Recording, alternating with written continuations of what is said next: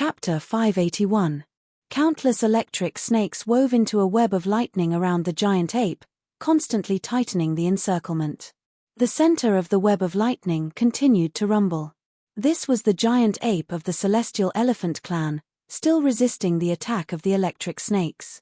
Just as the lightning serpent was getting closer and closer, the golden hair on the surface of the celestial phenomenon patriarch's great ape Dharma form, which was formed by the Zhanyuan, suddenly stood up, like an arrow that had been pulled taut. The giant ape abruptly struggled, and countless strands of golden fur shot out in all directions.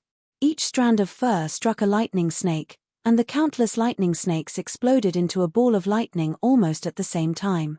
Countless lightning bolts intertwined with each other, forming a huge ball of lightning. Then, it turned into a chain of lightning that wrapped around the giant ape's body.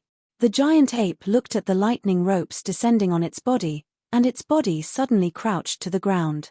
Then, it suddenly leaped forward, and its two palms fiercely grabbed one of the lightning ropes, and tore it apart. The giant ape let out a cry of pain, and with a crackling sound, the rope had already been torn into two by the giant ape. The giant ape's two palms had also been struck by the lightning and turned pitch black. The giant ape's entire body surged with spiritual yuan, and the golden spiritual yuan flowed into its palms like a liquid, and the pitch-black palms suddenly turned golden again. Just as the giant ape tore apart one of the lightning ropes, the remaining two quickly shrank, binding the giant ape. However, as the lightning ropes rapidly shrank, the giant ape's body also shrank by a third. The lightning ropes that were originally binding the giant ape suddenly loosened. The giant ape seized the opportunity to break another lightning rope. However, in the instant that the second lightning rope broke, the third lightning rope suddenly changed its form. The rope that it had formed automatically split apart, turning into a lightning whip that was 30 feet long. The lightning whip took advantage of the moment when the giant ape tore apart the second rope and whipped the giant ape's back. A massive whip mark appeared behind the great ape's back, and countless golden true essence fragments scattered in all directions. The great ape fiercely staggered forward, almost falling to the ground. The lightning whip was raised in the air once more. The long whip unfurled and lashed at the back of the giant ape once more. Just as the lightning whip was about to strike giant ape's back again, giant ape, who was unable to dodge in time, suddenly turned around and caught the whip in his hand. Countless explosions rang out from the giant ape's palms that were gripping the lightning whip. The golden luster on the giant ape's surface instantly dissipated under the bombardment of the lightning. Immediately afterwards, a golden-red color erupted from the giant ape's chest and spread throughout its entire body. The thunder whip struggled with all its might in the giant ape's hand and shot out 3 bolts of lightning in a row. Every time the thunder whip released a bolt of lightning, the color of the thunder whip would fade a little. At the same time, 3 golden-red rays of light burst out from the ape's chest, replenishing the golden-yellow real essence that had been depleted by the lightning strikes. After the 3 bolts of lightning, the power of the thunder whip was greatly reduced. Giant ape took the opportunity to step on one end of the thunder whip, and then grabbed the other end with both hands and pulled hard. The thunder whip was suddenly pulled in two. Lu Ping could clearly see that every time Celestial Laozu's Dharma aspect giant ape dispersed the bombardment of lightning, there was a vague mysterious aura lingering around the giant ape. As the giant ape dispersed the lightning more times, this mysterious aura became stronger and stronger. Perhaps this was the pure yang energy that Celestial Laozu had once explained to him. The pure yang energy was contained within the lightning. The process of the lightning being dispersed was actually a process of the cultivator collecting the pure yang energy. Unfortunately, although the pure yang energy lingered around Celestial Phenomenon Patriarch's body, given his current condition, he didn't have the time to refine it. After the great ape Dharma idol survived the 3rd wave of lightning tribulation, the 4th, 5th, and 6th waves of lightning tribulation came right after. The great ape Dharma idol leapt up and down, its arms, right legs, and shoulders disintegrated by the lightning tribulation. 3 times, it was replenished by the golden red true energy that erupted from the great ape Dharma idol's chest. However, the true energy that erupted from the great ape Dharma idol gradually turned blood red from its previous golden red color. However, after the 6th wave of lightning, The real essence that burst out from the giant ape's chest was no longer golden red. Instead, it was bright red with a hint of gold. The golden giant ape had now turned into a golden red giant ape with golden fur. Lu Ping's expression also became more and more serious. The reason why Celestial Laozu's Dharma aspect giant ape was golden at the beginning was because the Dharma aspect giant ape was completely transformed from Celestial Laozu's real essence. After that, as the real essence was consumed, Celestial Laozu began to use the bloodline essence that had been condensed for hundreds of years. The bloodline essence was originally formed from real essence. Drop by drop, it would first gather within the gold core. Then, the gold core would shatter and the Dharma aspect would be born. The bloodline essence would then become the foundation of the Dharma aspect. At present, Celestial Laozu's real essence was clearly on the brink of exhaustion. He could only stimulate the bloodline essence again and again. As a result, Celestial Laozu's real essence and magic power were replenished. However, it also weakened the foundation of the Dharma aspect. Even if Celestial Laozu was lucky enough to overcome the lightning tribulation in the future, he would need at least tens or even hundreds of years to recover. Additionally, even if he were to recondense the bloodline essence to replenish his foundation, it would not be as easy as before. His strength would inevitably be greatly weakened. The dark clouds in the sky kept gathering from all directions. However, the dark clouds above the giant ape's head became increasingly concentrated and countless lightning bolts flashed about within the dark clouds. At that moment, Celestial Laozu's Dharma aspect, the giant ape, also seemed to have sensed something unusual. When it raised its head, it saw that in the center of the dark clouds above the giant ape's head, countless lightning bolts had converged and condensed, gradually forming a ball of lightning that looked like liquid. Lu Ping looked at the ball of lightning above Laozu's Dharma aspect with a puzzled look. Suddenly, he heard Celestial Laozu's sigh. Is this the liquid form of lightning bolts? Before this, the old man vowed that he had made sufficient preparations. However, in the face of the might of the heavens and earth, the strength of a human is insignificant. When Lu Ping turned his head to look, he saw that Celestial Laozu had already emerged from the Dharma aspect, and the giant ape Dharma aspect was already floating above Celestial Laozu's head. Celestial Laozu was looking at the ball of lightning in the center of the dark clouds above his head. His face was pale and his eyes were bloodshot. His clothes were also stained with blood, and more than half of his previously black hair had turned white. Celestial Laozu let out a long sigh. This time, I'm afraid it'll be difficult to hide. Lu Ping was standing several tens of feet away from Celestial Laozu. When he heard this, his heart tightened, and he hurriedly asked, "Why does Senior Granduncle say this? 2/3 of the lightning tribulation has passed. If Senior Granduncle can hold on for a little longer, our sect will usher in the best opportunity to rise again because of Senior Granduncle." Celestial Laozu looked at the ball of lightning in the sky, which had gradually grown from the size of a head to a diameter of 3 feet. He laughed bitterly and said, "It's not as simple as you think. The power of the 9 bolts of lightning is gradually increasing, and when it comes to the last 3 bolts of lightning, its power can almost be described as destroying the heavens and the earth." The old man had originally estimated that the tribulation of the mid-Dharma stage would be big enough, but in the end, he still underestimated its power. To be able to hold on until now, the old man has already exhausted his inner yuan and his physical body has been damaged. He is truly at the end of his rope. Lu Ping lowered his head in thought for a moment, and said, "Does Senior Granduncle not have any elixirs that can quickly recover inner yuan and repair the physical body?" Celestial Laozu looked at Lu Ping and said, "Why not? Your Senior Granduncle Tianlu once spent more than 10 years collecting spirit herbs, and he used almost a year to produce 6 instantaneous yuan elixirs. For this, Tianlu Laozu even asked your teacher for a spirit demon fruit, but now, there's only one left." Looking at the grape-sized purple elixir in his hand, Celestial Laozu handed it over to Lu Ping and said, "Even if the old man consumes this elixir, he will at most struggle to get through the 7th lightning tribulation. In the end, he will not be able to escape the fate of death.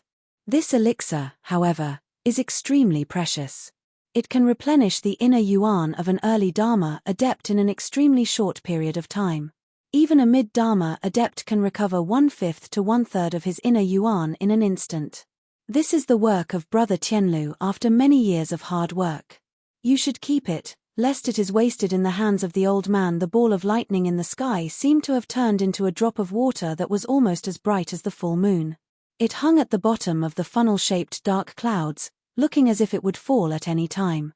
Celestial Laozu looked at Lu Ping, who was deep in thought, and smiled. The old man knows that you are a master of alchemy. I heard from Tianqin and Tianlu that you have many strange things on you, but the Dharma stage cannot be compared to the core forging stage. When you reach this stage in the future, you will understand the huge difference between the two. When he heard that Tianlu Laozu had once received a spirit demon fruit from his teacher, Lu Ping's first reaction was to think of the 3 spirit demon peaches he had given to his teacher during the Dharma assembly. Seeing that Celestial Laozu had brought a purple pill to Lu Ping's face suddenly broke into a smile. Grandmaster, cultivation is originally a struggle against the heavens and the earth. If you don't give up at the last moment, how can you be a cultivator?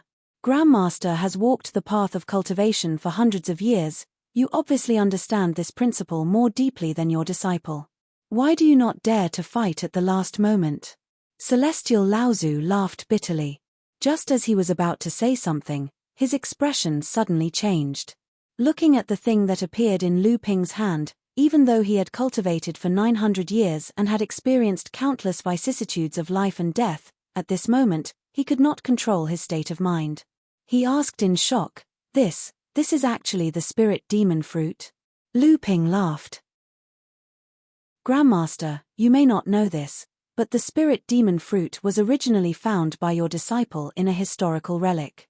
It was a gift that I gave to Master to help him achieve the Dharma adept stage. It's just that when I gave the spirit demon peach to Master, I naturally hid it. Chapter 582. The appearance of the spiritual demonic peaches had obviously moved Celestial Phenomenon Laozu greatly. However, Celestial Phenomenon Laozu had experienced hundreds of years of trials and tribulations after all. His Tao heart had long been tempered to an incomparably firm state. After seeing the 3 spiritual demonic peaches, Celestial Phenomenon Laozu quickly chuckled and said, Do you really want to give these 3 spiritual demonic peaches to the old man? You have to know that in the cultivation world, the spiritual demonic fruit has always been a treasure that can only be found by luck. Moreover, every kind of spiritual demonic fruit is a necessary item to refine pills that strengthen the body. If the old man uses it now, when you reach the level of the old man in the future, there may not be such a spiritual demonic fruit to appear again. Lu Ping looked at the big teardrop hanging at the bottom of the dark cloud. Seeing that Celestial Phenomenon Laozu didn't seem to care and was still asking for Lu Ping's opinion, Lu Ping couldn't help but say anxiously, Martial Granduncle, the lightning tribulation is right in front of you. You should deal with it first. As for the spiritual demonic peaches, although they are rare, they are after all worldly possessions. If Martial Granduncle becomes a great cultivator, won't there be any benefits for your disciple? Celestial Phenomenon Laozu looked deeply at Lu Ping, suddenly threw his head back and laughed loudly. All right, let the old man also fight for the sake of the old man's life for our sec. Celestial Phenomenon Laozu first put the instant yuan pill into his abdomen. A huge aura suddenly surged out with Celestial Phenomenon Laozu's body as the center. Lu Ping, who was standing hundreds of feet away, was affected by this aura. Even though Lu Ping tried his best to resist, he still couldn't help but retreat several feet into the sea behind him. The sea surface was stomped by Lu Ping's retreating footsteps, creating several waves. Lu Ping was extremely shocked. It was only at this moment that Lu Ping had a more direct understanding of the true power of a Dharma phase cultivator. Just the aura that overflowed from the recovery of the vital essence was enough to make Lu Ping lose control of his own body in that instant. Lu Ping knew that this was the result of the instant essence pill instantly restoring the true essence within the cultivator's body. Lu Ping had heard of the instant essence pellet when he was learning the art of alchemy from the Forsaken Sky Cauldron Grand Ancestor. In alchemy, the instant essence pellet was first created to harm others. If a cultivator below the core forging stage were to mistakenly consume this pill, the cultivator's body would be unable to withstand the sudden influx of true essence due to the blood vessels in their bodies being unable to withstand the sudden influx of true essence. In an instant, the cultivator who consumed the pill would explode due to the sudden increase in true essence. Not only the cultivators below the core forging stage, but also some cultivators who had barely reached the Dharma phase through external secret techniques, even if they did not explode and die after consuming the pill by mistake. There were cases where the core space in the heart was destroyed by the huge amount of vital essence. Therefore, when the Flash Yuan Dan first appeared in the world of cultivation, it earned a very loud and evil name. It was called the Instant Explosion Dan. From the appearance of the Instant Yuan pill, it was very similar to other elixirs used to restore vital essence. Generally, alchemists who were below the master level, if their cultivation had not reached the middle stage of the core forging stage and they did not have one or two rare elixir appraisal techniques in the alchemy world, it was generally difficult to distinguish the Instant Yuan pill from the ordinary elixirs like the Spirit Recovery pill and the like. This was already the case for alchemists, let alone other cultivators. Alchemists relied on their huge divine will and other secret techniques that could only be mastered by Grandmaster alchemists. Naturally, they could distinguish the elixirs from the ordinary elixirs. Lu Ping had once learned the elixir appraisal technique from Tianwu Laozu when he asked for the purple crystal royal jelly from him. Thus, when Tianwu Laozu took out the Instant Yuan pill, Lu Ping also recognized this famous elixir. After that, when a Dharma adept was about to receive his own calamity and was preparing to break through to the middle Dharma stage, in a panic, he mistakenly consumed the Instant Yuan pill as an elixir used to restore vital essence. Just as the Dharma adept was about to close his eyes and await his death from the sudden explosion of the inner yuan in his veins, an unparalleled amount of inner yuan that was under the adept's control instantly filled the cultivator's veins. The self-destruction that the adept had imagined did not happen. Overjoyed, this Laozu did not bother to check what was going on and hurriedly focused all his energy on dealing with the lightning tribulation. The lightning tribulation, which was originally hopeless, had been overcome by this Laozu in one fell swoop and became a mid-Dharma adept. After that, the elder ancestor took another instant explosion elixir. Only then did he realize that for Dharma adepts, the instantaneous explosion of inner yuan from the instant explosion elixir was the best medicine for Dharma adepts to recover their inner yuan. Hence, the instant explosion elixir was also known as the instant yuan elixir and was only used by Dharma adepts. It was just that although the Instant Yuan pill had the effect of instantly restoring the vital essence of a Dharma adept, the vital essence that it exploded out was after all not formed by the adept's own body bit by bit. Furthermore, it was too violent. Every pill that was consumed was a form of damage to the adept's veins. Hence, it was fine to consume one or two of these elixirs. For a Dharma adept's remarkable level of practice, it would only take a few days for him to recover. However, for Celestial Phenomenon Laozu to consume 6 Instant Yuan pills in one go was undoubtedly an act of harming oneself. Even if Celestial Phenomenon Laozu survived the lightning tribulation of the mid-Dharma stage and became a great Dharma adept, the damage to the veins in his body would be too severe and would not be able to support his level of practice any further.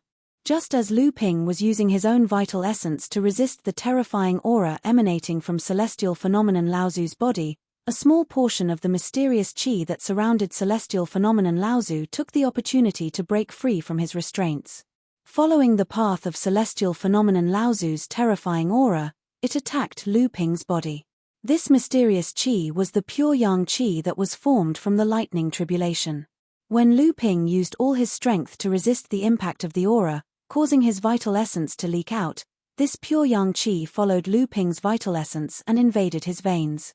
In an instant, Lu Ping's vital essence arrived, and a warm and gentle aura flowed through his veins towards his heart core.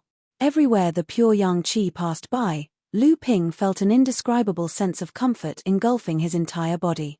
He felt as though he was floating in the air, and as the pure yang qi passed by, Lu Ping felt as though an indescribable type of true energy was born in his veins. This type of true energy contained an unfathomable might, allowing Lu Ping's cultivation base to instantly rise to a height where he could look down on all living beings in the cultivation world. The pure yang qi got closer and closer to Lu Ping's heart core. Lu Ping had a feeling that as long as he allowed this pure yang qi to remain in his heart core, he would immediately be able to welcome the opportunity to break through to the next level. Could this be the great opportunity that celestial phenomenon Laozu had repeatedly mentioned?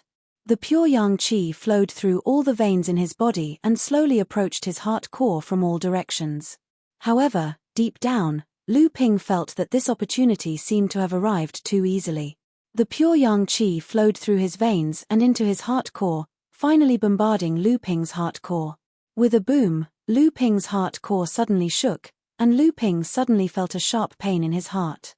The jindan floating in the middle of his heart space suddenly began to beat violently. The white jade lotus, which was located below the jindan, suddenly shone brightly the moment the jindan beat. The 12 Genchen pearls emitted 5 colored rays of light, revolving around the jindan even more vigorously. Dong, dong, dong. From the very beginning, the jindan's beating frequency matched the beating of his heart.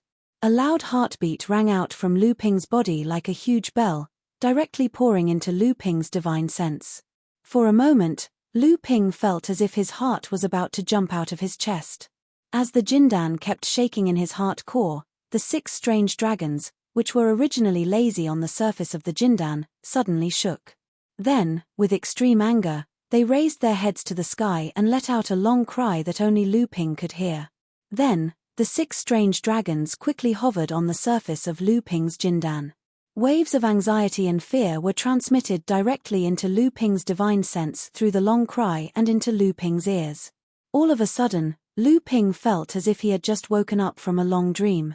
When he woke up, he was immediately surrounded by a burning pain all over his body. Bean-sized beads of sweat had already seeped out of Lu Ping's forehead. His clothes had long been soaked in water. Bursts of tearing pain came from his divine sense. Enduring the pain, Lu Ping used all of his divine sense to check his body. In an instant, he was so frightened by the situation in his body that his face turned pale. Unknowingly, invisible flames had been ignited in Lu Ping's blood vessels. This kind of flame did not cause any harm to Lu Ping's blood vessels. However, it used the true essence contained in Lu Ping's blood vessels as fuel. Unknowingly, the true essence condensed in Lu Ping's blood vessels had been burned into nothingness. The invisible flames also burned along the blood vessels to the periphery of the heart core space. When it intended to penetrate into the heart core space, the jindan, which felt a fatal threat, finally struggled to break free from the illusion of Lu Ping. The North Sea wave listening method that Lu Ping cultivated was an extremely mysterious water attribute cultivation method. The water attribute true essence cultivated by this cultivation method was far purer and richer than cultivators of the same level. This was a cultivation method that had an extremely strong restraining effect on any fire attribute cultivation method or even fire attribute spiritual objects. Especially after Lu Ping fused with the Shenyuan heavy water, this function of Lu Ping's cultivation method appeared to be even more tyrannical.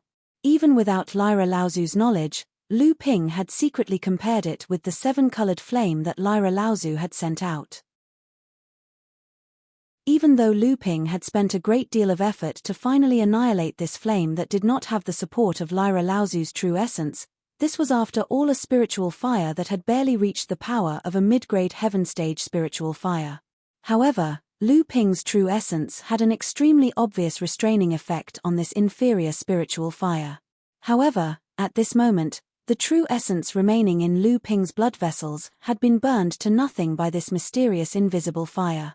How could this not make Lu Ping feel horrified? Lu Ping had cultivated for nearly 100 years and had experienced life and death several times.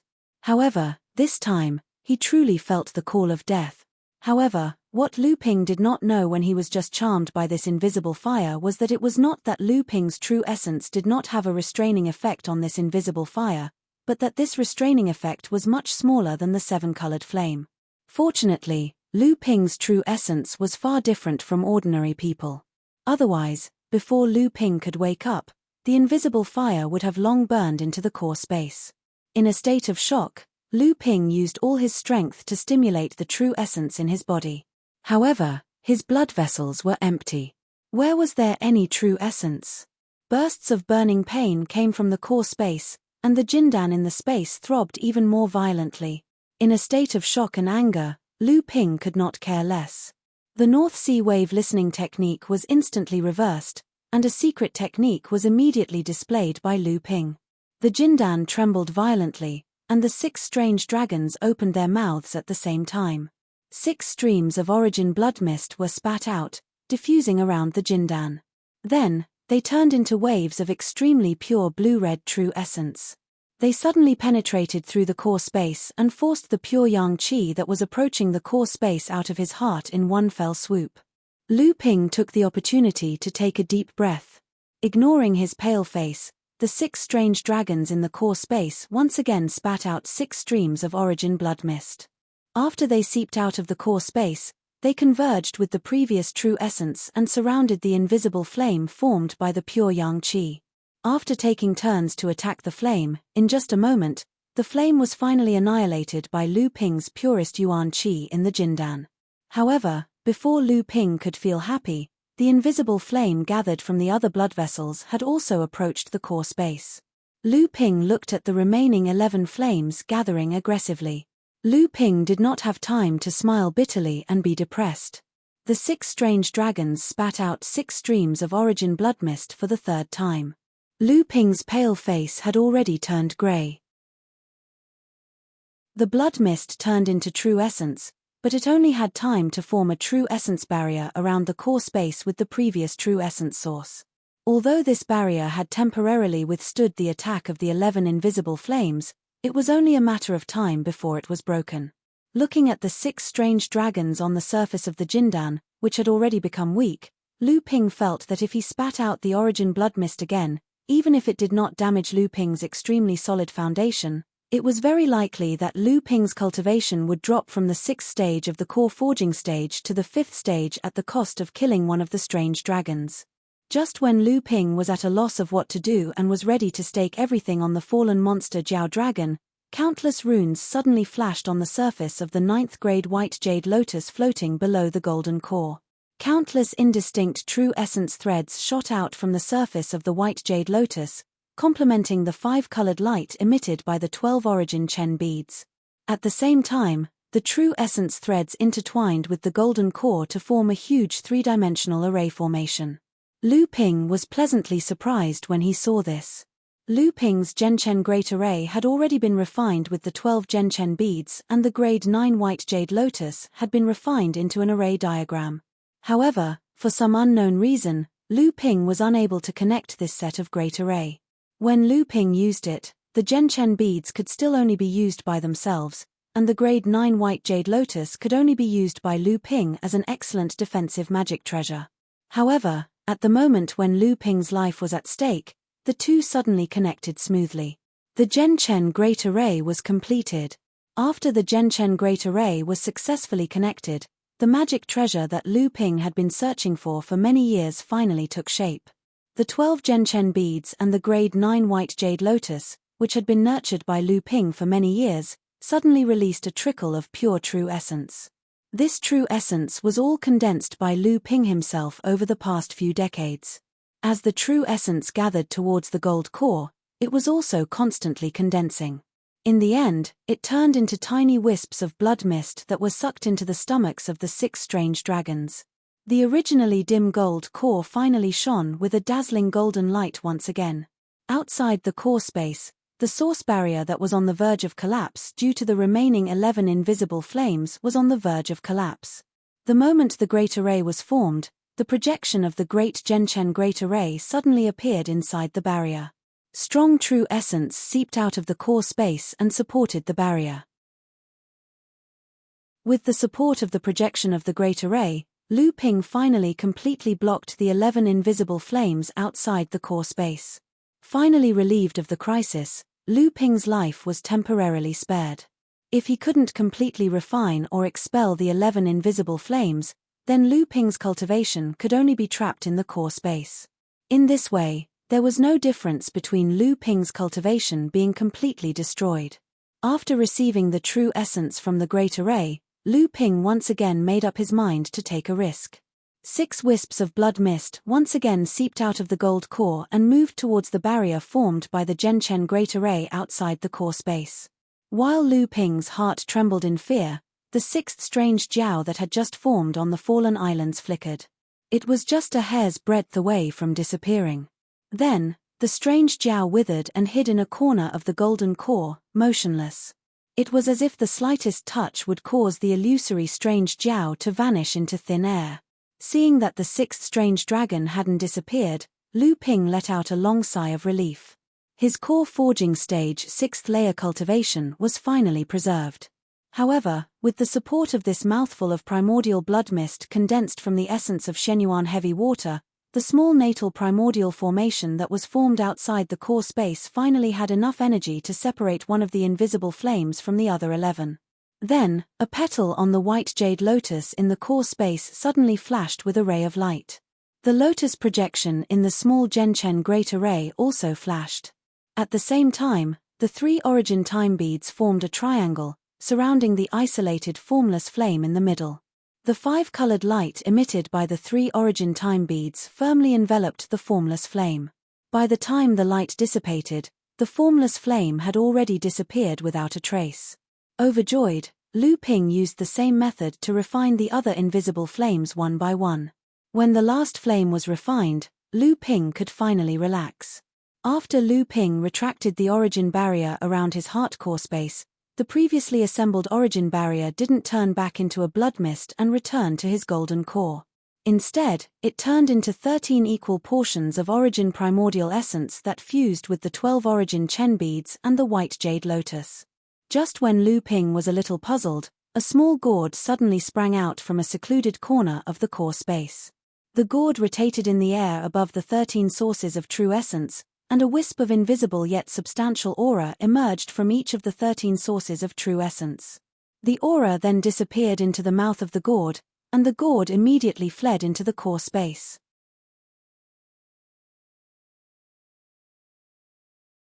Chapter 583. The barrier did not return to the golden core. Instead, it split into 13 parts and was divided by the 12 Genshen beads and the rank 9 white jade lotus. Lu Ping frowned. His divine sense circled back and forth in the core space. Everything inside was naturally clear to him. Soon, Lu Ping found something special hidden in the 13 parts of the primordial qi. After the 12 invisible flames were destroyed by Lu Ping's Genshen formation, only 12 invisible streams of qi were left and integrated into the primordial qi. Lu Ping's intuition told him that this should be pure yang qi that had been refined, but he did not dare to absorb it. He could only let the Genshen beads and the white jade lotus divide the qi into 13 parts and absorb them separately. However, to Lu Ping's surprise, the 7 treasures thunder calabash suddenly appeared. Although it did not intercept the primordial qi, it still extracted a trace of the qi from each part of the primordial qi. This caused Lu Ping's Genshen formation to lose a trace of the qi. How could Lu Ping's magic treasures be willing to accept this? In Lu Ping's moment of crisis, it was the Genshen formation that rescued Lu Ping. The 7 treasures thunder calabash had been hiding in the corner of the core space. It was really unreasonable for it to come out at this time.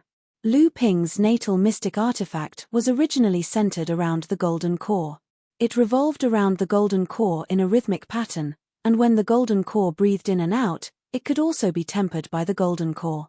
However, at this moment, the origin time bead and white jade lotus simultaneously broke free of the golden core's encirclement. A sparkling and translucent white pillar of light suddenly shot out from the center of the flower refined by white jade, instantly freezing the flying 7 treasure lightning calabash in midair. The lightning 7 treasures calabash abruptly spat out a ball of lightning from its mouth, smashing the white pillar of light into pieces.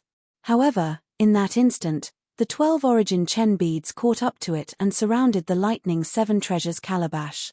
As the multicolored light flickered, it formed a crystalline multicolored space. The lightning 7 treasures calabash struggled left and right within it, but it was unable to charge out. The white jade lotus also floated in the void and flew towards the 12 Genshen beads. Once the white jade lotus arrived, the Genshen formation would be completed and the 7 treasures thunder calabash would have no hope of breaking out. A deep purple lightning suddenly began to brew in the mouth of the calabash. Seeing that Lu Ping's magic treasures were about to fight over a strange aura, Lu Ping suddenly snorted. The golden core floating in the center of the core space suddenly jumped up. The Zhenchen formation seemed to have received a summon and immediately released the seal on the Seven Treasures Thunder Calabash. It quickly returned to the side of the golden core and began to help the golden core absorb the yuan qi of heaven and earth to restore Lu Ping's nearly drained yuan qi. The Seven Treasures Thunder Calabash also slowly flew towards the golden core. However, unlike the close relationship between the Zhenchen formation and Lu Ping's golden core, the Seven Treasures Thunder Calabash hid far away and even began to revolve around the golden core outside of the golden scale sword. After the Seven Treasures Thunder Calabash began to revolve around the golden core, the amount of yuan qi it absorbed was extremely small. However, there were many sparks of lightning flashing in the mouth of the calabash. Clearly, after the golden core had suppressed the turmoil in the core space, the Seven Treasures Thunder Calabash began to speed up the digestion of the mysterious qi in order to prevent the magic treasures of the Zhenchen formation from attacking it again. Lu Ping's divine sense had been watching everything that was happening in the core space. When he saw the Seven Treasures Thunder Calabash begin to absorb the pure yang qi that Lu Ping had refined with the Life Origin formation, Lu Ping's heart moved, but he did not stop it. Lu Ping's divine sense carefully examined the body of the Seven Treasures Thunder Calabash.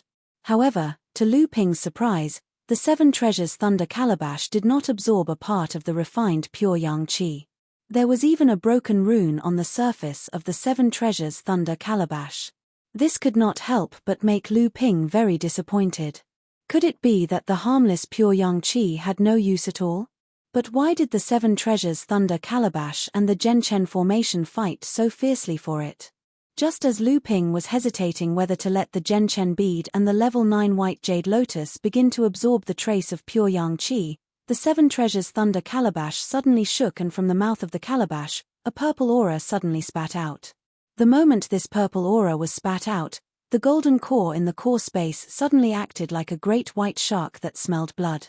The 6 strange flood dragons on the surface of the golden core swept away their previous decadent state. The 6 flood dragons each opened their mouths to release a suction force towards this purple aura. This purple aura was suddenly divided into 6 thinner filaments and was sucked into the mouth of the 6 flood dragons. After the golden core, which had just begun to recover, received this purple aura, suddenly a purer and more vigorous Jin Yuan than the Jin Yuan that Lu Ping had lost suddenly flowed into the golden core.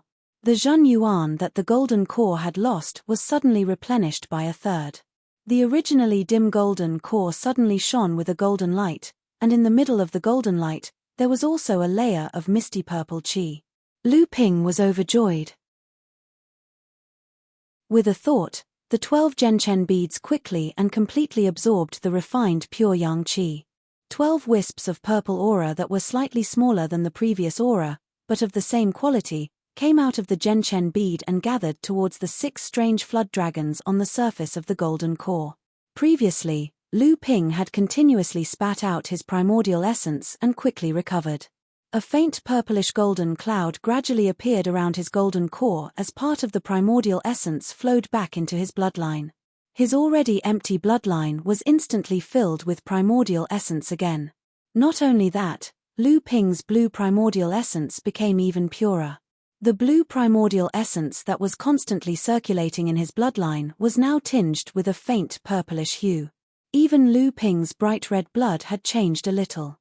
Looking at the grade 9 white jade lotus floating below the golden core, Lu Ping hesitated for a moment. Finally, he clenched his teeth and let the white jade lotus absorb the pure yang qi. The grade 9 white jade lotus was of extremely high quality, and it was the most important magic treasure in Lu Ping's Zhenchen formation. When the pure yang qi was evenly divided, the grade 9 white jade lotus received the most.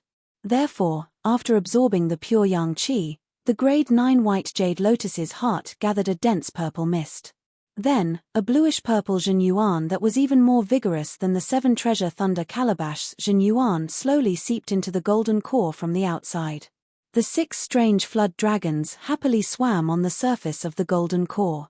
Every time the 6 strange flood dragons circled around the golden core would grow in Lu Ping's divine sense. After the 6 strange flood dragons circled the golden core 6 times, Lu Ping's golden core had also grown by 6 times. It had been less than a year since Lu Ping broke through to the 6th stage of core forging in the Fallen Secret Land. During this time, Lu Ping didn't have the time to completely consolidate his cultivation.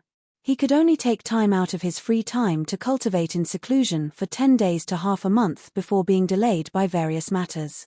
As a result, Lu Ping's 6th layer core forging realm cultivation base had yet to be fully consolidated. This was also why Lu Ping's golden core was in danger of collapsing the 6th strange flood dragon and falling back to the 5th layer core forging realm after spitting out a few mouthfuls of primordial essence. However, after the grade 9 white jade lotus's purple Zhen Yuan was absorbed by the golden core, Lu Ping's 6th stage core forging cultivation was completely consolidated. He no longer had to worry about the danger of his cultivation falling back to the 6th stage. Not only that, but Lu Ping's 6th stage core forging cultivation had also greatly increased. Lu Ping could even vaguely see the threshold of the peak of the 6th stage core forging. Lu Ping repeatedly circulated the North Sea Wave listening mantra. Although he discovered that the convergence of the Zhen Yuan didn't cause Lu Ping's cultivation to collapse due to the rapid increase, Lu Ping still felt a little apprehensive in his heart. His cultivation had always been obtained through hard work.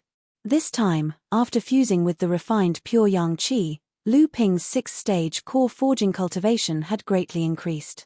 It almost saved Lu Ping 10 years of hard work. Although this harvest was obtained after Lu Ping took a trip to the gates of hell, Lu Ping still couldn't accept it as a matter of course. Just as the 7 treasures Thunder Gourd and the Life Genshen formation gathered the essence of the pure yang qi into the golden core, Lu Ping felt that the magic treasure, the 7 treasures Thunder Gourd, and the golden core once again formed a mysterious connection. This connection used the refined pure yang qi as a medium, and the connection between the three became even closer. To be more precise, the golden core's control over the 2 magic treasures became more smooth. The previous competition between the 7 treasures Thunder Gourd and the Life Genshen formation for the pure yang qi would no longer happen. Lu Ping, who couldn't figure out his own condition, was anxious and worried. But there was nothing he could do. He could only temporarily give up on investigating his own condition and refocus his attention on the Tian Xiong Grand Ancestor. At the moment when the bottom of the dark clouds hung down, the lightning ball finally reached saturation. It broke away from the shackles of the dark clouds and fell towards celestial phenomenon Laozu. Looking at the lightning ball that was constantly changing shape like a water ball, celestial phenomenon Laozu threw his head back and laughed. At this moment, the giant ape floating above his head seemed to have recovered its previous ferocity. It raised its head and roared at the lightning ball that was falling, then suddenly plunged towards celestial phenomenon Laozu below. At the same time, a spirit demon peach was selected by celestial phenomenon Laozu, then turned into a ball of yuan qi that flowed like water, leaving only a peach pit in Lu Ping's hand. When the giant ape jumped down from mid-air, its huge body constantly shrank. By the time the giant ape pounced in front of celestial phenomenon Laozu, it had already shrunk to the size of celestial phenomenon Laozu. Celestial phenomenon Laozu pointed at the giant ape and shouted in the air, "Transform." The giant ape suddenly seemed to turn into a stream of water, covering celestial phenomenon Laozu's body. A moment later, celestial phenomenon Laozu himself turned into the size of the giant ape. Chapter 584. If there were any other Dharma adepts around, they would definitely exclaim, "Dharma power possession." This was a technique that was extremely famous among the Dharma adepts, but it was also extremely difficult to master. The Dharma adepts who were able to master this technique were all powerful cultivators of the same level as them. It was a pity that Lu Ping did not recognize this technique, so he was only a little surprised. Just as celestial Laozu transformed into a giant ape, the huge amount of yuan qi from the spirit demon peaches was instantly absorbed by the Dharma ape. Lu Ping's eyes flashed with a green light, and he saw dozens of cracks on the giant ape's body. These cracks were scattered all over celestial Laozu's Dharma power. This was the result of celestial Laozu's physical body being injured. After the yuan qi from the spirit demon peaches was absorbed by the Dharma ape, the dozens of cracks began to heal at a speed that was visible to the naked eye. Lu Ping knew that this was only a temporary measure. Celestial Laozu's physical injuries had not yet healed, but were just barely glued together, so it would not be a burden to him for the time being. However, this was enough. The seventh lightning tribulation had been brewing for a long time, and it was like a ball of viscous liquid that fell on Celestial Laozu's body. Celestial Laozu had no way to avoid it, and his entire Dharma power was submerged in the viscous lightning. The green light in Lu Ping's eyes was activated to the extreme, but he could only see a blurry figure struggling left and right in this ball of lightning, unable to break free. Clouds of golden smoke rose from the thunder ball. This was the true yuan mist that the celestial myriad ancestor had attached to the surface of his body. It had been worn down by the lightning and turned into clouds of Jin yuan mist, which then came out from the thunderball. The roars of the Dharma idol great ape could be heard from within the thunderball. Lu Ping was anxious and wanted to use the Sanqing true pupils to take a closer look. However, a dazzling lightning suddenly exploded from within the thunderball. Lu Ping's eyes were stung by the lightning. Lu Ping's eyes turned black and tears blurred his eyes. It took a long time for him to slowly recover. Lu Ping had a lingering fear in his heart. He no longer dared to use the true pupils of the three pure ones to observe the situation inside the thunderball. At this moment, a crisp sound rang out from within the lightning ball, as though something had been pierced through. Lu Ping's heart tightened as he heard the muffled groan of celestial phenomenon Laozu from within the lightning ball. The pained howls of the Dharma idol giant ape could no longer be heard. Lu Ping's countenance changed. This was the manifestation of celestial phenomenon Laozu's Dharma idol innate technique being broken apart by the lightning. At this moment, Lu Ping finally understood what his teacher, Liu Tianling, meant when she said that the strengthening of one's physical body was extremely important for a Dharma manifestation stage cultivator to survive a tribulation. At this moment, Lu Ping's physical body was equivalent to a mid-tier magic item. Once he filled his entire body with true yuan, Lu Ping's physical body would not be any weaker than a normal defensive magic item. Celestial phenomenon Laozu's physical body had been nourished by spiritual energy for hundreds of years. Even if he didn't take any pills to strengthen his physical body would still be stronger than Lu Ping's. Furthermore, how could celestial phenomenon Laozu not have taken such pills before? At least, Lu Ping knew that the golden nut he handed over back then had been refined into a golden tough pill by Fornax Laozu and sent to celestial phenomenon Laozu. Just as Lu Ping could only watch celestial phenomenon Laozu's situation getting worse and worse, he couldn't help in the slightest. Lu Ping's brows furrowed again. His divine will swept across the space in his heart core. This time, it was still the Thunder Seven Treasures gourd that was causing trouble. Sensing the restlessness of the Thunder Seven Treasures gourd, Lu Ping actually felt a kind of desire from it. It was a desire for the countless flashes of lightning outside. What did it desire? Could it be that it wanted to swallow the lightning? What kind of joke was this? This was the tribulation of a mid-Dharma adept. How could a magic item that had just condensed three treasures be able to withstand it? Even if it was the number one divine weapon in the world of practitioners, it was still just an embryo that had yet to take shape. If it were to be released, before it could even come into contact with the lightning tribulation, it would be destroyed by the residual power of the lightning tribulation. But then, Lu Ping remembered that the Seven Treasures Thunder Calabash had helped him escape from Yuan Feixiang's lightning tracking technique. It was the Seven Treasures Thunder Calabash that devoured the weakened lightning tracking technique. Moreover, the Thunder Seven Treasures gourd had the word thunder in it. It was originally famous for its lightning powers in the world of practitioners. Perhaps the Thunder Seven Treasures gourd could really have a certain impact on the lightning tribulation of a practitioner. But, would this impact be good or bad? Lu Ping did not dare to take this risk. The biggest taboo in the world of practitioners was to prevent others from achieving the Tao. Don't look at how Lu Ping was valued by celestial phenomenon Laozu. As the inheritor of his legacy after his death, Lu Ping had also given the spirit demon peach to celestial phenomenon Laozu to help him heal his physical injuries. But if Lu Ping really threatened celestial phenomenon Laozu's tribulation, whether it was good or bad, celestial phenomenon Laozu would immediately kill Lu Ping to ensure that his tribulation went smoothly. After that, Junling would never blame celestial phenomenon Laozu for Lu Ping's death. Even his teacher Liu Tianling could only swallow his anger. Just when Lu Ping had made up his mind to suppress the unstable Thunder Seven Treasures gourd in his core space, the surface of the lightning ball that surrounded celestial phenomenon Laozu suddenly exploded with lightning. It went straight for Lu Ping's chest. Lu Ping was so scared that his whole body trembled. He turned around and wanted to escape. However, this lightning seemed to have locked onto Lu Ping's heart and went straight for Lu Ping's back. Although Lu Ping tried his best to escape, how could his escape technique compare to the lightning flash? With a crisp crackle, the lightning struck Lei Guang's body, shattering Lu Ping's 6 layers of protective astral energy.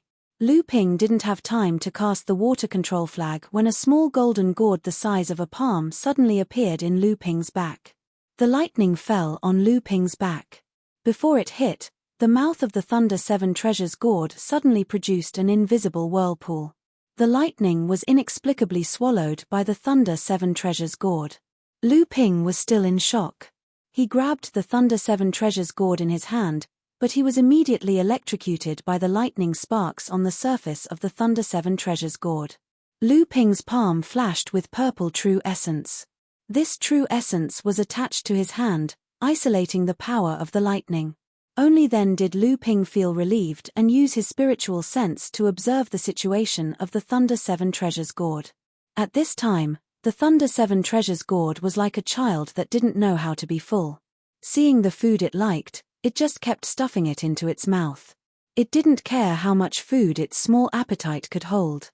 Every moment, the Thunder Seven Treasures gourd would spit out a burst of sparks, as if it was burping due to indigestion. Every time this happened, the lightning on the surface of the Thunder Seven Treasures gourd would flash. Lu Ping had no choice but to increase the control of his true essence. After repeating this process 9 times, the Thunder Seven Treasures gourd finally seemed to have digested the lightning tribulation and calmed down. The original purple surface of the gourd seemed to be dyed with a faint layer of red. Lu Ping's spiritual sense entered the gourd and found that outside of the 3 treasured restrictions, a rune that had been formed due to the devouring of Yuan's lightning tribulation had changed again, and this time the change was more obvious. From this rune, a new rune slowly extended. Although the 2 runes were not the same, for Lu Ping, who had studied the mysterious purple jade slip of Fei Ling sect, it was very easy for him to see that these runes belonged to the 2 basic runes that formed a complete restriction. The Thunder Seven Treasures gourd trembled slightly in Lu Ping's hand. Lu Ping seemed to feel a kind of anticipation and excitement from the Thunder Seven Treasures gourd. Lu Ping looked at Tian Xiong Laozu, who was still struggling in the Thunder Ball. After a moment, Lu Ping finally made a decision. His hands formed a series of hand signs, and a strong amount of true yuan gushed out from Lu Ping's hands, forming a long true yuan rope in the air. One end of this true yuan rope was firmly tied to the Thunder Seven Treasures gourd, and the other end was tightly held in Lu Ping's hand. Thinking that he was ready, Lu Ping once again slowly returned in the direction of the Thunder Ball. Lu Ping gently moved the Thunder Seven Treasures gourd in the direction of Tian Xiong Laozu, and the true yuan rope in his hand tightened. Just when the Thunder Seven Treasures gourd was only 3 feet away from the Thunder Ball, a huge suction force suddenly came from the Thunder Seven Treasures gourd. However, the Thunder Ball remained motionless. Instead, the Thunder Seven Treasures gourd was pulled towards the Thunder Ball because of its own suction force. Lu Ping quickly pulled back the true yuan rope in his hand, and the Thunder Seven Treasures gourd stopped. Lu Ping felt a huge force suddenly pass through the true yuan rope, and Lu Ping's body was pulled forward. Lu Ping stretched out his hand and pushed forward, and a powerful current appeared out of thin air, pushing Lu Ping in the opposite direction of the Thunder gourd. Lu Ping finally stopped the Thunder Seven Treasures gourd 3 feet away from the Thunder Ball. At that moment, a bolt of lightning that was about the same size as the previous bolt of lightning separated from the ball of lightning and flew towards the mouth of the lightning calabash. After the Thunder 7 Treasures gourd swallowed the Thunder 7 Treasures gourd, and although it still made the Thunder 7 Treasures gourd burp, the speed at which it swallowed was undoubtedly faster than before. Lu Ping saw that this method was effective, so he pulled the Thunder 7 Treasures gourd from the outside, and it began to revolve around the thunderball that was wrapped around Tian Xiong Laozu. From time to time, 1 or 2 thunder lights would be separated from the thunderball and swallowed by the Thunder 7 Treasures gourd. As the Thunder 7 Treasures gourd swallowed more and more thunder lights, the swallowing process became faster and faster. In Lu Ping's divine sense, every time a thunder light was swallowed by the Thunder 7 Treasures gourd, a rune would appear on the surface of the Thunder 7 Treasures gourd. As the Thunder 7 Treasures gourd swallowed more and more thunder lights, the runes on the surface of the Thunder 7 Treasures gourd would gradually form into a complete spirit summoning seal. After the Thunder 7 Treasures gourd separated 36 thunder lights from the thunderball, the 36 runes on the Thunder 7 Treasures gourd surface immediately connected to form a complete spirit summoning seal. Chapter 585. This natural treasure formed by the lightning tribulation was a spiritual treasure that was in line with the 7 treasure thunder gourd. The 7 treasure thunder gourd was also successfully promoted to a spiritual treasure by this treasure. The ball of lightning that had been separated from the 36 lightning bolts had also completely shrunk. At this time, a scarlet-red light suddenly emerged from the center of the ball of lightning. Seeing this, Lu Ping quickly withdrew with the 7 treasure thunder gourd. At this time, the thunder ball had already been severely weakened. Under such circumstances, Lu Ping's control over the 7 treasures thunder gourd was no longer effective.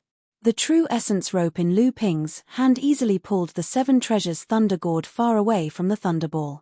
The scarlet-red light in the ball of lightning grew stronger and stronger as time passed. In the end, the scarlet-red light almost dyed half of the ball of lightning. With a loud bang, the condensed ball of lightning exploded. The scarlet light expanded from the exploded ball of lightning and then quickly shrank back. The exploding thunder ball turned into countless lightning bolts that wreaked havoc in all directions, turning the surrounding area of several hundred feet into a field of lightning. At this time, Lu Ping had already taken the 7 treasure thunder gourd and hid a few hundred feet away. Because the raging lightning had been dispersed, the ground around it was ravaged into a mess, and finally dissipated. The long 7th lightning tribulation was finally overcome by celestial phenomenon Laozu. The amount of pure yang qi that was born from the tribulation lightning that had almost burnt out Lu Ping's Zhen Yuan had doubled in the moment the 7th lightning tribulation disappeared. After the scarlet light shrank, the celestial phenomenon patriarch, who had an old face and white hair, was revealed from within. Celestial phenomenon Laozu turned to look at Lu Ping in the distance. His eyes were fixed on the 7 treasure thunder gourd floating above Lu Ping's head. From time to time, the mouth of the gourd was still flashing with sparks. 7 treasure thunder gourd. Although celestial phenomenon Laozu's face was full of doubt, his mouth had already cried out in surprise. How many more secrets did this disciple have that no one knew about? Celestial phenomenon Laozu had a complicated expression on his face as he looked at the 7 treasures lightning gourd revolving above Lu Ping's head.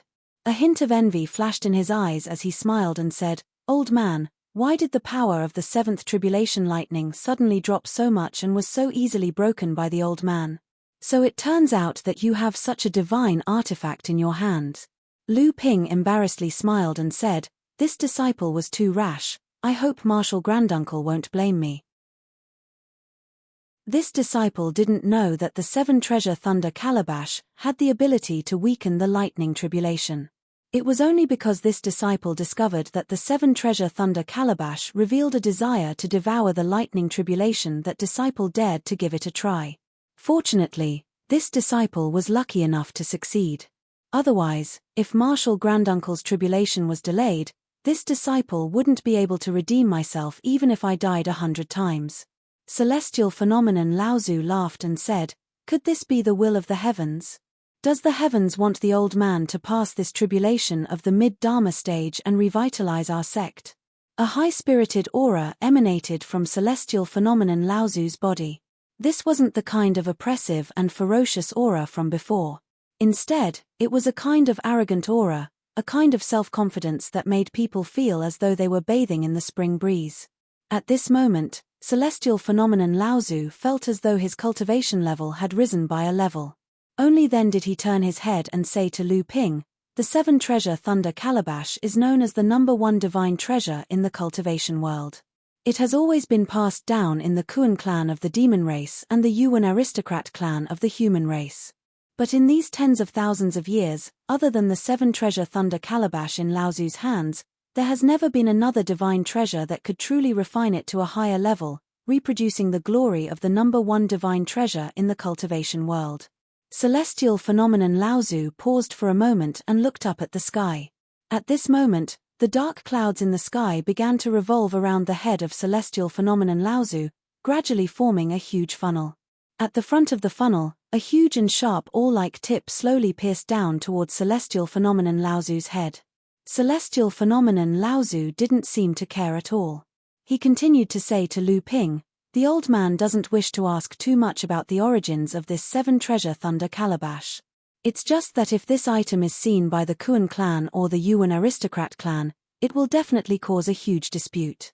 Hence, regarding the use of this item, it's best that you be cautious." Lu Ping forced a smile. "Although this lightning calabash was obtained by this disciple by chance, I don't have the method to refine it. From what senior granduncle said, in the future, if this disciple wants to upgrade this lightning calabash, I can only place my attention on these 2 clans." Celestial phenomenon Laozu shook his head. "It's better for you to make the decision on this matter. However, if you really want to upgrade the 7-treasure thunder calabash, this old man suggests that you wait until your cultivation base reaches a certain level before you go after these 2 clans.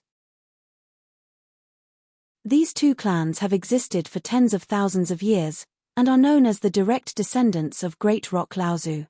Their experts are as many as the clouds. It's not easy to obtain them."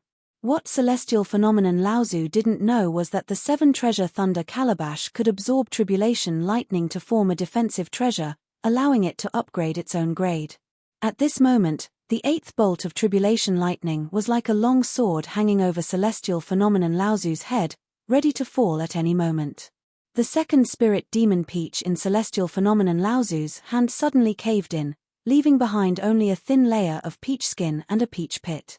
The flesh inside had already been transformed into yuan qi and absorbed by celestial phenomenon Laozu. Lu Ping kept the peach pit as usual. Although the pit of the spirit demon peach tree was no longer the spirit demon peach tree, if it could be successfully planted, then the new peach tree would definitely not be an ordinary tree. Whether it was the peach tree as a spiritual material or the peach fruit as a spiritual medicine, although it couldn't be compared to the spirit demon peach tree or the spirit demon peach tree, it was still a considerable cultivation resource. Not to mention, these things could be cultivated repeatedly. At this time, celestial phenomenon Laozu's fleshly body was already riddled with scars. The 2nd spirit demon peach tree only healed half of the scars on his body, and the remaining yuan qi was quickly refined by celestial phenomenon Laozu to replenish the lost Jin yuan. Lu Ping touched the storage ring on his hand, thinking about whether he should take out another 2 spirit demon peaches, but after thinking about it, Lu Ping put his hand down. If Lu Ping took out the spirit demon peaches a 2nd time, then at least he would have a reason to hide it. But if he took out the spirit demon peaches a 3rd time, then the fact that Lu Ping had a spirit demon peach tree would no longer be able to be hidden. When celestial phenomenon Laozu destroyed the 7th lightning tribulation, the Dharma idol that celestial phenomenon Laozu possessed had already been destroyed to the point that only a huge ape head was left on its head, a red ape buttocks, and a long ape tail was left on the buttocks. The rest of the body had already been struck into nothingness by the lightning. At this moment, the remaining 3 parts of celestial phenomenon Laozu's Dharma idol were dyed with a layer of gold. At the same time, Lu Ping's divine sense could sense that the pure yang qi that had previously surrounded celestial phenomenon Laozu's body was slowly being injected into the remaining 3 parts of the Dharma idol. Although the pure yang qi was entering slowly, it was extremely stable. For some reason, Lu Ping's eyes seemed to blur. He discovered that the 3 parts of the Dharma idol had suddenly become more lively, as if they had been injected with life. After recovering slightly, celestial phenomenon Laozu kept the incomplete Dharma idol back into his core space. When he summoned it again, the Dharma idol had already transformed into a complete giant ape again. However, Lu Ping's eyes found many inharmonious aspects in this brand new Dharma idol. He felt that the lively ape head and tail were incompatible with the stiff body and limbs. A torrent of lightning liquid suddenly poured down from the tip of the slender funnel. It was like a giant sword formed from lightning, stabbing straight at the giant ape's head. The giant ape abruptly let out a loud roar as it spat out a stream of golden water from its mouth, which collided with the lightning-formed long sword. The golden stream of water was immediately scattered, flying in all directions. However, the giant ape opened its mouth and swallowed all of it. With just this attack, the golden color on the surface of the giant ape's body faded by another layer, and the scarlet fur on its body became even more luxuriant. The lightning sword was also smashed by the golden stream of water, dissipating into sparks of lightning in all directions, and finally disappearing. However, this was only the beginning. Following that, the funnel-like tip of the dark cloud continued to stab out one giant lightning sword after another, slashing and stabbing at the Dharma idol that celestial phenomenon Laozu had transformed into. The power of the lightning sword slashed out from the dark cloud was getting stronger and stronger, and the frequency was getting higher and higher. However, celestial phenomenon Laozu's Dharma idol had no chance of dodging under the dark cloud funnel. It could only use its magic spells again and again to smash the lightning sword. The Dharma idol of the celestial phenomenon Patriarch was gradually unable to withstand the slashes of the giant sword. From time to time, the power of the giant sword would scatter onto the Dharma idol of the celestial phenomenon Patriarch, riddling it with holes. At this moment, a bolt of lightning suddenly struck the long and slender wall of the dark cloud funnel from tens of feet away, cutting a gap in the dark cloud funnel in one fell swoop. This gap was only a very small flaw compared to the dark cloud funnel, but a palm-sized gourd suddenly aimed the mouth of the gourd at this gap. An unfathomable gravitational force was emitted from the Seven Treasures Thunder Gourd, and the lightning that was originally pouring down along the funnel was suddenly sucked out of the gap by the Thunder Gourd. After this trace of tribulation lightning overflowed from the gap, it was quickly swallowed by the Seven Treasures Thunder Gourd. Then, the Thunder Gourd shook again, and the fifth psychic treasure restriction began to form a shallow rune. Because of the lack of this trace of lightning, the power of each lightning sword was greatly reduced after it was formed. Celestial phenomenon Laozu, who was originally overwhelmed, could finally breathe a sigh of relief. Originally, if the eighth lightning tribulation continued like this, celestial phenomenon Laozu would be able to smoothly pass it by expending some of his inner yuan. However, just as the last few lightning swords fell, the Seven Treasures Thunder Gourd reached its saturation point after absorbing 72 traces of lightning. The fifth psychic treasure restriction was completely completed, and the Thunder Gourd immediately stopped absorbing the lightning. The lightning swords immediately regained their previous power. Celestial phenomenon Laozu, who was caught off guard, had to open his mouth and spit out a mouthful of blood. Only then did he manage to block the last few lightning swords. The eighth lightning tribulation had passed, and it seemed that celestial phenomenon Laozu would soon become a Dharma adept. Chapter 586. The dark clouds in the sky retracted, revealing celestial elephant Laozu's Dharma power that was riddled with holes. After experiencing the eighth lightning tribulation, the previously intact buttocks of the giant ape had been pierced by the thunder light sword, leaving behind only a huge head and a nimble tail. Pure yang qi was still slowly flowing into the head and tail of the giant ape. The giant ape's eyes, which were originally wide open, began to turn lively as it looked around. After a while, it even tried to blink. The thick tail, after the injection of pure yang qi, began to curl and uncurl, also becoming mischievous. Celestial elephant Laozu's true form was revealed, and he kept the broken Dharma power. Celestial elephant Laozu was about to say something to Lu Ping, but the moment he opened his mouth, he spat out a mouthful of blood. His face was grey and wrinkled, his hair was white as snow, and his face was extremely old. All of these showed that celestial elephant Laozu was truly at the end of his tether. Lu Ping could even sense a grey aura from celestial elephant Laozu's body. This was a sign that his vitality had begun to decline. Perhaps the only thing that did not change was Celestial Elephant Laozu's pair of eyes that were like two deep pools. If Celestial Elephant Laozu did not survive this mid-Dharma power tribulation, the only thing that awaited him was the fate of death. Seeing Celestial Elephant Laozu in this state, Lu Ping hurriedly wanted to go forward, but was stopped by Celestial Elephant Laozu's outstretched hand. Celestial Elephant Laozu raised his head and looked at Lu Ping. This gaze was like a ray of light that could pierce through all illusions, and Lu Ping actually had a feeling that he was being seen through. Celestial Elephant Laozu stretched out his hand and threw a storage pouch and a storage ring to Lu Ping. If I die, the storage ring is yours, and the storage pouch is for Tianqin to bring back to the sec. Lu Ping nodded subconsciously, and saw Celestial Elephant Laozu swallow the third spirit demon peach. Celestial Elephant Laozu's body suddenly spurted out countless lines of blood. At this time, Lu Ping could clearly see that Celestial Elephant Laozu's body was already covered with needle-sized wounds. Just now, when Celestial Elephant Laozu was blocking the continuous slashes of the Thunder Light Sword, even though Celestial Elephant Laozu had managed to block the continuous slashes of the Thunder Light Sword, the tiny fragments of lightning that exploded from the Thunder Light Sword had still pierced through Celestial Elephant Laozu's body. These lines of blood that spurted out had not yet drifted to the ground, but the giant ape Dharma power suddenly swelled out from Celestial Elephant Laozu's body, and took the opportunity to smear the blood that spurted out onto the Dharma power. A golden red head, a golden red tail, in addition to the body and limbs that were stained with Celestial Elephant Laozu's blood.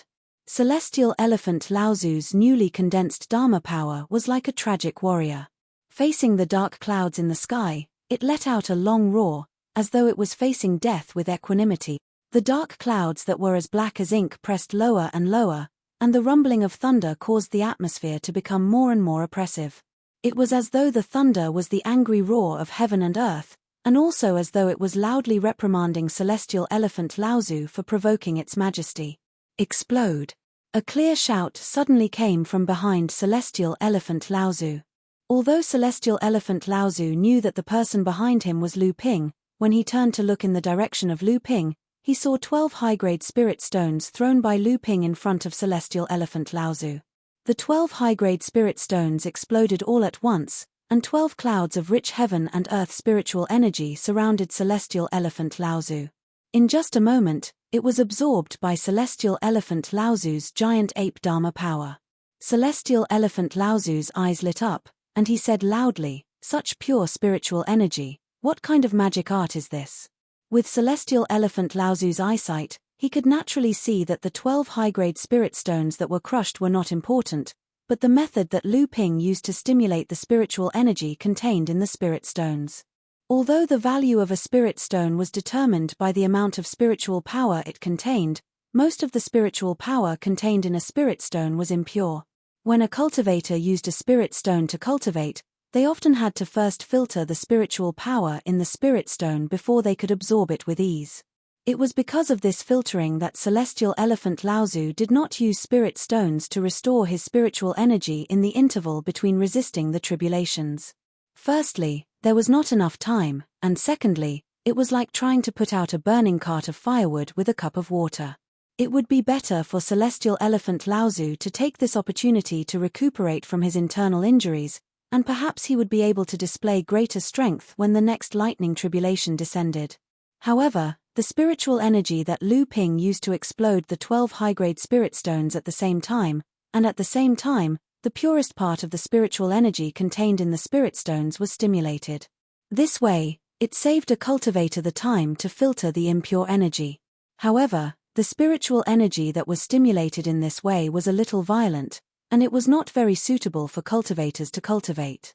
Moreover, the instantaneous explosion also caused a lot of spiritual energy to be wasted because there was not enough time to absorb it. However, at this critical moment, Lu Ping did not care so much. The pure spiritual energy of the 12 high-grade spirit stones was instantly absorbed by Celestial Elephant Laozu. Celestial Elephant Laozu was happy at first, but he quickly said, "Not enough. Lu Ping was shocked to realize that the person standing in front of him was a mid-Dharma adept.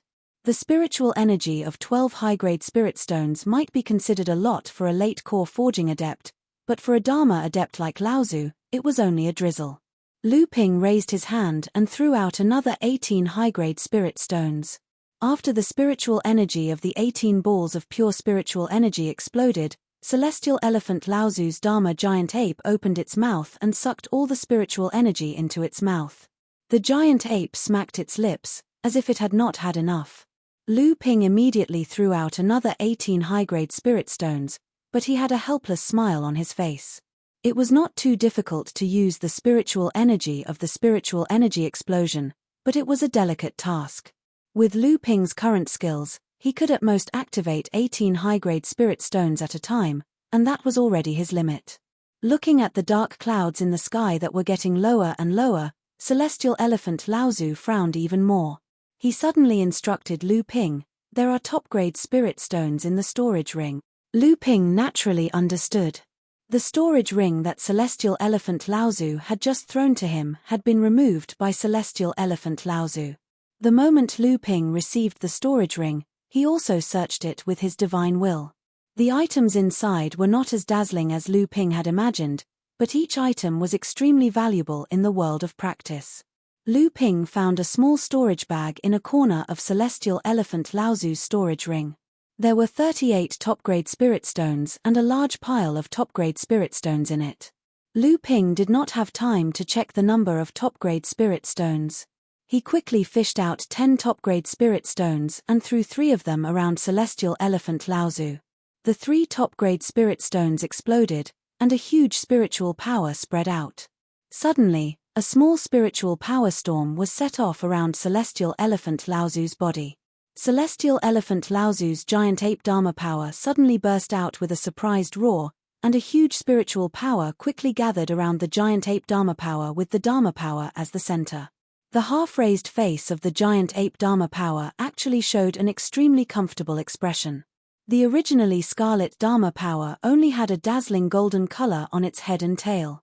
After the spiritual power of the 3 top-grade spirit stones was quickly absorbed, the scarlet color of the giant ape Dharma power's body suddenly faded a lot.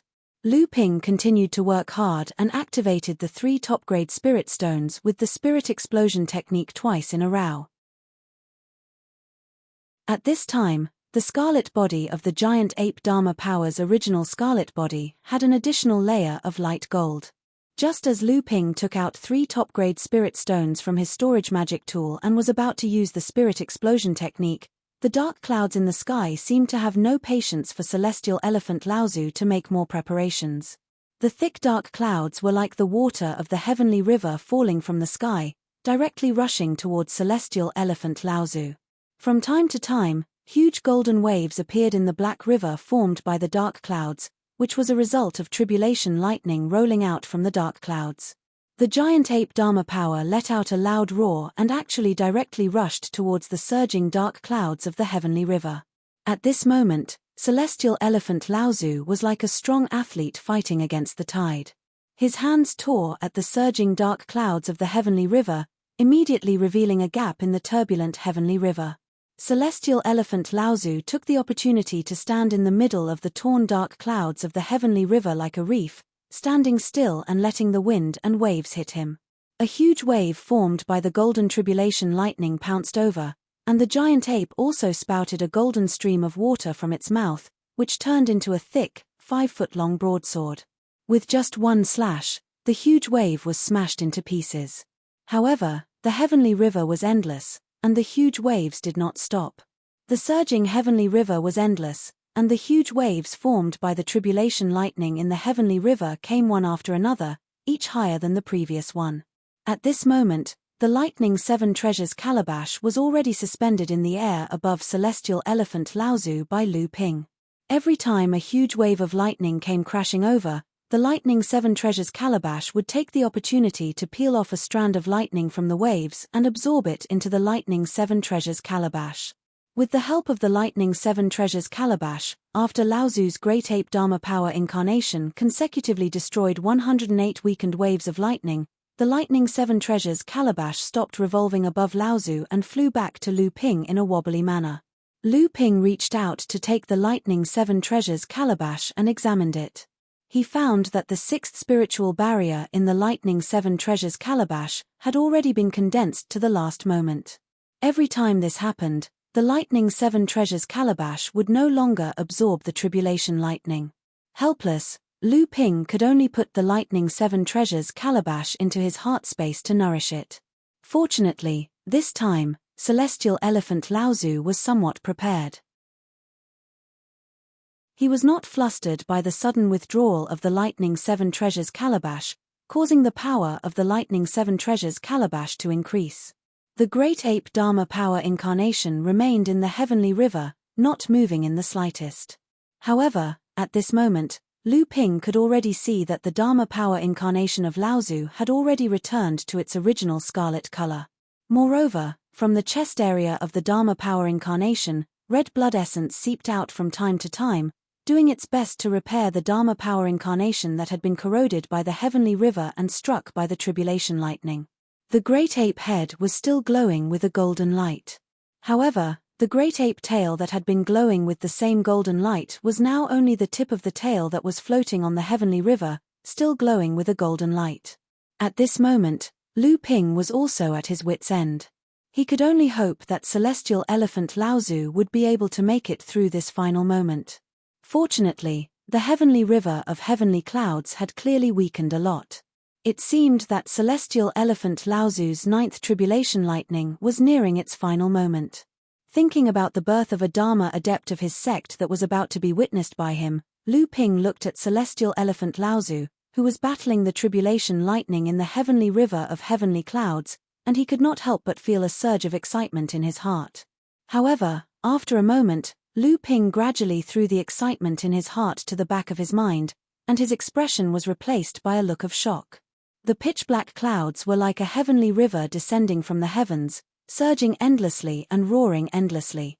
The huge waves carried with them an indomitable and unstoppable aura. This kind of charm, this kind of aura, immediately attracted Lu Ping's entire body and mind. The long cry of a flying sword could be heard, and the golden scale sword suddenly flew out from the space in Lu Ping's heart. With the long sword in his hand, Lu Ping was instantly enlightened. His hands formed a series of sword gestures, and the golden scale sword immediately danced in the sky, forming a river of swords. The river of swords descended from the sky, turning into rolling waves of swords. It carried an indomitable aura, as if it wanted to open up a path in the cultivation world. So that's how it is. So that's how it is. Lu Ping's face was filled with joy. The sword gestures in his hands became more and more fluid, and the river of swords also became more and more turbulent. Every undercurrent in the river of swords, every drop of water contained a sword, and they were all swords. Within the river of swords, Lu Ping's flying swords were everywhere. The golden scale sword danced to its peak, and the sword gestures in Lu Ping's hands suddenly changed. A monstrous sword wave suddenly rose above the turbulent river of swords, as if it wanted to shatter and penetrate all obstacles in the river of swords. At the same time, Lu Ping's swordsmanship realm also seemed to shatter and penetrate a barrier. Lu Ping threw his head back and laughed loudly. The great river flows east sword technique, a swordsmanship magic. Could this be the true fortuitous encounter that Lyra Laozu was talking about? After Lu Ping mastered another swordsmanship magic, Lu Ping suddenly came to a realization. At this moment, celestial phenomenon Laozu had yet to transcend the 9th lightning tribulation, and he was practicing his swordsmanship unscrupulously at the place where celestial phenomenon Laozu was transcending his tribulation. It would be best if he did not disturb Laozu's tribulation. Lu Ping hurriedly put away the golden scale sword. When he turned to look, he heard a loud laughter that was even louder than Lu Ping's laughter. At this moment, the lightning tribulation was nearing its end. The heavenly river formed by the dark clouds was gradually drying up, and in the sky, a tribulation lightning wave that was even bigger than the one before fell. Celestial phenomenon Laozu suddenly leaped high up from the heavenly river, and the long saber in his hand that was formed by golden liquid slashed forward with all his might. This huge tribulation lightning wave was instantly dispersed by celestial phenomenon Laozu. Celestial phenomenon Laozu landed on the ground, and he staggered. He hurriedly used the long saber in his hand to support his body. At this moment, there were no dark clouds or heavenly river on the ground. When Lu Ping looked up, he saw that the dark clouds in the sky were also rapidly dissipating, and a bright light gradually emerged from behind the dissipating dark clouds. A huge Dharma idol once again rose from the top of celestial phenomenon Laozu's head, and the huge ape head began to swallow the pure yang qi that gathered around celestial phenomenon Laozu. In just a moment, all the pure yang qi that could make Lu Ping hover between life and death was sucked into the stomach of the Dharma idol. Chapter 587. The amount of pure yang qi that celestial phenomenon Laozu's Dharma idol giant ape swallowed in an instant was more than 10 times the amount of pure yang qi that Lu Ping had refined. This caused Lu Ping, who was watching from the side, to be dumbfounded. The pure yang qi was completely swallowed by the Dharma idol giant ape in an instant, and at this moment, the dark clouds in the sky finally dispersed. A ray of silvery light shone brightly, and when Lu Ping raised his head to look, he was shocked to discover that this ray of silvery light, which had almost covered the sunlight, was actually directly shooting towards the place where celestial phenomenon Laozu was undergoing tribulation. The opportunity has arrived, let's see how much you can absorb. Celestial phenomenon Laozu's voice rang out in his ears, causing Lu Ping's expression to freeze. This was the true opportunity. Just as Lu Ping was in a daze, Laozu's Dharma idol giant ape suddenly opened its mouth towards the silvery light. Originally, the silvery light had just fallen a few hundred feet into the sky, but as the Dharma idol giant ape inhaled, a dense stream of silvery light was instantly separated from the silvery light and directly entered the Dharma idol giant ape's mouth. To Lu Ping's astonishment, after celestial phenomenon Laozu's Dharma idol giant ape swallowed the silvery light, its scarlet body was rapidly dyed with a layer of gold, and the originally golden ape's head and tail shone even more brightly. Under the gaze of the 3 clear true eyes, Lu Ping suddenly discovered that celestial phenomenon Laozu's originally heavily injured body was actually recovering rapidly. The numerous cracks on the surface of his body had already regenerated, and this time, it wasn't forcefully glued together, but truly healed. At this moment, the silvery light had already descended a few hundred feet into the sky, and Lu Ping's divine will was already able to touch and guide the silvery light. Lu Ping's divine will extended out and instantly guided a stream of silvery light down. Celestial phenomenon Laozu looked at Lu Ping with some surprise. This silvery light seemed light, but in reality, it was incomparably heavy.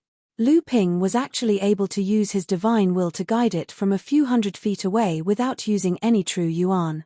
From this, it could be seen that Lu Ping's divine will cultivation had already reached an extremely high level. This stream of silvery light descended, bathing Lu Ping's entire body in silvery light. Lu Ping felt a pure world origin qi surround him, and it seeped into Lu Ping's blood through his ears, mouth, nose, and pores, transforming into an extremely pure true yuan. It fused with Lu Ping's own true yuan. Lu Ping immediately felt his cultivation greatly improve after fusing with this true yuan. Lu Ping opened his eyes and revealed a look of pleasant surprise. Looking up, his divine will swept out and guided another stream of silvery light down from the sky. At this time, it was already celestial phenomenon Laozu's turn to receive and devour 5 streams of silvery light. This heavenly flower dew, which was born from the tribulations, was the source of this world's qi. That was why it could be directly absorbed by a cultivator and transformed into their own true yuan. This was also the most direct form of compensation for a cultivator who had survived the tribulations. It was precisely because of the existence of the heavenly flower dew that Dharma adepts could recover from their injuries in an extremely short period of time and consolidate their cultivation level. This was also the reason why after a Dharma adept successfully passed the tribulations, his or her own injuries were rarely taken advantage of by his or her enemies.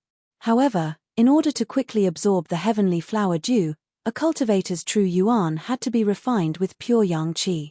Without a doubt, pure yang qi was something that only Dharma adepts could absorb and use. Hence, Core forging adepts who had not refined pure yang qi had to spend a large amount of time and effort to refine every single drop of heavenly flower dew. Even so, if a core forging adept could absorb a drop of heavenly flower dew, it would save him or her years of hard work. This was also the opportunity that Tianqin Laozu had repeatedly emphasized to Lu Ping. However, what surprised Celestial Phenomenon Laozu was the speed at which Lu Ping was absorbing the heavenly flower dew. How could Lu Ping, who was only a core forging adept, absorb the heavenly flower dew so quickly? Naturally, Celestial Phenomenon Laozu did not know that Lu Ping had taken the risk to refine a drop of pure yang qi. Because of this, he had almost lost his true yuan and his cultivation level. The amount of heavenly flower dew that fell after every tribulations was enough for a Dharma adept to consolidate his cultivation level. There was even a large amount of heavenly flower dew that dissipated into the air. This was also the reason why Celestial Phenomenon Laozu had called Lu Ping over to give him this opportunity. However, Celestial Phenomenon Laozu did not expect that Lu Ping would be able to absorb the heavenly flower dew so quickly. Looking at the slowly descending silver light in the sky, Celestial Phenomenon Laozu could not help but feel nervous. Could it be that because of this kid, the amount of heavenly flower dew that fell this time was not enough?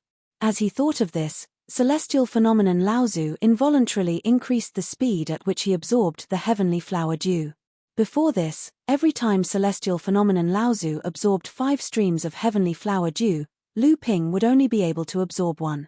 But now that Celestial Phenomenon Laozu increased his speed, Lu Ping would only be able to absorb 1 out of every 6 streams.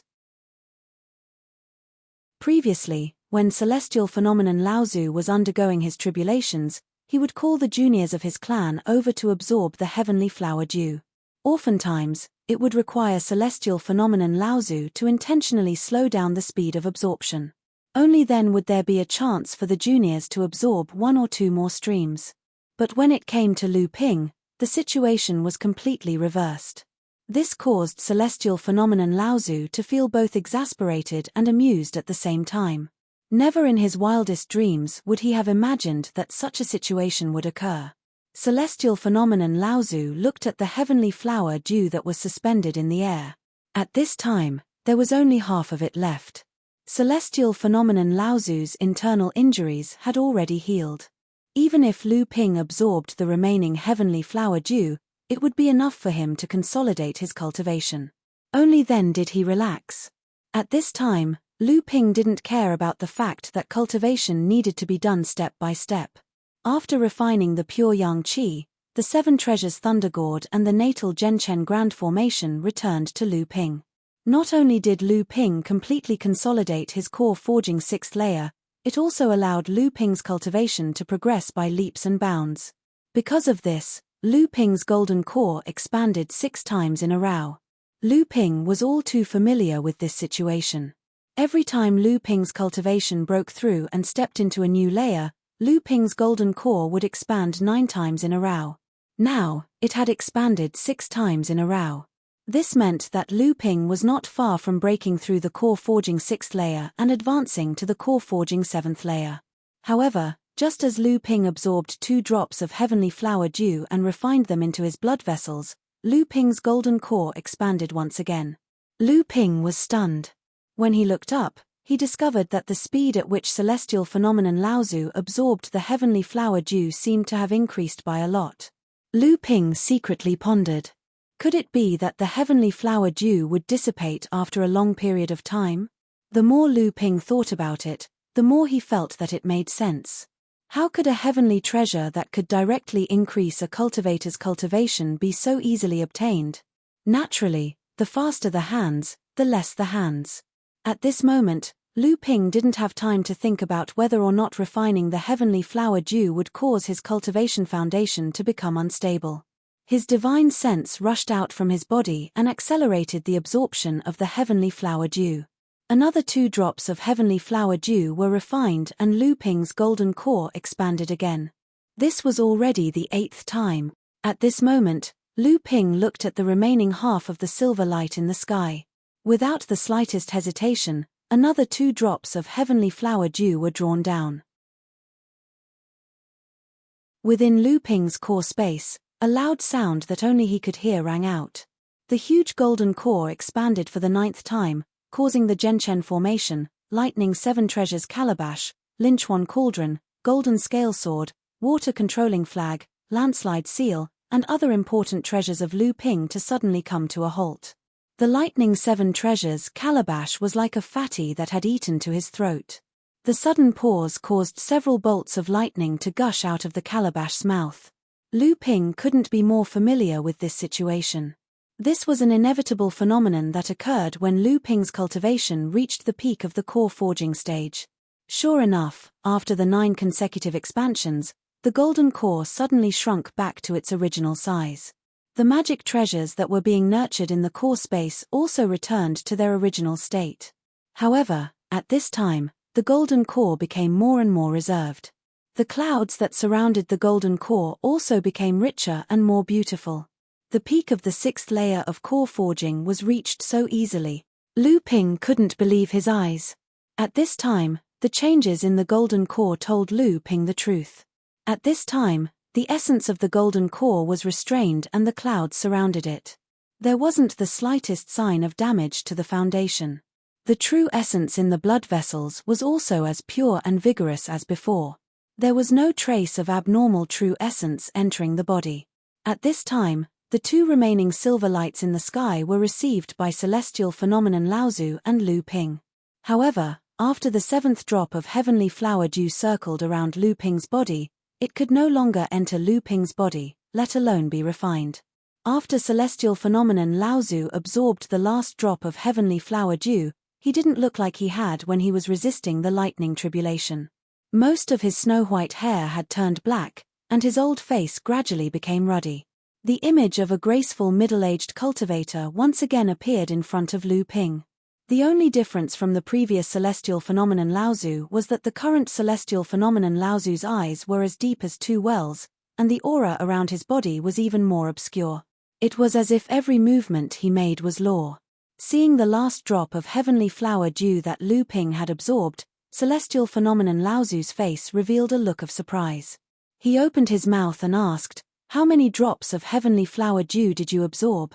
Lu Ping didn't understand what was going on and replied, reporting to Martial Uncle, "This disciple has absorbed the 7th drop of heavenly flower dew." Oh!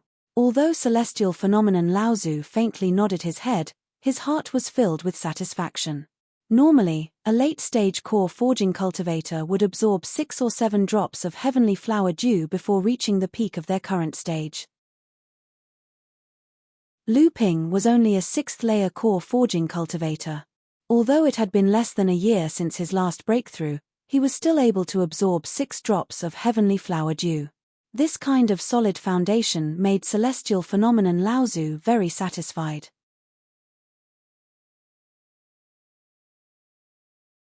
Chapter 588. However, what Tianxiong Laozu didn't know was that before absorbing the heavenly flower dew, Lu Ping's golden core had already expanded 6 times due to the pure yang qi he had absorbed. But the 6 drops of heavenly flower dew only caused Lu Ping's golden core to expand for the last 3 times. If Lu Ping were to absorb the heavenly flower dew with his core forging 6th level cultivation, then 6 drops of heavenly flower dew wouldn't be enough to satisfy him. Lu Ping looked at the heavenly flower dew that was circling around him, but he was unable to absorb it. Helplessly, he sent it to Tianxiong Laozu's side and said, "Senior uncle, this disciple has enough heavenly flower dew, why don't you absorb this one?" Tianxiong Laozu smiled. "The heavenly flower dew is the best way for core forging cultivators to increase their cultivation. But for us transcendence cultivators, it can only be used to recover from injuries and consolidate our cultivation. With the old man's current cultivation, the heavenly flower dew's effect on increasing his cultivation is negligible. I heard that you have a few spirit pets under your command, so you can handle this heavenly flower dew as you see fit. Just be careful, the heavenly flower dew cannot be stored for long. After 6 hours, it will disappear from the world." Lu Ping nodded his head and thought for a moment. With a wave of his hand, a golden door appeared and Lu China flew out. The moment she came out, she said, "Big brother, it's been so boring these past few days. Luan Yu isn't here, De Bao is also nowhere to be seen. There's no one else to play with me. As soon as Lu Qina finished speaking, she saw a middle-aged cultivator standing in front of Lu Ping. As a demonic cultivator, Lu Qina had an innate premonition of danger. She could feel an irresistible sense of danger from this smiling middle-aged cultivator. She hurriedly folded her wings and landed on Lu Ping's shoulder, carefully looking at Tian Xiong Laozu. Lu Ping could clearly feel the fear radiating from Lu Qina's body. Smiling, he introduced to Lu Qina, "This is my senior uncle, Tian Xiong Laozu. Little sister Qin come and greet him." On Lu Ping's shoulder, Lu Qina transformed into a ball of fire as she shot towards the ground. As the fire dissipated, a 13 or 14-year-old lass appeared in front of Lu Ping. Tilting her head, she glanced at Tian Xiong Laozu before shyly bowing to Tian Xiong Laozu.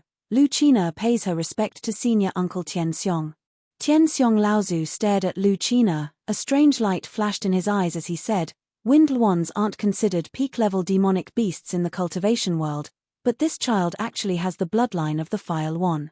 Not only that, but from the looks of it, the bloodline of the Fire Luan in her has already been stimulated. Not only that, her starting point is quite high. This is a little strange. If the Fire Luan clan were to learn of this, I'm afraid they would be in trouble." Lu Ping passed the heavenly flower due to Lu Qina as he said, "This is a great fortune gifted to you by senior uncle Tian Xiong. Absorb it and refine it carefully. With your current cultivation, if you completely refine it, I'm afraid you'll be preparing to break through to the mid-core forging stage." Naturally, Lu Qina was overjoyed upon hearing this. At this moment, she had already broken through to the third level of core forging stage. Although Lu Qina was a hardworking person, she lacked patience. Luckily, her aptitude was high, and Lu Ping was extremely strict in his supervision, so her aptitude wasn't wasted. However, in her heart, she had long since grown tired of the endless years of cultivation. Now that she heard Lu Ping say that the silver light in front of her had such a miraculous effect, she received it from Lu Ping's hands and thanked Tian Xiong Laozu before flying back to the House of Gold to enter closed-door seclusion. Tian Xiong Laozu suddenly raised his head and looked in the direction that Tian Xiong Laozu had left. By the time Lu Ping sensed it, Tian Xiong Laozu had already turned into a rainbow light and landed in front of the two of them. After Tian Xiong Laozu landed, he could feel the surging inner yuan emanating from Tian Xiong Laozu's body. Immediately, he said excitedly, "Congratulations on becoming a Dharma adept, senior uncle. From now on, I, Zhenling, will truly have a place to speak in the world of cultivation." Although the sects and clans in the world of practice were divided into 4 categories, giant, large, medium, and small, the sects that were truly influential in the world of practice had to have a late Dharma adept in their ranks. Sometimes, some medium sects without a Dharma adept in their ranks might not even be as influential as a Dharma adept who had started out as a lone Dharma adept. Of course, for a lone practitioner to be able to push his or her own level of practice to the late Dharma stage, his or her temperament, wisdom, ability, and even luck would naturally be the best of the best. It was not surprising that he or she could take on an entire sect on his or her own. However, now that Zhenling had its own Dharma adept, its power was different. Just as Xiao Yuhuan Laozu of the Xiaoyaro sect had said, Zhenling was only lacking a late Dharma adept. Once a Dharma adept was born in Zhenling, then Zhenling's power would increase exponentially. It would even be comparable to the 5 first-tier sects in the overseas world of cultivation. This was also the biggest reason why the Xiaoyaro sect was trying so hard to rope in Zhenling. With a late Dharma adept as the leader, Zhenling had 9 Dharma adepts. This level of power was enough for any sect in the overseas world of cultivation, except for the Crystal Palace, to pay attention to them. After returning to Jingzhe Island, Tian Xiong Laozu did not spread the news that he had become a Dharma adept. Only the 2 Genrens, Xian Sen and Xian Shu, hurried over to congratulate him. However, if the news of Tian Xiong Laozu becoming a Dharma adept were to spread, who knew how much of a surprise it would bring to Zhenling? After accepting the congratulations of both Xian Sen and Xian Shu, Tian Xiong Laozu turned to instruct Tian Qin, who was beside him. Now that this matter has been settled, you can bring the disciples back to Tianling Mountain. Regarding my advancement to become a Dharma adept, only the few Laozu, Xian Shan, Xian Cheng, Xian Feng, Xian Shu, Xian Hua, and a few others will do. The rest must be kept strictly confidential.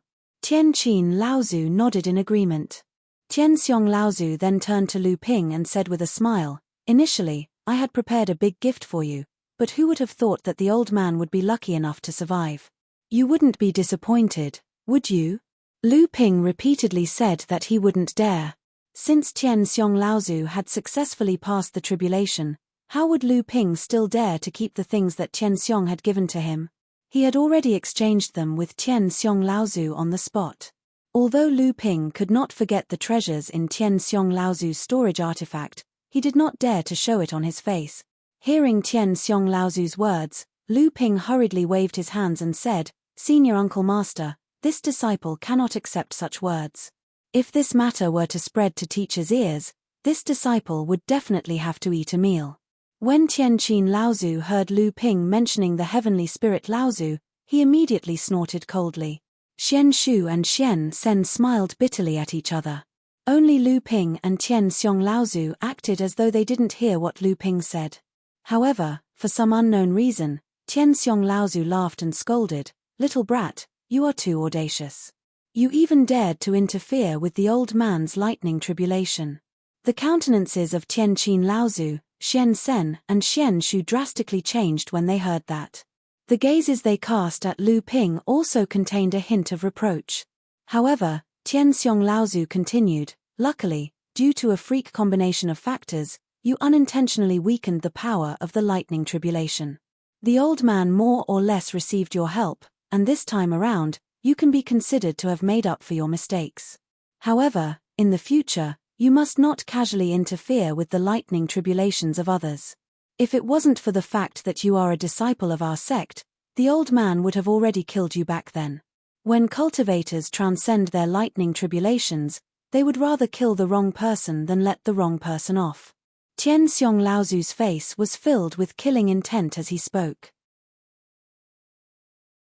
Although this killing intent wasn't targeted at Lu Ping was still extremely unhappy in his heart.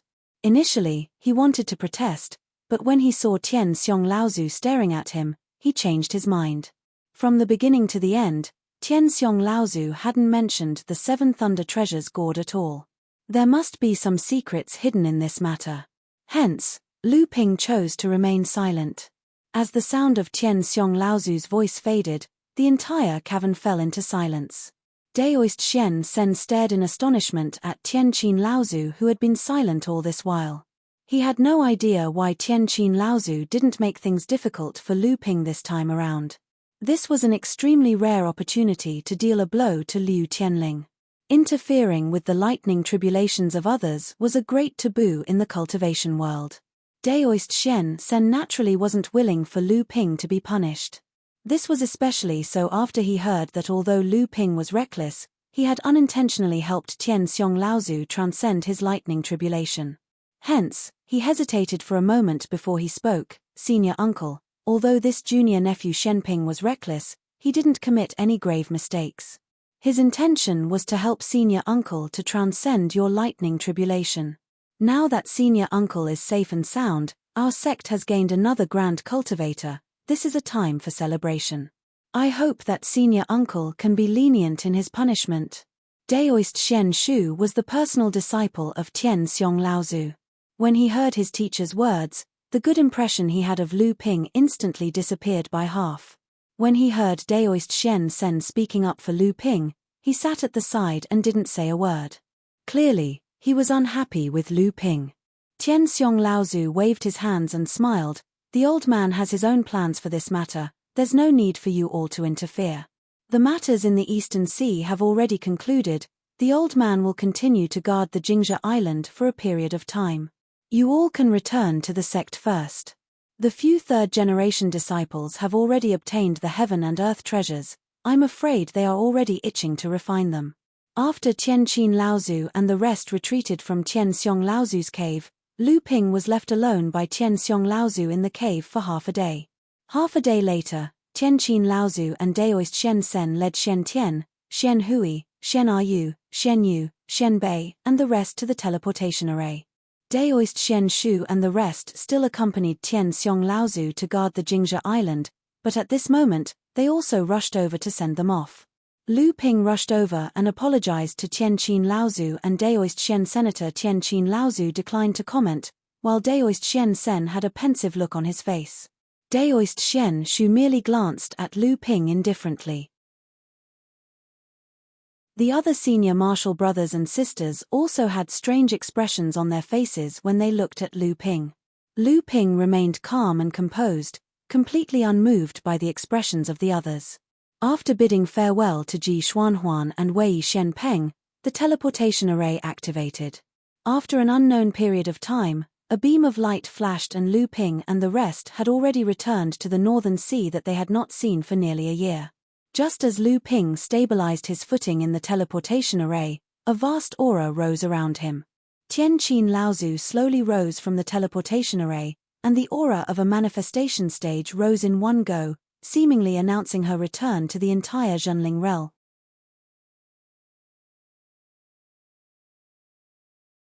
Chapter 589. Lyra Laozu's sudden outburst caught Daoist Master Shen Sen and the others off guard.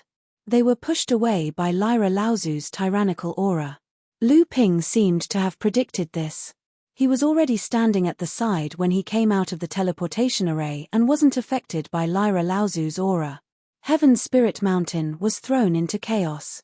Many cultivators thought that there were foreign cultivators who had come to provoke Heaven's Spirit Mountain. Many core forging cultivators flew out from their caves and aggressively flew in the direction of Ancestor Tianqin. For a time, the core forging cultivators seemed to cover half of the sky above Heaven's Spirit Mountain.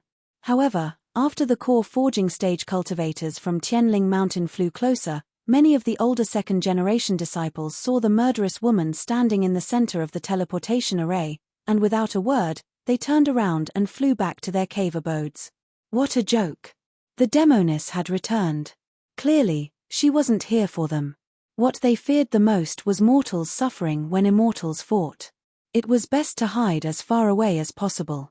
Some of the younger disciples, the second-generation disciples, and some of the third-generation disciples who didn't cultivate on Heaven's Spirit Mountain in the past all stared at the seniors, uncles who had turned around and returned in bewilderment. Fortunately, Shen Sen, Shen Tian, and Shen Hui were familiar faces. Especially the most famous water sword immortal among the third-generation disciples. There was no reason for these people to collude with outsiders to invade Zhenling.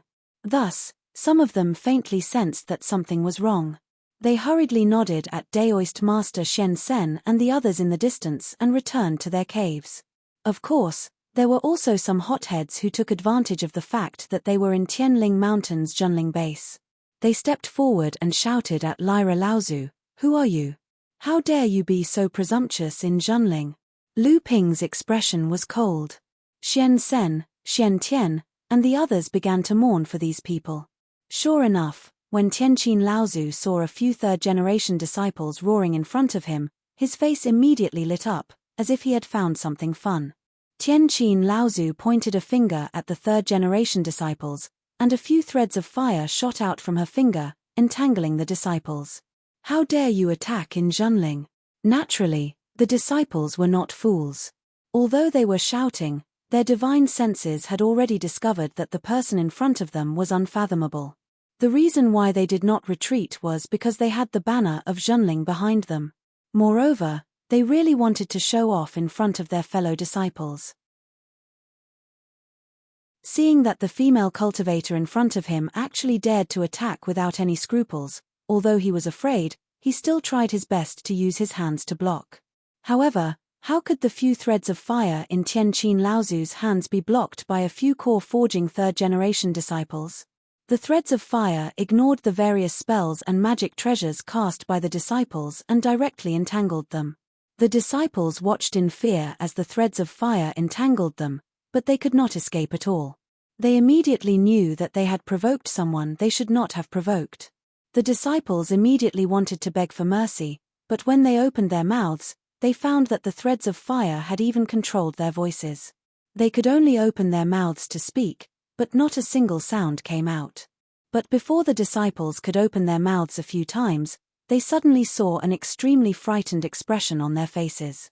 Then, their faces began to distort, and they could no longer close their mouths. Instead, they opened their mouths wider and wider, and it was clear that they were howling miserably. Spiritual Master Shen Sen let out a sigh and said, "Senior sister, these disciples had eyes but failed to recognize Mount Tai and offended you. I hope that you can just give them a light punishment. After all, you have left the sect for dozens of years. It is normal for them to not recognize you."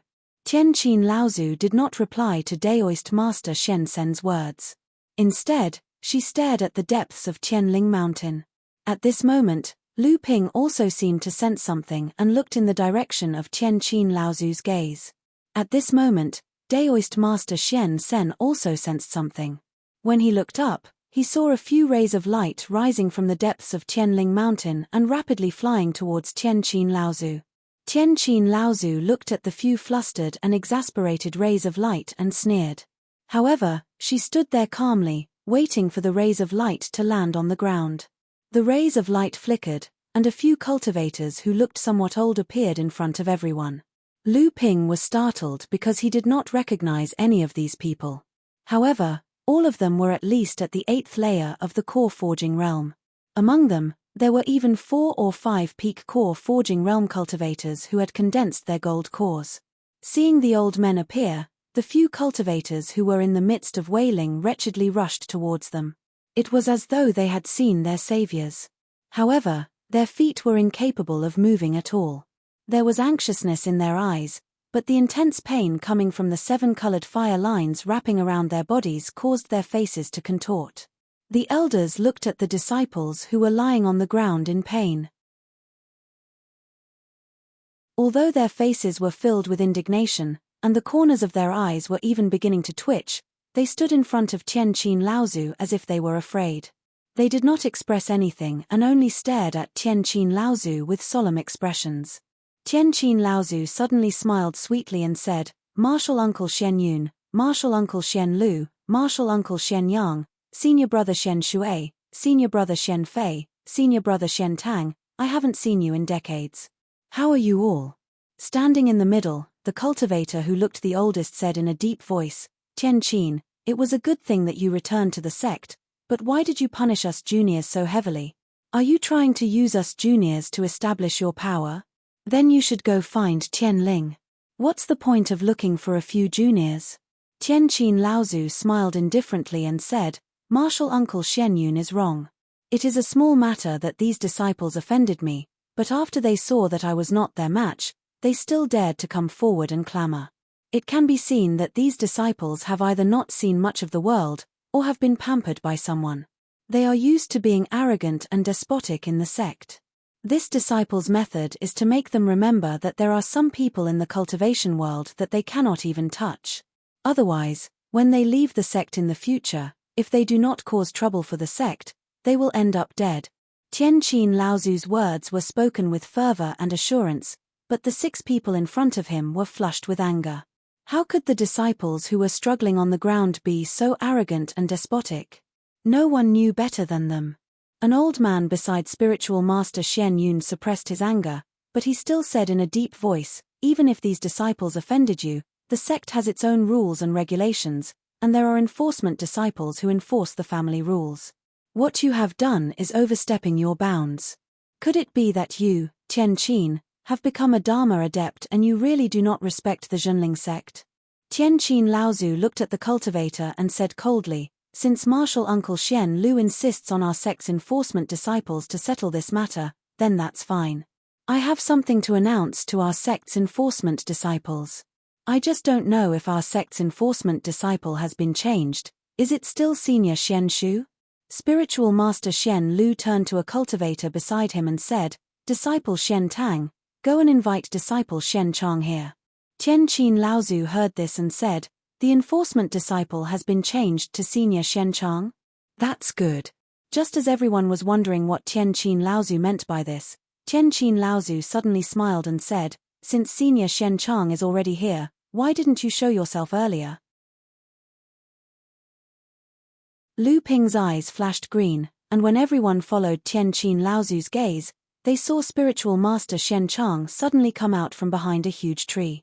Seeing that everyone was looking at him, he quickly laughed awkwardly and said, "Haha, I didn't think that junior sister Tian Qin has already entered the Dharma stage.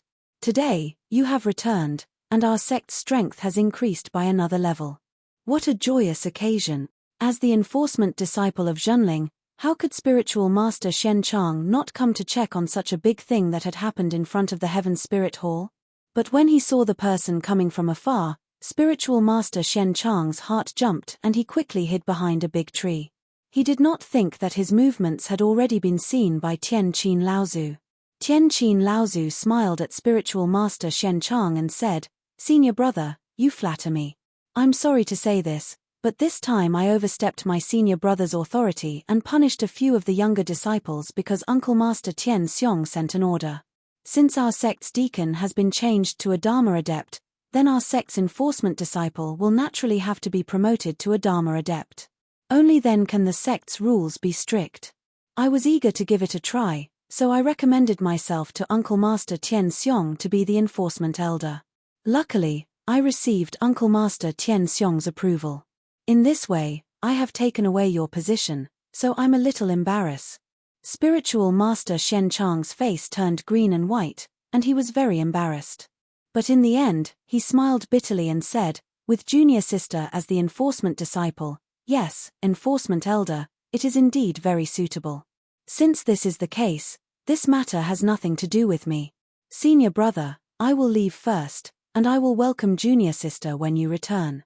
Seeing spiritual master Shen Chang disappear into the distance, the faces of spiritual master Shen Yun and the others were as ugly as they could be. Tian Qin Laozu giggled and said, "If that is the case, do the few uncle masters and senior brothers have anything else to say?" Spiritual master Shen Yun and the others angrily swung their hands and left. Tian Qin Laozu suddenly let out a cold snort towards the surroundings, and the dozens of divine senses on Tianling Mountain that were constantly paying attention to this place suddenly shrank back into their respective caves as if they were scalded. After Tian Qin Laozu showed her power, the flames around her body did not weaken in the slightest. Instead, it rose even higher, as if she was challenging someone. For a moment, the divine senses on Tianling Mountain that were originally quiet suddenly emerged one after another. The matter was already so obvious. How could they miss such a good show? The grudge between Liu Tianling and Mai Tianqin, a battle that had been delayed for 70 to 80 years.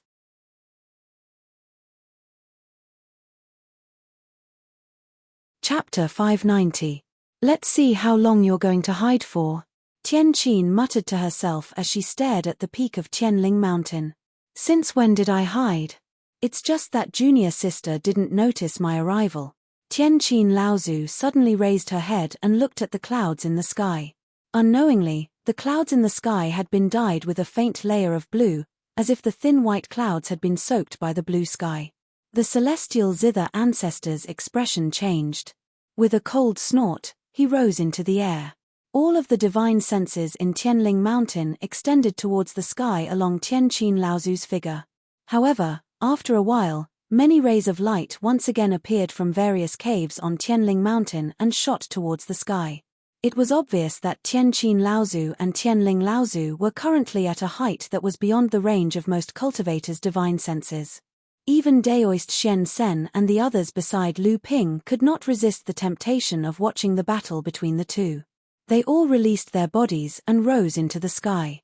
Only Lu Ping remained motionless as he watched everyone disappear into the clouds.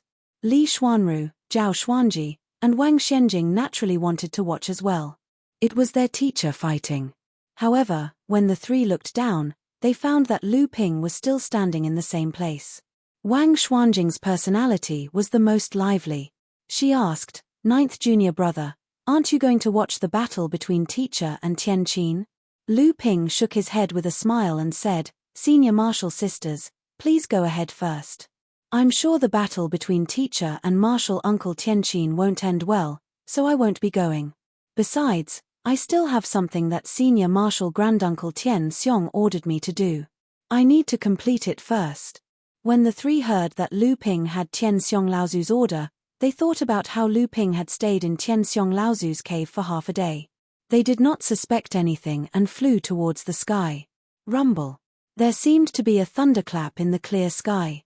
When Lu Ping looked up, he saw many core forging realm cultivators scurrying around like headless flies in the sky the moment the thunder rumbled. Lu Ping secretly sneered. The battle between two Dharma adepts was not something an ordinary person could watch. Without the strength of a late core forging adept and keeping a certain distance, just the aftermath of the battle between two Dharma adepts could seriously injure a mid-core forging adept. After the first thunderclap, a series of explosions rang out. At this time, Lu Ping had already flown to the peak of Qianling Mountain. When he looked up again, the sky had clearly been divided into two parts. One part had turned blue, like the sea floating in the sky. The other part had turned into a rainbow-colored field of fire, almost burning the sky into glass.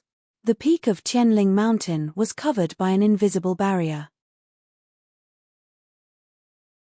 This was the most important place in Zhenling's base camp. Zhenling's large spirit veins were nurtured here. Zhenling's sect-protecting formation also used the peak of Qianling Mountain as the eye of the formation. All of Zhenling's Dharma powers, Laozu, had set up their cave abodes on the peak of Qianling Mountain. When some of the sect's elite disciples wanted to break through to the next level, they would often go into seclusion at the peak of the mountain, where the spirit veins were the densest, with the approval of the Laozu. Lu Ping flipped his palm, and a white jade token appeared in Lu Ping's hand. Lu Ping injected a faint golden essential core into the white jade token. The white jade token was stimulated by Lu Ping's essential core. It suddenly flew up from his hand and suddenly expanded, forming a white jade door on the invisible barrier that only allowed one person to enter and exit. Lu Ping quickly passed through the door, and the white jade door disappeared. As soon as Lu Ping passed through the door, his body was surrounded by a dense spirit energy. Lu Ping took a deep breath of the spirit energy and found that although the spirit energy at the peak of Qianling Mountain was not as dense as the secret land where Long Huai was in the Fallen Islands, it was similar to the spirit energy in the Seven-Star Grotto Heaven. However, how big was the peak of Qianling Mountain compared to the Seven-Star Grotto Heaven? It was not comparable at all. Even so, this large spirit vein was enough for Zhenling's current needs. However, as Zhenling's strength grew, the number of Transcendence Realm cultivators increased, and the number of core forging realm cultivators kept increasing. This spirit vein, which was equivalent to gathering 3 large spirit veins at most in Lu Ping's opinion, was starting to feel a little inadequate. Tian Xiong Laozu hid on Jingzhe Island, Tian Kang Laozu replaced Tian Shui Laozu and went to Huanyu Island, Tian Jiang Laozu replaced Tian Ling Laozu to guard the medium-sized spirit mine on Frost Island, and Tian Lin Laozu guarded Huangli Island. Although they had their own duties, they were also leaving Qianling Mountain to reduce the consumption of Qianling Mountain's spirit vein and provide more spirit energy to other cultivators for their cultivation. When Lu Ping entered the peak, he realized that the peak of Qianling Mountain was covered with trees. The ground was covered with countless spirit herbs and spirit materials. There were only a few winding paths that connected to a few ordinary-looking doors. These 8 doors were the cave residences of Zhenling's 8 Transcendence Realm cultivators other than Tianqin Laozu. These cave residences had their own mysteries, just like Liu Qianling Laozu's door.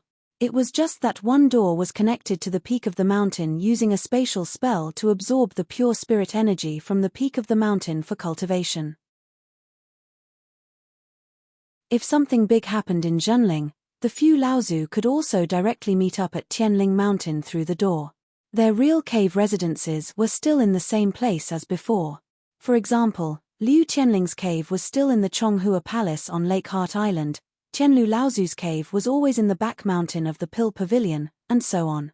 At the center of the peak of Qianling Mountain was a hall that was even more magnificent than the Qianling Palace. This was the most important place of Zhenling, the True Spirit Hall. This hall was the largest magic treasure of Zhenling, and it was also the most important place of inheritance. The magic treasure was directly connected to the spirit vein of Qianling Mountain. At the same time, it was also the main hub of Zhenling's sect protection formation. It was also the place where the few Zhenling Laozu discussed important matters of the sect. Lu Ping turned around the True Spirit Hall, and there were a few small cave residences behind it. These cave residences were provided by Zhenling for the elite disciples of Zhenling who were eager to break through. Lu Ping's purpose of coming to the peak of Qianling Mountain was to cultivate in one of the cave residences. He wanted to break through to the late stage of core forging with the help of the large spirit vein of Qianling Mountain. However, after Lu Ping turned around the True Spirit Palace, he was surprised to see a cultivator standing outside a cave dwelling not far away, looking up at the changing clouds in the sky. The cultivator also noticed Lu Ping when he turned around, and when he saw Lu Ping, a look of surprise appeared on his face. Lu Ping quickly bowed and said happily, "Greetings, Uncle Master Shenshan. Congratulations on becoming a Dharma adept and becoming the 10th Laozu of our sect." This cultivator was perfected Guo Shenshan. Years ago, with the help of the spirit forging pill that Lu Ping had obtained from Qianling Mountain, he had successfully condensed a 7th grade golden core. After 10 years of dedicated cultivation, he had finally broken through to the Dharma stage and became the 10th Zhenling disciple, and the 4th Dharma adept of the 2nd generation. Perfected Guo Shenshan, now known as Guo Tianshan Laozu, saw Lu Ping appear at the peak of Qianling Mountain. Although he was a little puzzled, he still smiled and said, "Originally, only Laozu knew that I had broken through to the Dharma stage. I didn't expect you to find out today. I heard that you went to the East Sea with Junior Shen Sen, and now that junior sister Tianqin has returned, you must have returned with her, right? But how did you enter the peak of Qianling Mountain?" Lu Ping heard Guo Tianshan Laozu's previous words and knew that Guo Tianshan Laozu did not want Lu Ping to spread the news that he had entered the Dharma stage. However, he had come to Qianling Mountain to train in seclusion, and he would not be able to break through to the late core forging stage without a few years' time. Thus, he answered, "I did something wrong in the East Sea and was punished by Uncle Master Tianxiang to reflect against the wall here. I guess I won't be able to get out for a few years."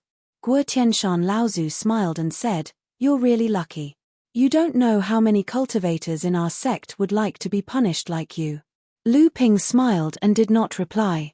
Although it was a punishment to reflect against the wall, it also depended on the location. Lu Ping's punishment was actually a reward in name. This kind of thing was not uncommon in Zhenling. Sometimes, reflecting against the wall was just a way for Zhenling to hide from others and avoid gossip. It was just like when Sage Xian Shu schemed against Huangli Island and was caught by Jiang Tianlin. After that, he was humiliated by Lu Ping when he tried to capture Yin Shenchu. Under Jiang Tianlin's instigation, he lost his position as a law enforcement disciple. Finally, with Tianfan Laozu's help, he was punished to reflect against the wall. In reality, he was also training in seclusion at the peak of Qianling Mountain, with the intention of making a comeback after becoming a Dharma adept. The battle between Qianling Laozu and Tianqin Laozu continued. In the sky, the rainbow-colored fire cloud and the blue water screen had already intertwined. Countless fireballs and water screens rained down, smashing into the protective shield of Qianling Mountain and creating ripples. This caused some of the low-level cultivators who were watching the battle to cry out in surprise. Guo Tianshan Laozu looked at the two people fighting in the sky and sighed. "I didn't expect senior sister Tianling and junior sister Tianqin to have already reached this stage. We're both early Dharma adepts, but I'm not as good as the two of them." Lu Ping smiled and said, "What are you talking about, Uncle Master? Teacher and Uncle Master Tianqin have already broken through to the Dharma stage for many years, maybe even decades. Uncle Master has only just broken through to the Dharma stage, and without the accumulation of time, it's normal for you to be a little weaker. After a few years, Uncle Master will familiarize himself with the early Dharma stage, and by then, Uncle Master may not be weaker than Teacher and Uncle Master Tianqin." True Master Guo Tianshan waved his hand and said, "You don't understand. Not to mention the fact that both of them have formed 8th grade golden elixirs, even if both of them had formed 7th grade golden elixirs like me, I would still not be a match for either of them. Both of them are geniuses among the 2nd generation disciples, second only to senior brother Tianlin. Not only did they have their own opportunities, but they are also extremely hardworking. People like Uncle Master can't compare to people like them."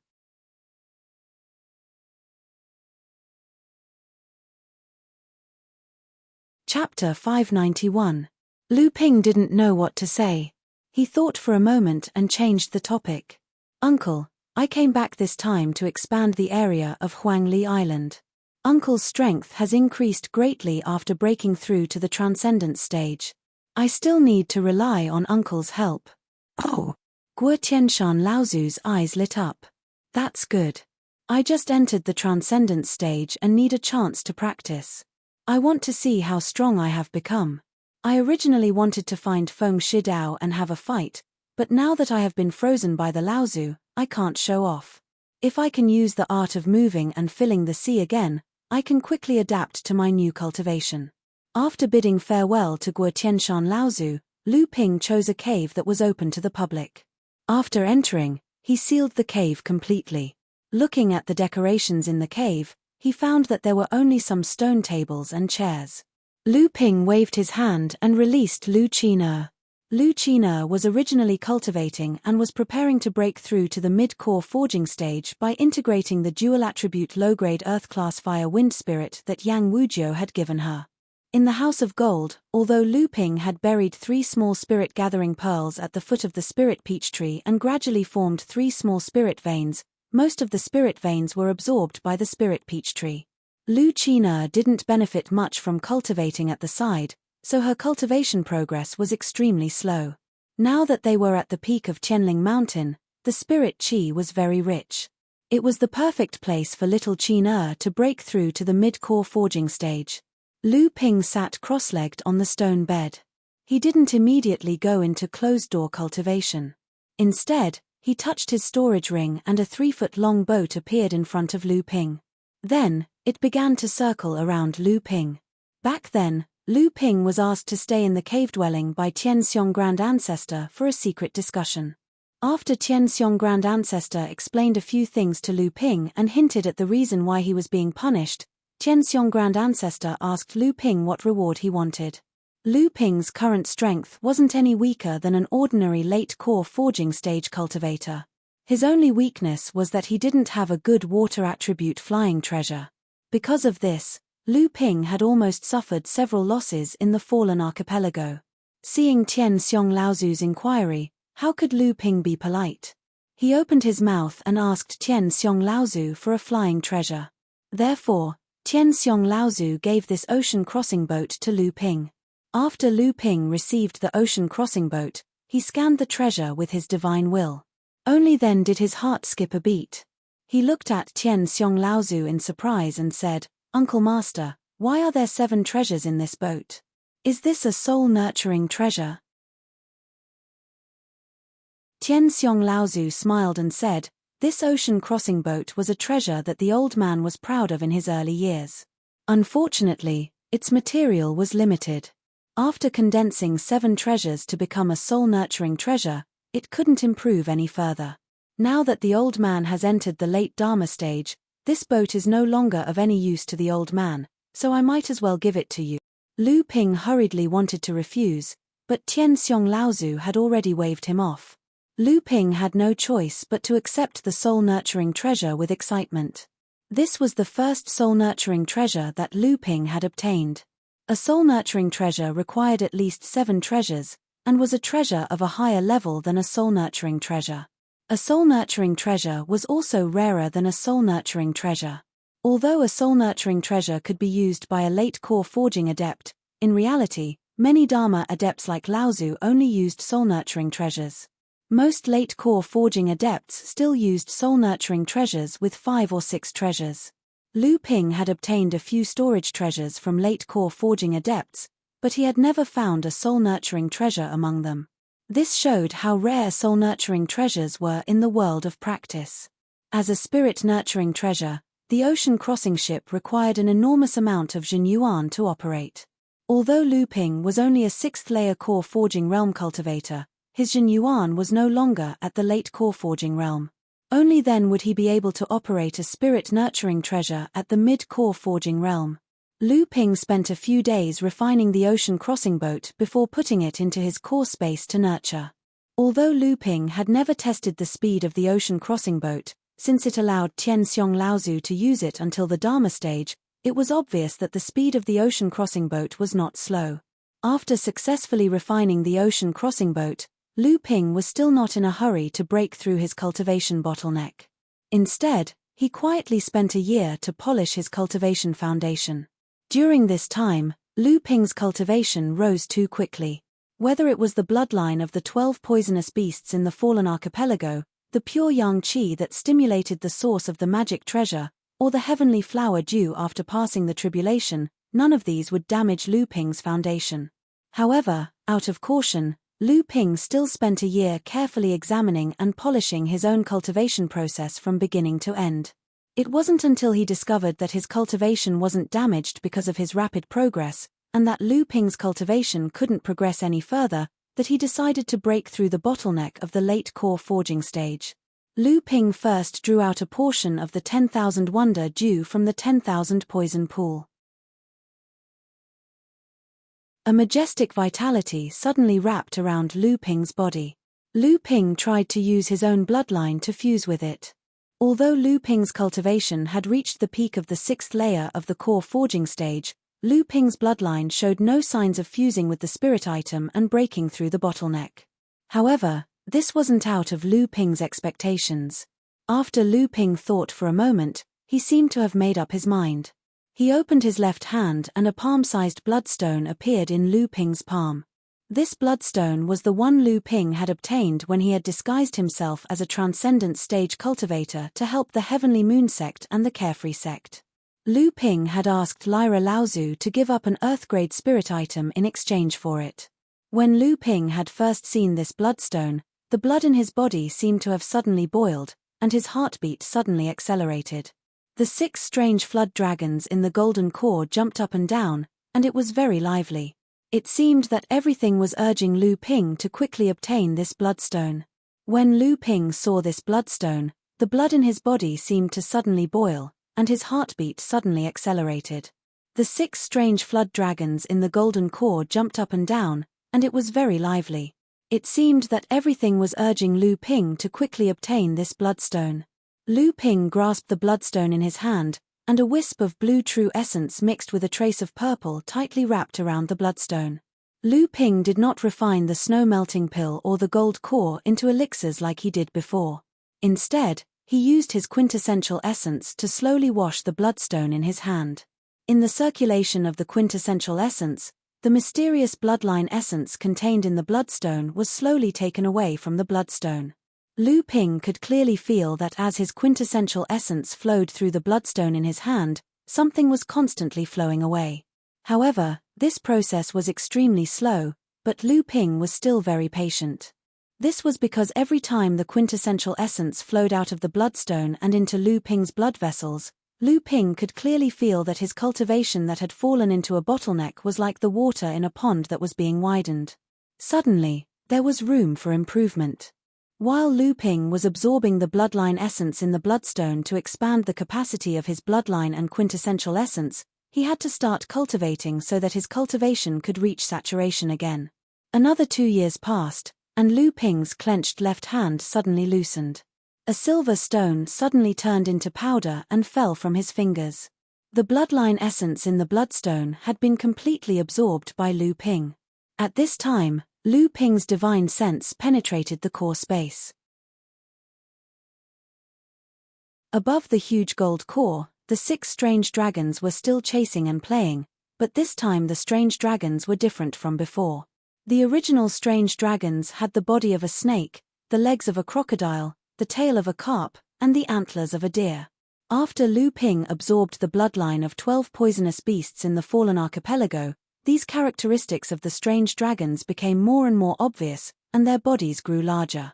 After absorbing the bloodline essence contained in the bloodstone, the bodies of the 6 monstrous WMS once again underwent obvious changes.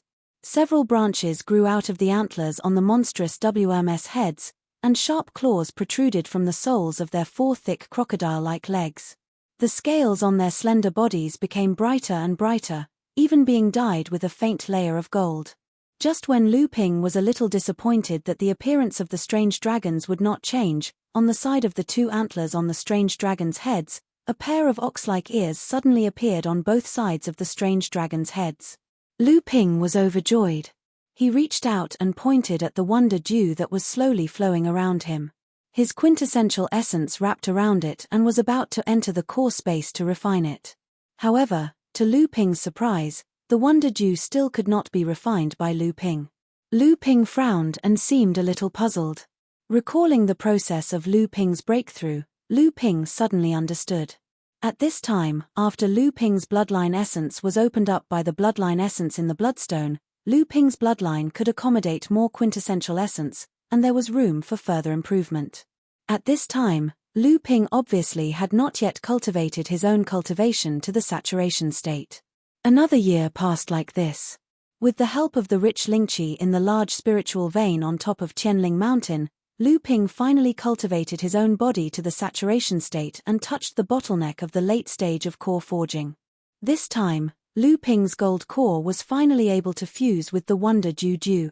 When Lu Ping broke through to the middle stage of core forging, the first time he smelted heaven and earth was the low-grade profound essence heavy water.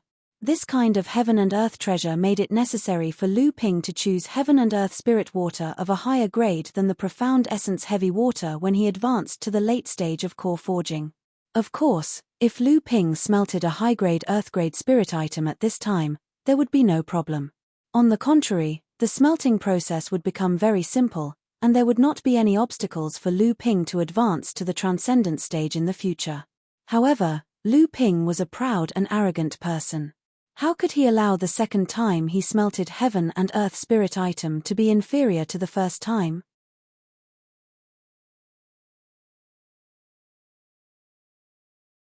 Chapter 592. Compared to the time when Lu Ping had refined the Shenyuan heavy water, the refinement of the 10,000 wonder dew was many times easier. Back then, when Lu Ping had refined the Shenyuan heavy water, he had risked the destruction of his core space and the destruction of his cultivation in order to succeed. Lu Ping originally thought that the refinement of the 10,000 wonder dew, which was of a higher grade than the Shenyuan heavy water, would be a torment. However, he didn't expect that it would be so easy. However, after Lu Ping had fused with a total of 36 drops of the 10,000 wonder dew, Lu Ping secretly cursed in his heart. After experiencing the fusion of 12 kinds of poisonous beast bloodlines and the condensation of the bloodstone essence, Lu Ping's foundation had continuously consolidated, and the capacity of his bloodline had continuously increased. A single drop of the 10,000 wonder dew was simply unable to satisfy the huge amount of spirituality required for Lu Ping's gold core to advance to the late core forging realm. Could it be that he had to refine 2 drops of the 10,000 wonder dew? Lu Ping was shocked to the extreme by this idea. Not to mention how precious the 10,000 wonder dew was, it was a kind of mid-grade heaven-step spirit treasure, but its actual value was close to that of an illusory high-grade heaven-step spirit treasure. For example, the second-generation disciple of Zhenling sect, ancestor Jiang Qianlin, who was also known as Zhenling sect's strongest in 1,000 years, also used Lu Ping's spirit forging pellet to successfully refine 2 heaven-grade mid-grade spirit items during his third attempt to refine a high-grade golden core. In order to break through the bottleneck of the middle core forging realm, Lu Ping needed to refine 2 drops of the 10,000 wonder dew. If Lu Ping's cultivation reached the 9th layer of core forging realm and he refined a world spirit treasure for the 3rd time, it would be imperative for him to find a high-grade heaven-step water attribute spirit treasure. Of course, this wasn't the worst part. The worst part was that Lu Ping was going to refine 2 portions of the Wonder Jade Nectar. If he were to refine a high-grade heaven rank Fey in the future, how many portions would he have to refine? However, at this time, Lu Ping couldn't afford to think about such distant matters. If he didn't refine the 2nd portion of the Wonder Jade Nectar, then it would be impossible for him to break through the bottleneck of the late core forging stage. If that happened, then his 4 to 5 years of seclusion would be in vain, and the previous portion of the Wonder Jade Nectar would also be wasted. In desperation, Lu Ping had no choice but to absorb another portion of Wonder Jade Nectar from the myriad poison paste in the Golden House. In the beginning, Lu Ping had obtained half a portion of the Wonder Jade Nectar in the Golden Canyon of the 7 Stars Heavenly Cave. However, he didn't know what it was until a few years ago, when Lu Ping had ventured deep into the deep-sea demon domain and plundered the Ice Dragon clan's Aou's immortal cave. He had obtained a complete portion of the Wonder Jade Nectar. Only then did Lu Ping realize that he had such a rare treasure in his possession. During the trip to the fallen Great Archipelago, the highly toxic environment there had forced Lu Ping to replace the myriad poison paste's bluestone vat with the bluestone pond. Moreover, the Wonder Jade Nectar had been nourished by the myriad poison paste by a quarter, which was about 9 drops. After that, Lu Ping had obtained another portion of the Wonder Jade Nectar from Long Huai. Therefore, before Lu Ping had advanced to the late core forging realm, he had already gathered more than half of the Wonder Jade Nectar in his possession. That was a total of 99 drops of the Wonder Jade Nectar. This was an amount that was enough for any Laozu or any force to go crazy over. However, in the cultivation world, the Wonder Jade Nectar, which was known as one of the best life-prolonging treasures in the cultivation world, was like drinking water to him. It allowed Lu Ping to continuously refine 2 portions of 72 drops of the Wonder Jade Nectar. It would take Lu Ping about half a month to refine a single drop of the Wonder Jade Nectar. After he had finished refining the 72 drops of the Wonder Jade Nectar, 3 years had passed. At this time, Lu Ping had already been in seclusion at the top of Heaven's Spirit Mountain for 6 years. Lu Qina had already broken through to the middle stage of the core forging realm in the 3rd year of Lu Ping's seclusion. She had become the first demon pet under Lu Ping to reach the middle stage of the core forging realm. She had successfully defended her status as the #1 demon pet. After her breakthrough, Lu Qina could no longer stay in the Immortal's cave.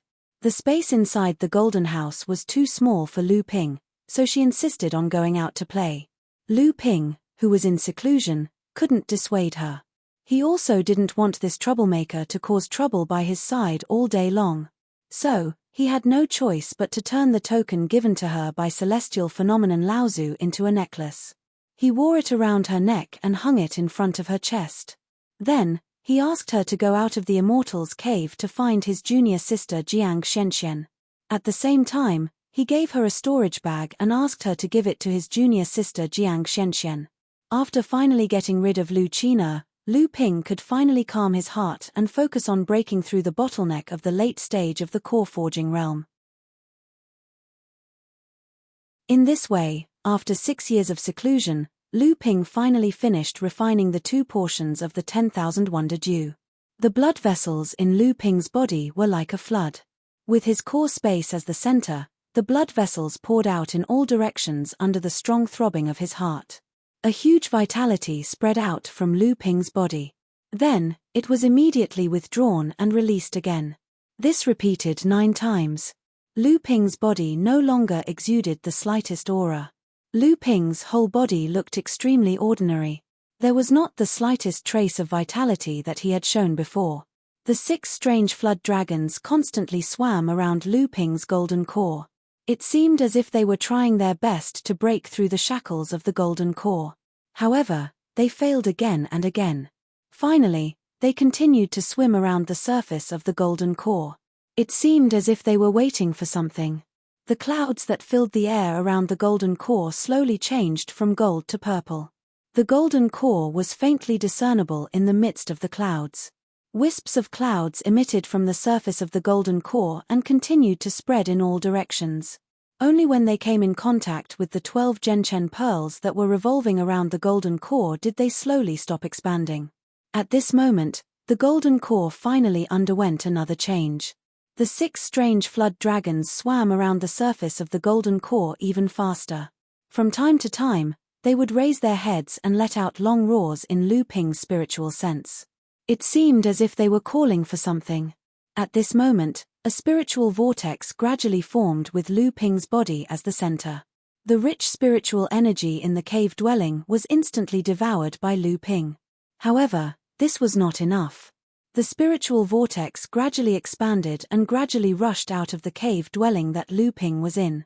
The absorption range of the spiritual energy had spread to almost half of the peak of Heaven's Spirit Mountain. The rich spiritual energy gathered in the cave dwelling that Lu Ping was in.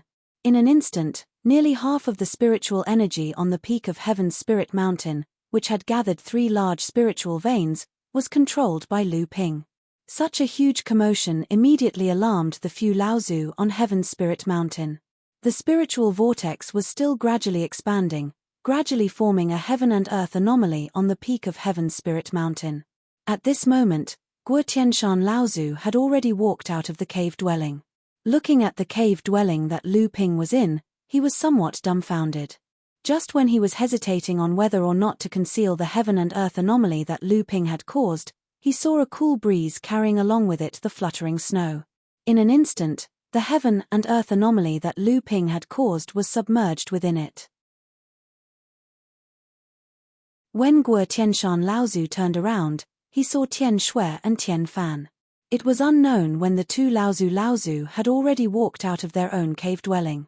Guo Tianshan hastily went forward to greet the two martial uncles. Tian Shui Laozu asked curiously, "Is this Lu Shenping, that brat, breaking through the bottleneck of the late-stage core forging realm? Why did he cause such a huge commotion? If someone who doesn't know what's going on saw this, they would think that I, Zhenling, have gained another peak-stage core forging realm cultivator who had condensed a high-level golden core." Guo Tianshan Laozu smiled bitterly. That brat has always done things that are out of everyone's expectations. Who would have thought that a mid-stage core forging realm cultivator like him would cause such a huge commotion when he breaks through? Otherwise, martial uncle Tian Xiong wouldn't have made an exception for him to come here for seclusion. Tian Shui Laozu nodded her head and no longer spoke. Tian Fan Laozu stood by the side and didn't say a single word from the start. His expression was calm as he looked at the spiritual vortex that was concealed by the snowstorm. After a moment, he suddenly said, "Back then, when Tianlin broke through to the late-stage core forging realm, the commotion he caused was incomparable to this." Guo Tianshan Laozu stared blankly for a moment before smiling bitterly and shaking his head. Tian Shui and Tian Fan Laozu didn't stay here for long. After concealing the phenomenon caused by Lu Ping, they saw that Lu Ping's breakthrough was already a foregone conclusion. Thus, they returned to their cave dwelling. Guo Tianshan Laozu was about to return to his own cave dwelling when he saw the entrance of Chonghua Manor flickering. Liu Tianling Laozu had already appeared at the peak of Tianling Mountain. Liu Tianling nodded her head at Guo Tianshan before looking at the phenomenon above Lu Ping's cave dwelling. Her eyes were overflowing with color, but her face didn't show any expression. Guo Tianshan Laozu sighed inwardly. Ever since senior sister Liu Tianling took control of Zhenling, her power and influence had become more and more powerful. She didn't show any emotions on her face and seemed to have become more and more shrewd. Liu Tianling only stared blankly for a moment before remembering that she still had something to do. With a flash of light behind her, she disappeared from Tianling Mountain. Just after Liu Tianling suddenly disappeared, in a newly built cave dwelling on Tianling Mountain, Tianqin Laozu leisurely walked out from inside. This newly built Rainbow Sky Palace was Tianqin Laozu's cave dwelling. He used a spatial technique to open up a door at the peak of Tianling Mountain. After Tianqin Laozu left the cave dwelling, he thought about the cave dwelling where Liu Tianling Laozu had appeared. When he saw Guo Tianshan Laozu, he smiled and greeted him. "Senior brother Guo, these few years of being cooped up in Tianling Mountain, it must have been hard, right?" Guo Tianshan Laozu smiled bitterly and said, "What else can I do?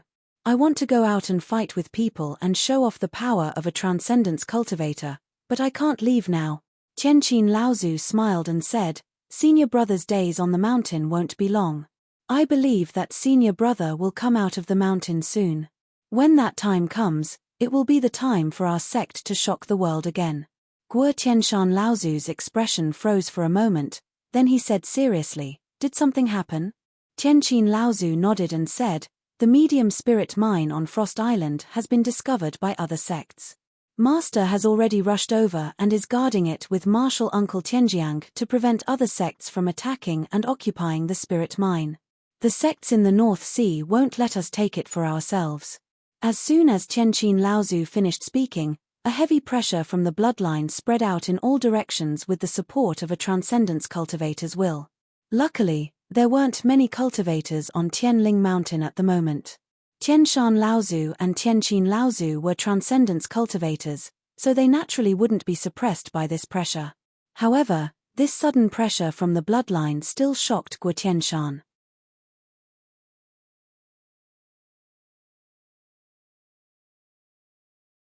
Chapter 593. Bloodline Pressure.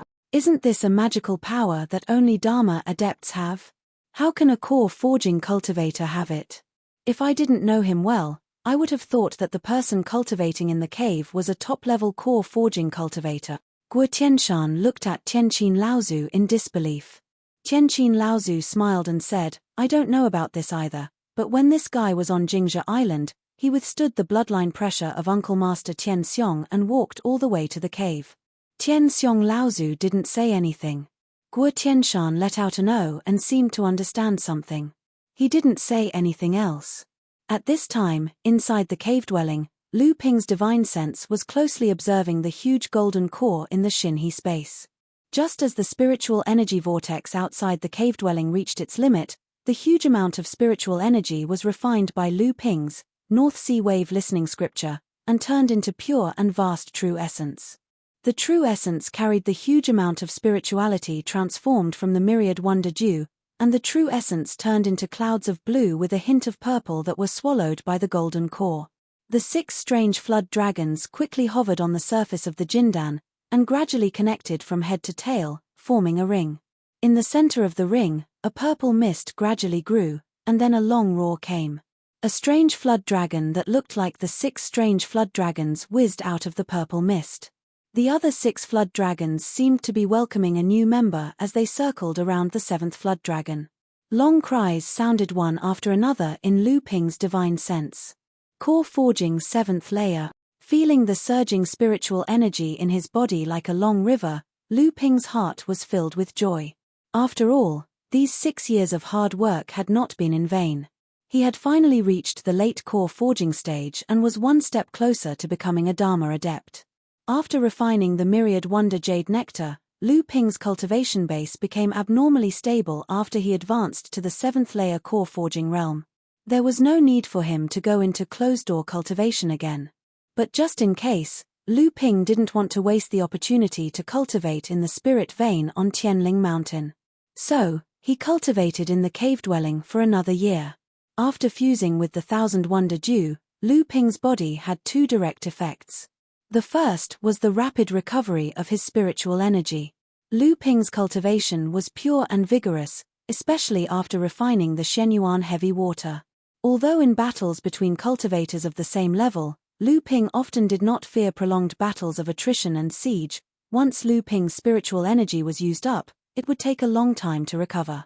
After Lu Ping refined the Thousand Wonder Dew, this problem was greatly improved. The second most direct effect of refining the Thousand Wonder Dew on Lu Ping was the increase in his lifespan. The Thousand Wonder Dew itself was a high-grade spiritual item that contained a large amount of vitality. It was the main ingredient for refining high-quality longevity pills. It was also because of this that the Thousand Wonder Dew could reach the same value as a high-grade heaven-level spiritual item even though it was only a mid-grade heaven-level spiritual item. Originally, after a cultivator advanced to the core forging stage, they would enjoy a lifespan of 500 years. After advancing to the mid-grade core forging stage, their lifespan would increase by 100 years. After advancing to the late-grade core forging stage, their lifespan would increase by another 100 years, reaching 700 years. However, after Lu Ping refined 2 portions of 72 drops of the Thousand Wonder Dew and advanced to the late-grade core forging stage, his lifespan directly increased to 800 years. The limit of his lifespan was already the same as the lifespan of a Dharma adept. A longer lifespan usually meant a longer period of training and more opportunities to advance. In the world of cultivation, there had never been any mention of a longevity pill that could increase one's lifespan by more than 30 years. However, after refining 2 portions of the Thousand Wonder Dew, Lu Ping was able to increase his lifespan by 100 years. He did not know if anyone in the world of cultivation knew about this, but at the very least, it was not common knowledge in the world of cultivation. Lu Ping had secluded himself in Tianling Mountain for 7 years. When he came out, he found that Guo Tianshan Laozu was no longer on Tianling Mountain. Lu Ping used his divine will to explore the entire peak of Tianling Mountain. He found that other than a few caves that were used for seclusion, there were only 9 caves that belonged to the Dharma adepts of Laozu. This meant that although Guo Tianshan Laozu had become a Dharma adept, this news had obviously not spread out yet. At this time, Guo Tianshan was not on top of Tianling Mountain. This meant that he must be carrying the secret mission of Zhenling. Lu Ping went to see his teacher, Liu Tianling, through the door of Chonghua Mansion. Ever since Tianling Laozu had taken charge of Zhenling, although Zhenling had yet to officially address the deacons of the sect as sect leader, everyone in Zhenling had already regarded him as the first-generation sect leader of Zhenling. Lu Ping reported to his teacher about his experiences in the past few years. He also asked his teacher about some matters related to cultivation. Lu Ping's achievements made his teacher very satisfied. After Lu Ping finished reporting, Tianling Laozu waved his hand, and 2 jade scrolls immediately appeared in front of Lu Ping. He said, "These are 2 jade scrolls that record 2 spirit-nurturing treasures that are specially used for flying swords. One was obtained by my teacher from the Central Plains, and the other was obtained by my teacher in the name of the sect from Jade Sword Sect's Jade Sword Laozu. Your achievements in the future will be on par with Uncle Tian Xiong. Since you are good at using swords, then a high-grade spirit-nurturing flying sword is indispensable. Take these 2 treasures, they will be of great help to you in the future." How could Lu Ping not know the value of these 2 spirit-nurturing treasures? Hearing this, he immediately beamed with joy and hurriedly thanked his teacher. Tianling Laozu waved his hand and said, "This is what you deserve. Among my disciples, in terms of future achievements, I am afraid that you will have the greatest future achievements. Chonghua and Xiao Yaro branches are currently too powerful and have too much power in the sect. Otherwise, Mai Tianqin would not have taken the position of Elder of Law Enforcement as soon as she returned. It is just a division of power. This is the way of balance in the sect. Even if Uncle Tian Xiong has become a great cultivator, this cannot be changed. Otherwise, in the long run, it is very easy to leave the root of the disaster of internal strife in the sect. Therefore, in the future, when you have some achievements in cultivation, the sect is very likely to let you set up another branch. At least on the surface, you must weaken Chonghua and Xiao Yaro branches to achieve a balance of power." Lu Ping was silent for a long time, then he frowned and said, "What should I do?" Tianling Laozu smiled and said, "This matter is not urgent. How old are you now? You just need to keep this matter in mind and be prepared for the future. But now, something has happened on Frost Island. Uncle Tianlu and Uncle Tianjiang are dealing with it. Your Uncle Tianshan has also secretly rushed over. In recent years, the situation in the North Sea has changed. The matter on Frost Island is just an excuse. It is time for everyone to show their fangs." Lu Ping immediately understood and asked, "Is the news of the medium-sized spirit mine on Frost Island leaked?" Tianling Laozu nodded and said, "The news of that spirit mine will be known sooner or later. It is just that the leak this time is a bit strange. However, the large-scale spirit mine on Frost Island is an extremely rare rich mine, and the ratio of top-grade spirit stones produced inside it is rare even among large-scale spirit mines. Our sect has occupied a medium-sized spirit mine, which is also an extremely high-quality mine, and the ratio of top-grade spirit stones produced is extremely high. When the cultivators of other sects know that our sect has occupied a medium-sized spirit mine, they can easily imagine that this spirit mine must also be a high-quality rich mine. Naturally, they are very dissatisfied." Lu Ping couldn't help but say, "Didn't Xianling sect also occupy a medium-sized spirit mine? Our sect's current strength far surpasses Xianling sect's, so why can't we?" The heavenly spirit ancestor said with a smile. The spirit mine of the giant spirit island was severely damaged by the demon clan back then. Although it can barely be considered as a medium-sized spirit mine, its output is extremely low among medium-sized spirit mines, and the proportion of superior-grade spirit stones produced is extremely low. It is far from comparable to the medium-sized spirit mine occupied by our sect. Moreover, our sect's strength has greatly increased, but senior uncle Tianxiang has become a great cultivator, and junior brother Tianshan has become a Dharma adept. Xianling sect has the support of the Crystal Palace and has also developed in recent years. Blue Sea sect has succeeded in merging and is eager to make a name for themselves in the North Sea.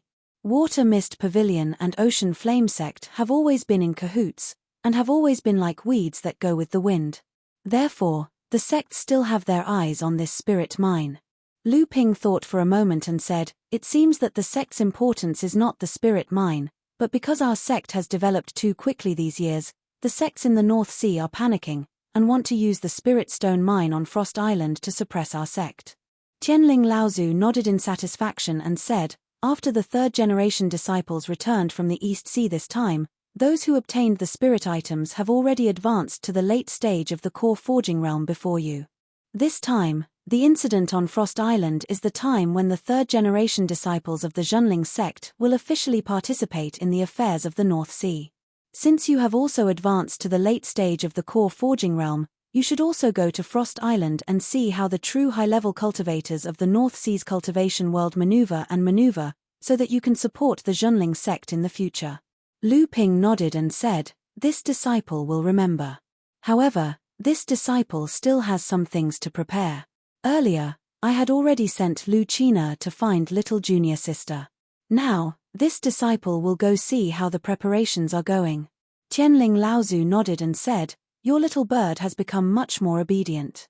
However, Xianxian has already followed her father to Huangli Island for seclusion. I have already arranged for your fourth senior sister, Xian Jing, to take that little bird to handle your matters. She should still be at the Artifact Refinement Hall." Outside the Artifact Refinement Hall, after Tianjiang Laozu stood guard on Frost Island, all matters of the Artifact Refinement Hall were entrusted to the hands of Chen Lian's teacher, Sage Enigma Flame. By the time Lu Ping arrived, Wang Shenjing had already brought Lu China back to Huangli Island. When Sage Enigma Flame saw Lu Ping's arrival and sensed the surging spiritual energy fluctuations coming from Lu Ping's body, the corners of his eyes twitched involuntarily. Next, he patted the crafting furnace before him, and a flying sword, which had been incinerated to a white-hot color, flew out from the furnace and shot towards Lu Ping. Lu Ping laughed. His right index finger pointed at the incoming flying sword, and a purplish-blue stream of primary energy shot out, freezing the flying sword in midair. Kai. A white mist immediately filled the entire crafting room. After the white mist dissipated, the white-hot flying sword's heat waves faded away and the golden-yellow fish-scaled flying sword reappeared before Lu Ping.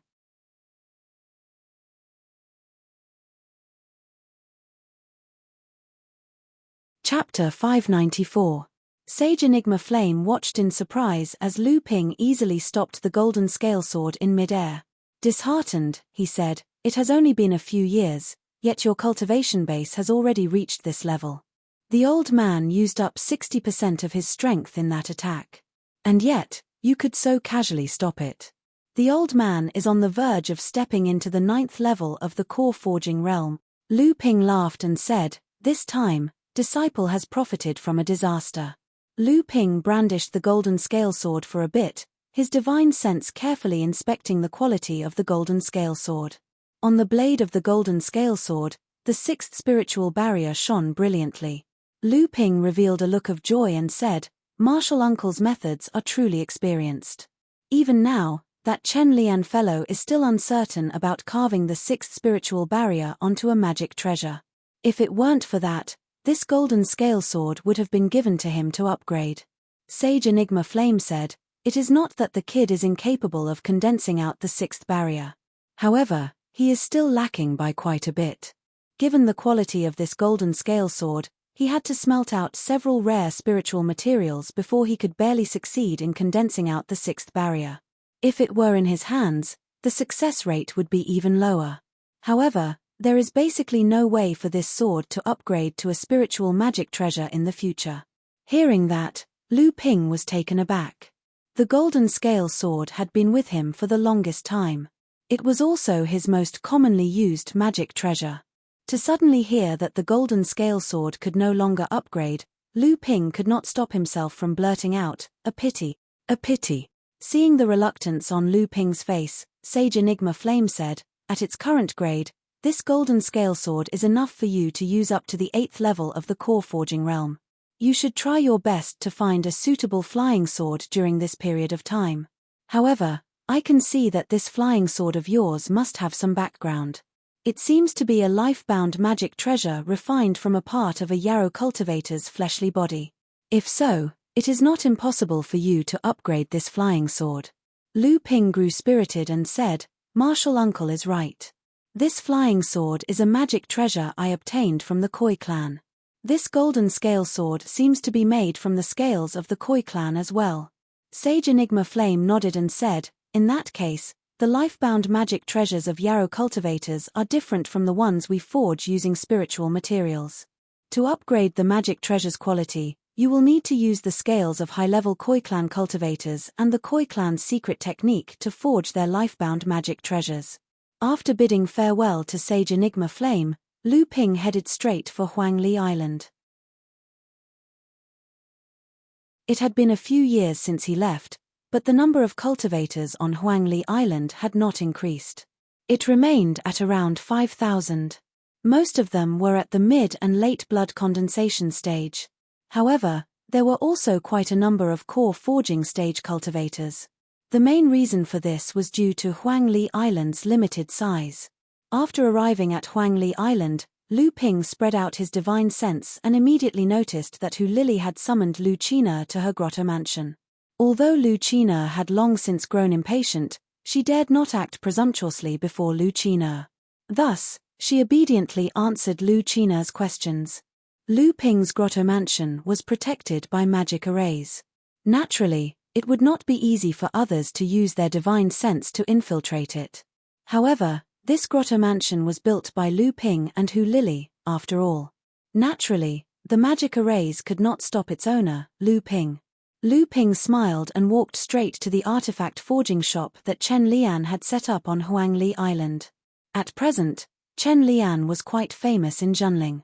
As the youngest and most talented artifact forging master in the artifact forging hall, Chen Lian was also an influential figure amongst the third-generation disciples. Seeing Lu Ping return, Chen Lian put down what he was doing and personally came out to welcome him. When he saw Lu Ping, a puzzled look appeared on his face. Chen Lian was actually unable to sense any aura of cultivation from Lu Ping's body. After coming out from the artifact forging hall, Lu Ping utilized a secret technique to seal off his aura of cultivation in order to avoid unnecessary trouble. Those whose divine sense was weaker than Lu Ping's, even if they were at the late core forging stage, would not be able to sense Lu Ping's true cultivation base unless they possessed a special treasure. A strange look flashed across Chen Lian's face, and he immediately threw an iron seal and a dark blue flying sword over. Lu Ping reached out and caught the landslide seal and the water spirit sword. He carefully examined them with his divine sense and heard Chen Lian's introduction. "The 2 psychic treasure restrictions of your landslide seal have been engraved. However, although the water spirit sword has an invisibility effect, its material quality is too low. Although I've been keeping an eye out for spiritual materials that can be used to enhance the water spirit sword's special quality, I've only managed to engrave 2 psychic treasure restrictions on it. If you want to engrave the 6th psychic treasure restriction, you'll need to find spiritual materials of higher quality that are suitable for the water spirit sword." Lu Ping grabbed a magic treasure in each hand and injected a bluish-purple spiritual essence into the 2 magic treasures, refining them in an instant. Chen Lian was stunned when he saw this. Lu Ping weighed the landslide seal in his hand and then slapped it into the core space. The water spirit sword in his other hand flashed a few sword flowers and then disappeared from Lu Ping's hand. Lu Ping carefully felt it and then smiled with satisfaction. "I haven't seen you for years, and your refining skills are getting better and better. The landslide seal and the water spirit sword are different from ordinary psychic treasures, and it's very difficult to upgrade them. I didn't expect you to be able to upgrade them in such a short time. This time the sect sent a few urgent matters, so I had to use these magic treasures a little urgently. Thank you in advance." Chen Lian spread his hands and said, "What are you thanking me for? I want to thank you for giving me 5 psychic treasure restrictions, especially the 3 invisible flying swords. It's obviously a complete set. This is a rare treasure. After Master heard about it, he immediately agreed to upgrade the golden scale sword to a top-grade psychic treasure. After saying goodbye to Chen Lian, Hu Lili already knew that Lu Ping had returned to Huangli Island and was already waiting in front of the cave residence. From afar, Lu Ping saw Hu Lili standing at the entrance of the cave residence with a smile as she watched him coming. He couldn't help but smile and said, "How come you are so polite to me after not seeing me for several years? I've troubled the famous Daoist fox of Huangli Island to come out and welcome me. If this matter were to spread, I wouldn't be able to bear the consequences." Although Huangli Island was built by Lu Ping, it had always been managed by Hu Lili. As the scale and fame of Huangli Island grew, more and more cultivators came to Huangli Island to explore the open sea. There were all kinds of cultivators mixed together, good and bad, but Hu Lili was able to manage everything on the island in an orderly manner, making Huangli Island develop steadily. This was not something that could be solved by the level of cultivation. Without extraordinary wisdom, means, and communication skills, Huangli Island had long become a chaotic place. Even with Tianlin Laozu presiding over it, it couldn't be done. Over time, Hu Lili became more and more famous on Huangli Island. Many cultivators who came to Huangli Island even thought that Hu Lili was the guardian of Huangli Island. In addition, they had been dealing with her for a long time. In the process of trading various cultivation resources, they found that very few people could take advantage of her. Therefore, she got the elegant title of Daoist Fox. When Hu Lili heard Lu Ping's teasing, her beautiful eyes couldn't help but wonder. She also smiled and said, "This is not up to me. Little Qin told me that you brought me a gift when you returned to Huangli Island. If I was late in welcoming you, the Water Sword Immortal would be unhappy and keep the gift a secret. Wouldn't that be a great loss for me?" Lu Ping laughed heartily and said, "I think you have been waiting for a long time. I heard that even Zhongjian and Ma Yu have started closed-door training in preparation to advance to the middle stage of the core forging realm. Chen Lian, Du Feng, and the others have already advanced successfully. However, there are advantages to advancing later. As the saying goes, sharpening one's axe will not delay the work of cutting firewood. Your foundation was not as solid as Zhongjian and Ma Yu's in the early years. These years, I deliberately let you slow down your cultivation speed in order to consolidate the results of your previous cultivation. This time, the fire is almost there. Moreover, during this trip to the East Sea, I have gained a few more tricks in my hands. Even if my foundation is inferior to Chen Lian and the others in the future, I believe that I can make up for it." After entering the cave, Lu Ping handed over the low-grade earth-rank dark wood that he had obtained from Lyra Laozu in exchange for the 1,000 sand copper in Hu Lili's hands. The dark wood suddenly sank in Hu Lili's hands. She was proficient in array formations, but her knowledge of heaven and earth spirit objects was far inferior to that of Lu Ping. Lu Ping explained, "This is dark wood, a low-grade earth-rank wood spirit object. The quality of this dark wood is good, and the quantity is also sufficient. It is suitable for you to smelt." Hu Lili said with some hesitation, "With my current strength, I am afraid that the smelting will fail." Lu Ping smiled and said, "Rest assured, this dark wood is the easiest to smelt among the spirit objects of the same grade. After it is smelted, it is famous for increasing the density of a cultivator's true essence. Although it is not comparable to a heaven-rank spirit object, among the earth-rank spirit objects, it is the most suitable for you. Your life origin magic weapon is an array disc. This kind of magic weapon consumes the most true essence in a fight. Smelting the dark wood will allow you to use your life origin magic weapon for a longer time." There were nearly 9 small spirit veins on Huangli Island. Lu Ping buried the 2 small spirit gathering pearls he obtained from the Long Huai tree's secret zone in the middle of the 9 spirit veins. After a year or two, the spirit veins would form and Huangli Island would have a mid-sized spirit vein.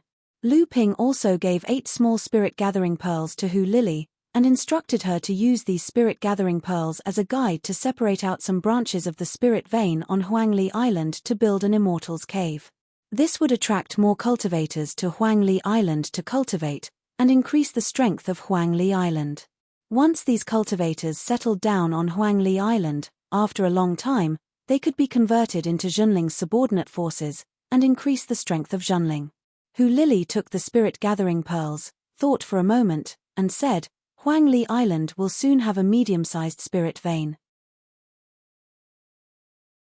This is undoubtedly a boost for Huangli Island, but in this way, Huangli Island's size will become an obstacle to development. Moreover, after the medium-sized spirit vein is formed, we will need a spirit-gathering artifact to confine it. Otherwise, after a long time, the spirit vein may slowly disappear. Lu Ping nodded, and said, I have already thought of this. I have already discussed it with Marshal Uncle Guo Xianshan. After a period of time, I will invite him to use the mountain-moving and sea-filling art again. This time, we will strive to expand Huangli Island into a small island. As for the spirit-gathering artifact, although it is only an ordinary spirit-gathering artifact, it is somewhat difficult to refine.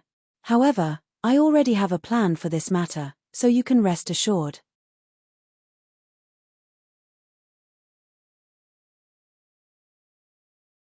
Chapter 595.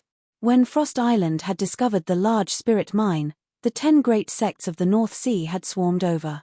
Other than the large spirit mine at the center, the areas around Frost Island had all been divided up by the 10 great sects.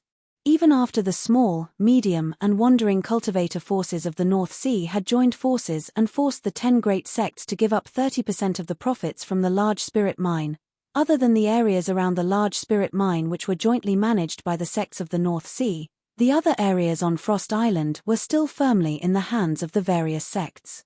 Everyone knew that the birth of a large spirit mine was accompanied by many spirit materials, spirit ores, spirit veins, and even spirit items. Therefore, after the 10 great sects had given up 30% of the profits from the large spirit mine, they did not give up any of the other areas. Among them, Junling was the one who did the most exaggerated. After confirming the size of the spirit mine on Frost Island, Junling was the first to start an enclosure movement on Frost Island. After that, all the other sects followed suit. Therefore, after Frost Island had been divided up, Junling occupied the largest area among all the sects. Moreover, from the various cultivation resources that Junling had discovered, it could be seen that Junling's benefits were undoubtedly the greatest. However, compared to the production of the large spirit mine, these benefits were undoubtedly insignificant. Therefore, although all the sects were envious of Junling's benefits, they could only secretly curse Junling for acting so quickly. However, Junling did not stop there. After dividing up the largest area of Frost Island, Junling had also used formations to firmly control the entire area under his control. However, this formation was not a powerful defensive formation, otherwise Junling would have revealed his intentions. Junling used an extremely advanced warning formation. This formation did not have much defensive power, but very few cultivators could escape its detection. In these years, it was not that no cultivators had entered Junling's area, but they would often be discovered by Junling before they could go a few miles in. Then, Junling's core forging cultivators would punish and expel these cultivators. Due to the importance of the large spirit mine on Frost Island, all the sects would usually send important cultivators to guard Frost Island. While guarding against external enemies, they would also protect their own sect's rights. However, after the Frost Spirit Mine was on the right track, the Dharma adepts of each sect began to take turns to guard it. After all, no matter how important the spirit mine was, there was no need for a dozen Dharma adepts to guard it at the same time. However, Junling was different. Liu Tianling, Laozu, set up his temporary cave abode on a spirit material mine that Junling had discovered that was coveted by all the sects. He guarded it for several years. When Junling set up a Dharma deacon, Liu Tianling prepared to become the first sect master of Junling and temporarily handed over the responsibility of guarding to Sage Enigma Flame, the master forger of Junling. Just when everyone thought that Junling would no longer send any Dharma adepts to guard Frost Island, Tianjiang Laozu suddenly descended on Frost Island and began to guard Frost Island again. Sage Enigma Flame returned to the artifact forging hall. Junling's abnormal actions finally aroused the suspicions of all the sects.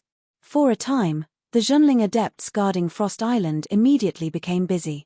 They were often sent out to chase away those who accidentally intruded into Zhenling's territory. As the saying goes, one can only be a thief for 1,000 days, but there is no such thing as guarding against thieves for 1,000 days. After the sects failed several times in their investigations, even though Tianjiang Laozu crippled a few of their spies with the intention of warning the sects, in the end, someone still intruded and discovered the pulse-suppressing spirit-locking formation underground. What kind of treasure was in the territory Zhenling occupied that was actually worth Zhenling activating the pulse-suppressing spirit-locking formation? No wonder. No wonder Zhenling had always guarded his territory so tightly. No wonder Zhenling had never withdrawn his Dharma adepts after discovering the large spirit stone mine on Frost Island. Although the sects had guessed that Zhenling had obtained some unexpected gains on Frost Island, they would never have guessed that the unexpected gains Zhenling had obtained would actually be worth protecting with the pulse-suppressing spirit-locking formation. Just as the sects were secretly colluding and preparing to join hands to attack Zhenling's territory and investigate what kind of treasure Zhenling had discovered that was worth activating the pulse-suppressing spirit-locking formation, the newly merged Blue Sea sect suddenly received a shocking piece of news from Zhenling's inner circle. The pulse-suppressing spirit-locking formation was actually protecting a mid-sized spirit stone mine. This time, the sects were completely boiling. A mid-sized spirit stone mine. Before this, Xianling sect was the only sect in the entire North Sea that had once occupied a mid-sized spirit stone mine. Furthermore, it was the most barren mid-sized spirit stone mine that had been severely damaged by the demon race. Moreover, they had obtained the other half of the mine from Zhenling through a game of chance. Even so, Xianling sect's barren spirit stone mine was still the envy of countless sects in the North Sea. Now, Zhenling had also occupied a complete mid-sized spirit stone mine, and under the noses of the sects for dozens of years without outsiders knowing about it. For a time, the sects felt as if they had been played by Zhenling. Judging from the ratio of high-grade ores produced in the large-sized spirit stone mine on Frost Island, the spirit stone mine Zhenling had occupied was very likely to be a high-grade mine. This fact provoked the fragile nerves of the sects even more. For a time, the sects were filled with righteous indignation and demanded that Zhenling hand over the mid-sized spirit stone mine that they had occupied. However, Zhenling's reaction was also extremely fast. After discovering that the news of the spirit stone mine had been leaked, Zhenling's Fornax Laozu had swiftly rushed to Frost Island from Heaven Spirit Mountain. Accompanying him were 8 late-stage core forging cultivators of the second generation led by spiritual master Zhenling Guoxianshan. Other than that, there were almost 20 third-generation disciples who had reached the core forging stage. Zhenling's sudden increase in defensive strength caught the sects off guard for a time, but it also indirectly proved that the news that Zhenling had occupied a mid-sized spirit stone mine was true.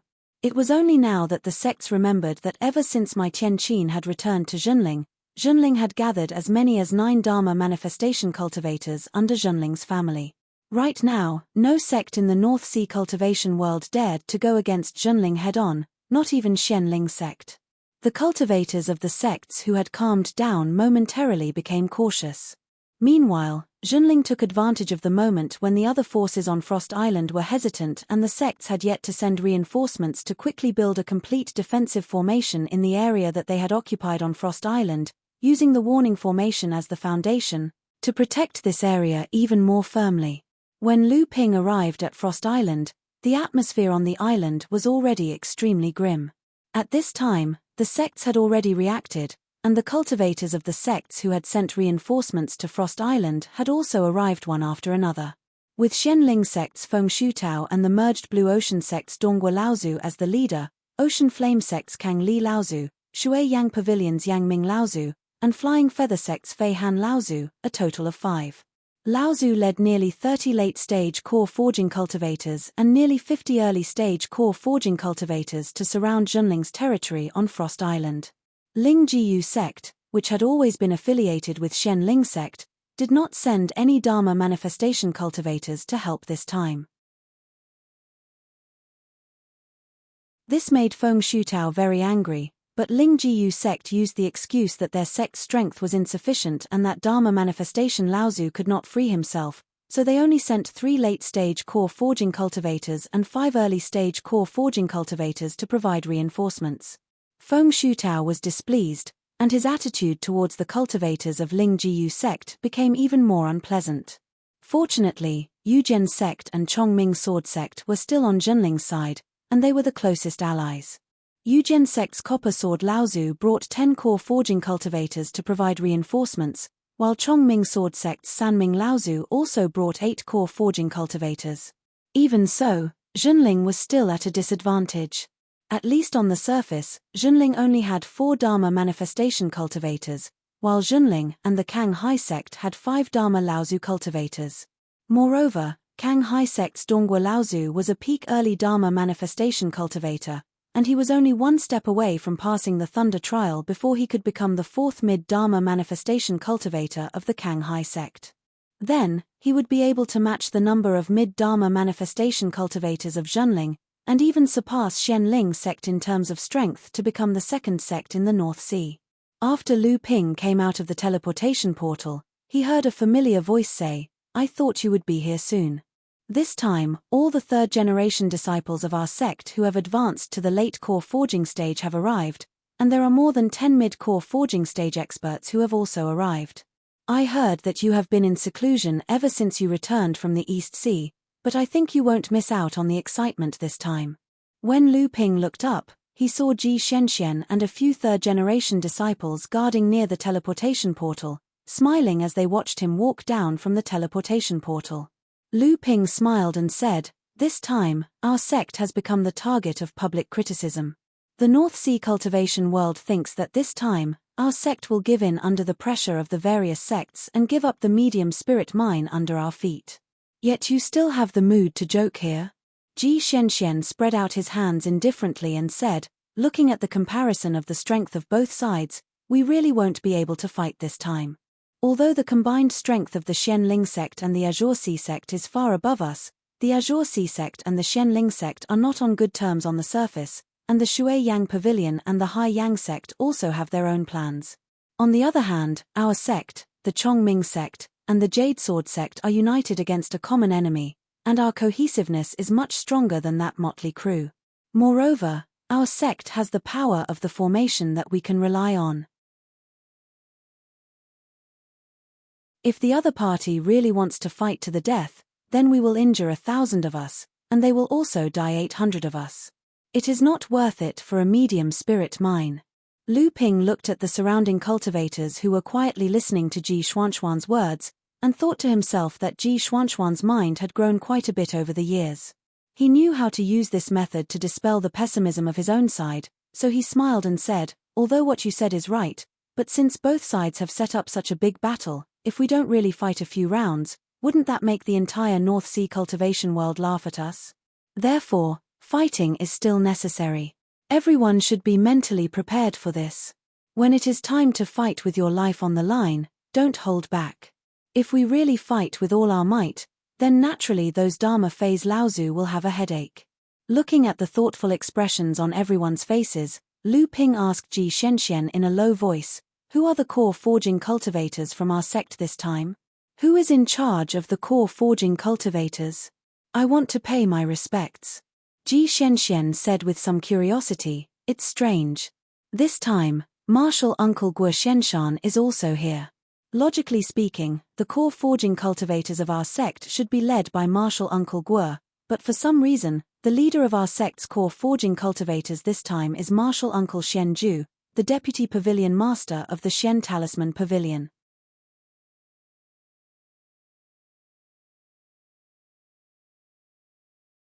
Chapter 596. Lu Ping could guess why Daoist Shen Ju was able to become the leader of Zhenling's core forging stage cultivators. However, he could not reveal the news of Daoist Guo Shenshan advancing to core forging stage to Ji Shenxian. He could only say, "I'll go greet Martial Uncle Shen Ju first." Daoist Shen Ju. Lu Ping had seen Daoist Shen Ju during the high-level meeting of Zhenling's core forging stage. He was one of the few powerful late-stage core forging stage cultivators in Zhenling. His position was similar to that of Daoist Enigma Flames in the artifact refining hall. Daoist Xianju was also Daoist Xianju's teacher who went with Lu Ping and the others to Phantom City to participate in the auction. Daoist Xianju was also a female cultivator.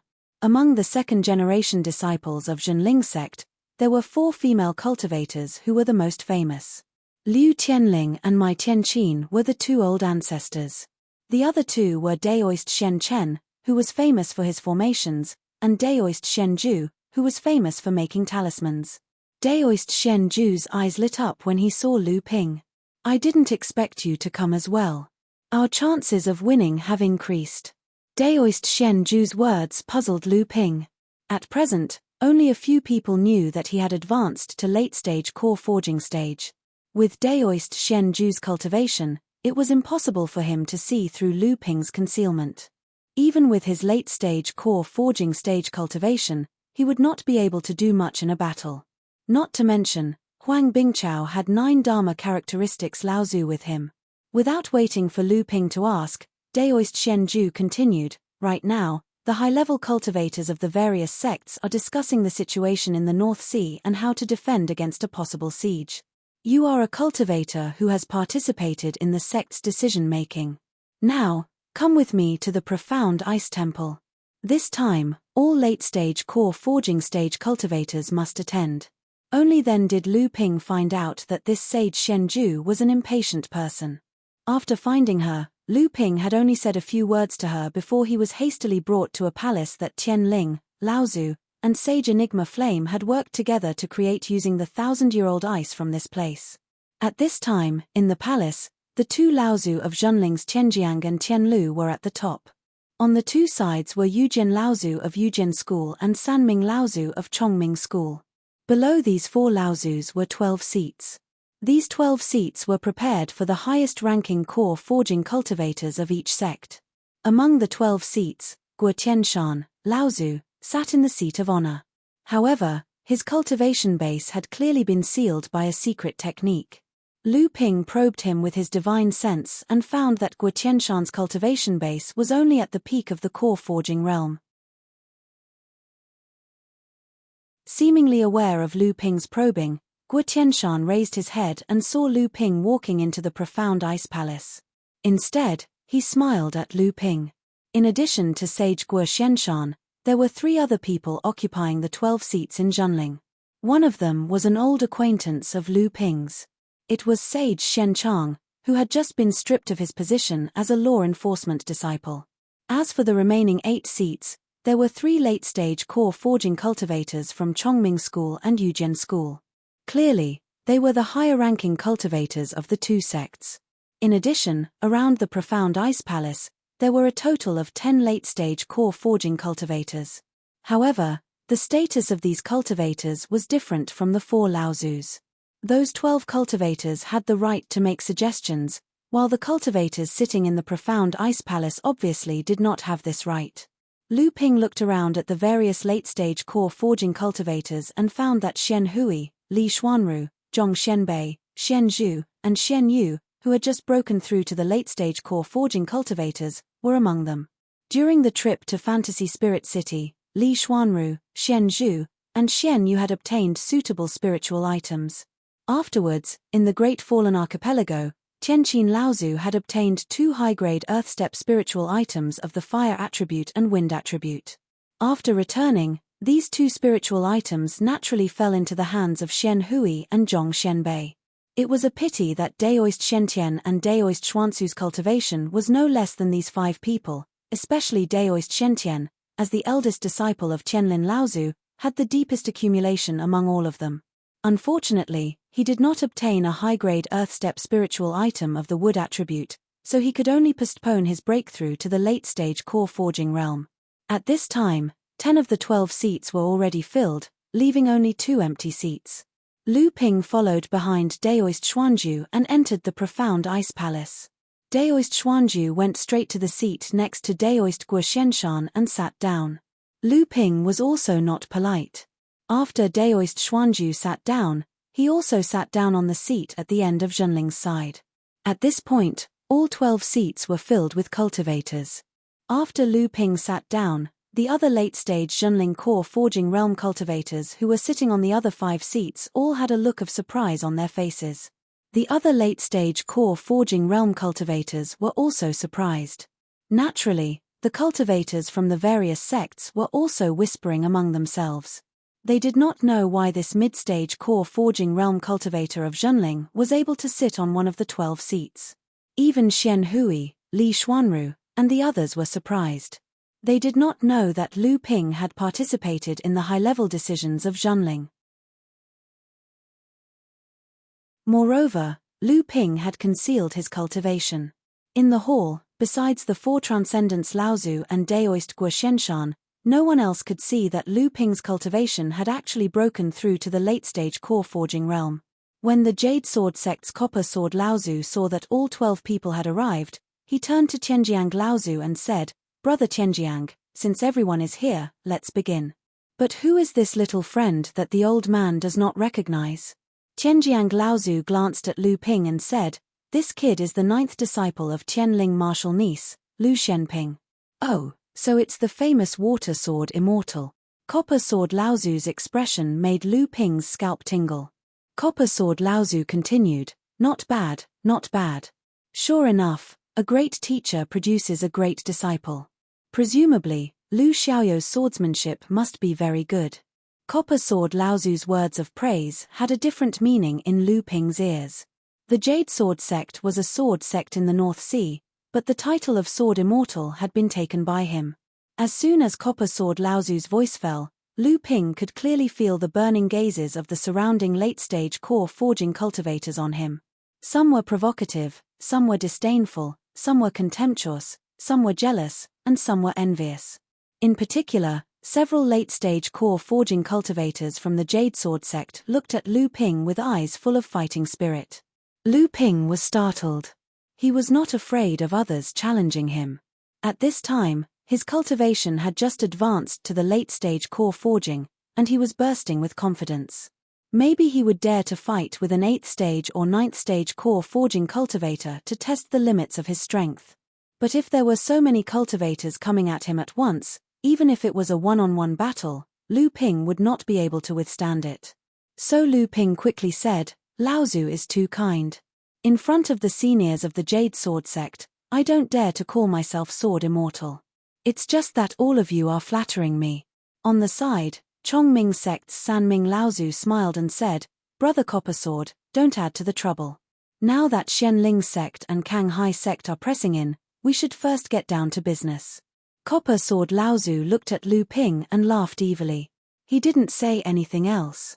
Seeing this, Tianlu Laozu coughed and said, "This time, I'm afraid it won't be good." News came from the sect that Dao Shang and Dongji have arrived at Tianling Mountain together. Senior brother Tianfan and senior sister Tian Shui, as well as martial nephews Tianling and Tianlin can't be touched. Dao Yang from Huanyu Island has also found senior brother Tian Kang. Huangli Island is now guarded by martial niece Tian Qin. It is said that Ao Chuang from Golden Dragon Island has recently appeared in the sea near Huangli Island, so martial niece Tian Qin can't be touched. Sanming Laozu frowned and said, "This time, all the major sects have moved. Other than the few Laozu who are guarding the sect, the rest have taken action. My Chongming sect and Brother Copper Sword's Jade Sword sect have also been visited by Laozu using various reasons. Now, only Brother Copper Sword and I can come to Frost Island to help." Tong Sword Laozu's expression was also a little serious. He said, "That's right. This way, we have no backup on Frost Island. The other side has gathered 5 Dharma adepts and many late core forging adepts. Even if we have the formation, it will be beyond our power to block the cultivators of the various sects." Tianjiang Laozu smiled and said, "Brother Copper Sword, you have missed one person." "What?" Tong Sword Laozu followed Tianjiang Laozu's gaze and looked at perfected Guoshenshan, who was below. He suddenly patted his head and said, "Look at this old man's memory. This way, the strength of both sides will be much closer. This time, it is not impossible for us to defend this medium-sized spirit stone mine.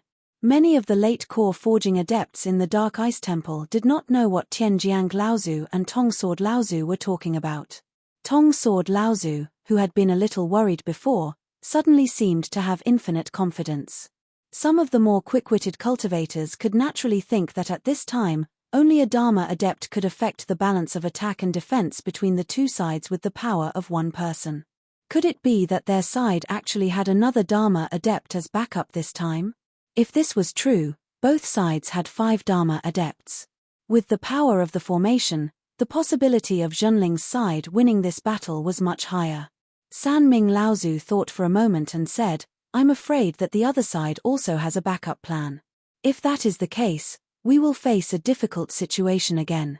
Tong Sword Laozu nodded and said, "This is not impossible. After all, the other side's strength far exceeds ours. If 1 or 2 of the Dharma adepts from the various sects come to help us, we will not be able to handle it." The Fornax Furnace ancestor chuckled and said, "Everyone, don't worry. Even if the other side has a backup plan, we have the confidence to deal with it. Unless the other side really wants to fight us to the death for this medium-sized spirit mine, we will make sure that all sects return empty-handed."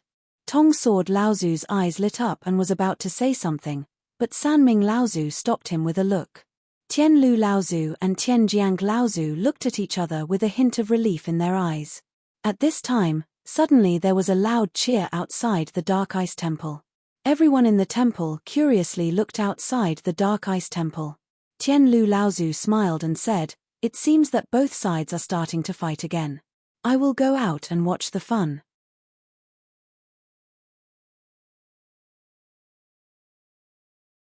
Chapter 597. Just as he was following the crowd in the direction of the cheers, Tianjiang Laozu suddenly sprinkled a white powder around his body. After the powder drifted away, it slowly weaved into a thin gauze-like mist in the sky. This layer of light mist slowly enveloped the late core forging stage cultivators who came out of the Dark Ice Temple, as well as Laozu, and slowly disappeared into the sky. Lu Ping looked up into the void in the distance. There seemed to be some faint fluctuations of spiritual qi coming from there. If it wasn't for the fact that Lu Ping's divine will had advanced to the late core forging stage and could barely be compared to the early Dharma stage cultivators, it would have been extremely difficult to detect this slight fluctuation. However, Lu Ping's attention was quickly attracted by the 2 people fighting in the field below. A flame suddenly sprang up from below. The flame shook its head and tail in mid-air, and suddenly turned into a fierce giant flaming tiger. The giant tiger silently roared at a cultivator on the ground. It pounced down with its 4 limbs and immediately pounced towards a Blue Sea sect disciple who was fighting against Yarrow Yong. The Azure Sea Order disciple who was in the midst of fighting Yarrow Yong was already in a disadvantageous position. When the gigantic flaming tiger roared down from the sky, the Azure Sea Order disciple hastily brought out a defensive magic treasure to block the incoming attack, and his figure collided against the gigantic flaming tiger. With a muffled bang, the giant flaming tiger hit the treasure head-on. The Kang Hai sect disciple's face was full of joy, but before the smile on his face could bloom, a trace of fear flashed in his eyes. However, without waiting for the Kang Hai sect disciple to prepare, the giant flaming tiger suddenly exploded in mid-air. The defensive treasure in front of the giant tiger was immediately blown away by the power of the explosion, and flew towards the Kang Hai sect disciple, whose face was bright red as if blood was about to drip out. However, Yarrow Yong did not give up. Without waiting for the heavily damaged defensive treasure to be controlled by the Kang Hai sect disciple again, he had already rushed forward, grabbed a fireball in each hand, and slapped it towards the Kang Hai sect disciple. At this time, the Kang Hai sect disciple had already been unable to catch his breath from the self-explosion of the Kang Hai sect disciple. Seeing that Yarrow Yong was holding a fireball in his hand again, the Kang Hai sect disciple had no choice but to raise his hands, and a cloud of cold mist condensed in each of his palms. However, before the cold mist could form, Yarrow Yong's fireball had already exploded in the cold mist. The Kang Hai sect disciple could no longer resist Yarrow Yong's fierce attack. He opened his mouth and spat out a mouthful of blood, and quickly retreated back to his own camp. Yarrow Yong did not chase after him.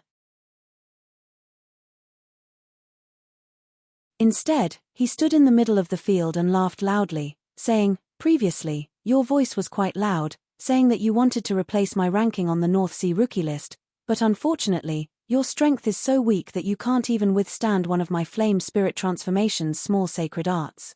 Although the Kanghai sect's two sects have merged into one and are known as the third largest sect in the North Sea, your disciples are only SOSO.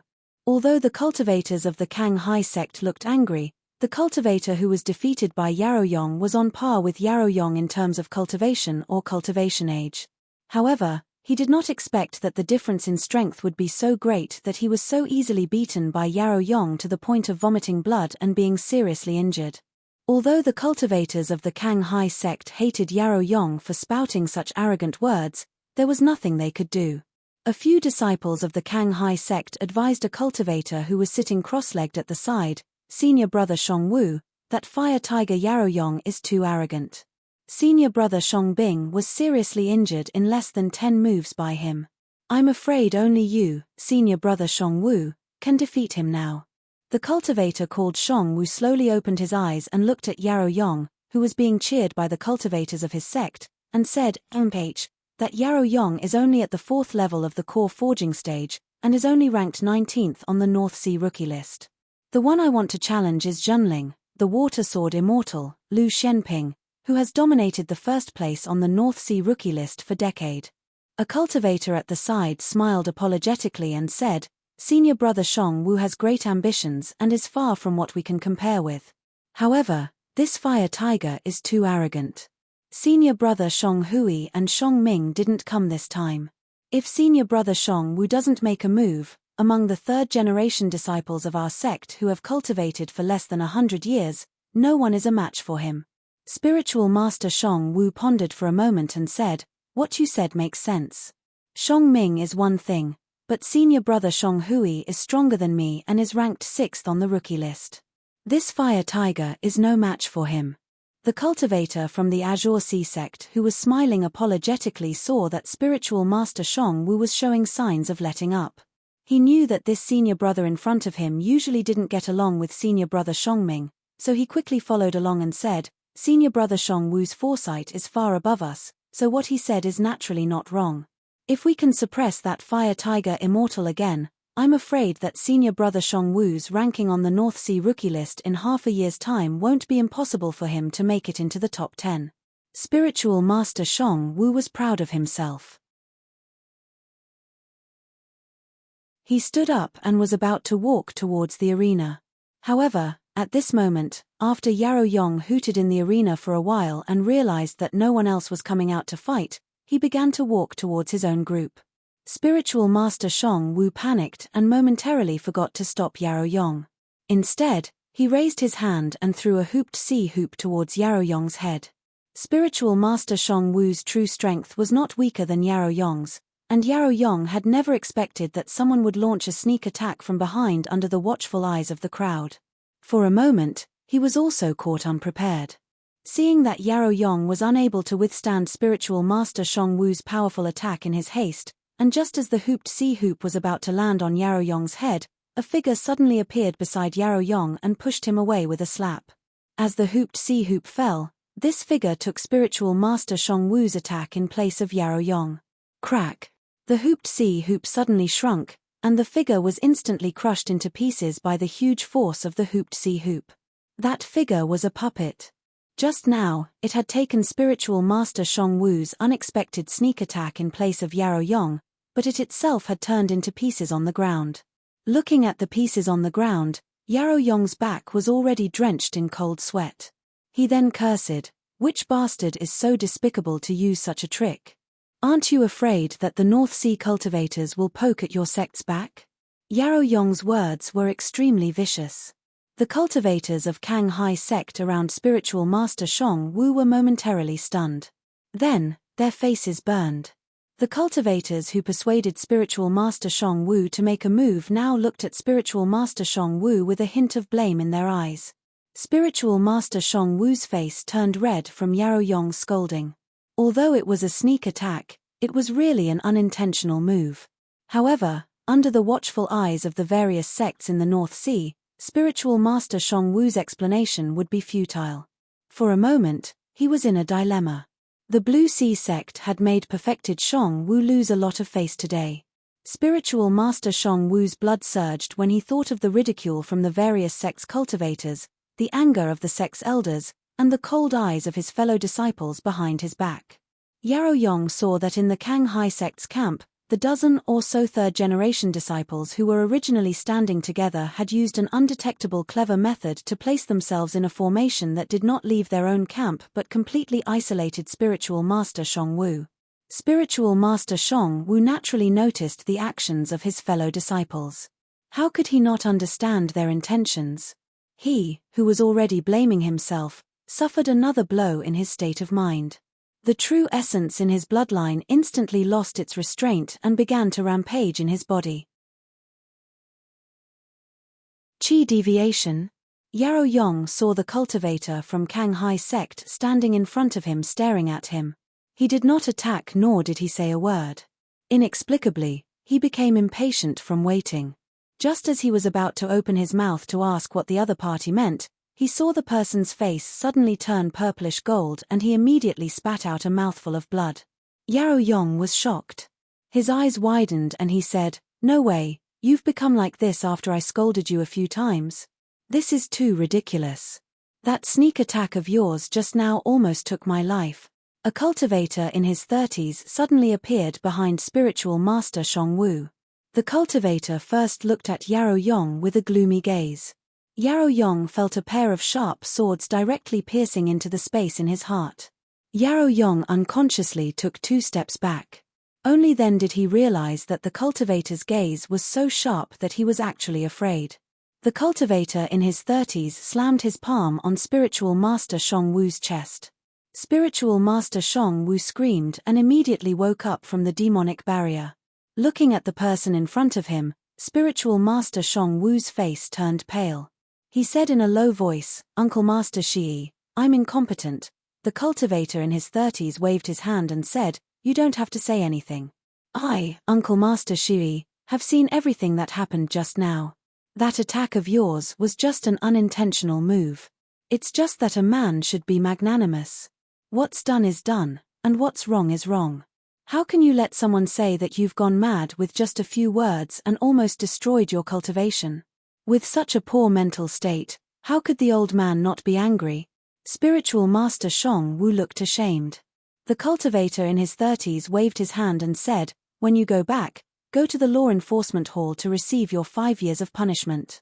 After that, go to Shishire Cliff to reflect on your past. If you have any problems with your cultivation in the future, you can ask me at Shi's cave." Spiritual Master Shang Wu looked excited and quickly said, "Thank you, Uncle Master." When the surrounding Songhai sect disciples heard that Spiritual Master Shang Wu was punished to go to Shishire Cliff to reflect on his mistakes, their faces showed envy. However, when they saw Spiritual Master Shi's gaze sweeping over, they all looked ashamed and lowered their heads, not daring to look at him. Spiritual Master Shi turned to look at Yarrow Yong and suddenly smiled, "You're Chu Xuancheng's disciple?" Yarrow Yong was previously frightened by Daoist Master Shi Yi's gaze, and was secretly feeling that he had lost face. Hearing Daoist Master Shi Yi's question, he immediately stood up straight and said, "Yes, may I ask who Senior is? Are you acquainted with Junior's master?" Spiritual Master Shi Yi smiled and said, "That's right, I didn't expect Chu Shencheng to teach a disciple who might be above him in the future." When Yarrow Yong heard that the other party actually looked down on his teacher, Spiritual Master Chu Shencheng was also a cultivator who was about to succeed, Yarrow Yong immediately said angrily, "Senior, you have a big tone. My teacher is now in seclusion, and when he comes out, he will be Dharma idol Laozu. I wonder what ability Senior has." After a pause, Yarrow Yong blushed and said, "I wonder if Senior dares to give me some advice." Spiritual Master Shi looked at the indignant Yarrow Yong and laughed involuntarily. "You really don't know the immensity of heaven and earth. You're really similar to Chu Shencheng in the past, but you're far from qualified now." Yarrow Yong still wanted to say something, but his vision blurred and Spiritual Master Shi suddenly disappeared.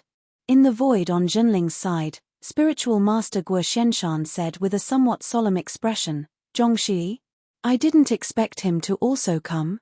Lu Ping saw that many of the late core forging adepts around him had ugly expressions on their faces, so he asked, "Uncle Master, who is this Zhongxi?" Spiritual Master Guo Shenshan looked at Lu Ping and said, "This person is a peerless genius among the second generation of the Kanghai sect. Back then, among the North Sea adepts of the same generation, this person was once on par with the North Sea Gemini. Later, I heard that he committed some kind of mistake and was suppressed by the East Pole Laozu. There hasn't been any news of him for decades. This time, he's already at the peak of the core forging stage, and is only one step away from the Dharma stage." Lu Ping said disapprovingly, "Although this person is strong, he's too arrogant. Didn't Uncle Master also advance to the Dharma stage before him?" Spiritual Master Guo Shenshan shook his head and said, "It's not the same.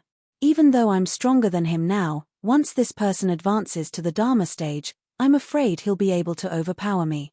In this confrontation between the two sides, Uncle Master, I'm a surprise weapon to be used against the opponent's Dharma adepts. However, with Zhongxi here, whether it's the Shenling sect or our own sect, no core forging adepts are a match for him. This person has such strength. Could it be that even if Uncle Master sealed his Dharma stage cultivation, he still wouldn't be a match for him?" Lu Ping did not quite believe it. Spiritual Master Guo Shenshan looked at Lu Ping and said, "If Senior Tianlin had not advanced to the Dharma stage, he would definitely be able to overpower him. Before Senior Tianling and Junior Tianqin had advanced to the Dharma stage, they could also be on par with him. However, the three of them have been held back by others and could not come. Now that they're all Dharma adepts, there's no way they can compete with him." However, Spiritual Master Guo Shenshan thought for a moment and said, "If Senior Liang Shenfeng was here, he might be able to deal with Zhongxi. However, he would only be able to deal with him, and it would be impossible for him to win. I can rely on my defense to escape from him, but I'm afraid I'll be injured. When Junior Chu fought with him in the past, he lost to him." Lu Ping heaved a sigh of relief and said, "Looks like after this person advances to the Dharma stage, Feng Shutao from Shenling sect will most likely not be a match for him." Spiritual Master Guo Shenshan could not help but say, "Feng Shutao only trained 100 years earlier than us. Even with my current strength, compared to Feng Shutao before he advanced to the Dharma stage, I'm not that far off. Before Feng Shutao advanced to the Dharma stage, his strength was only on par with Senior Liang Shenfeng."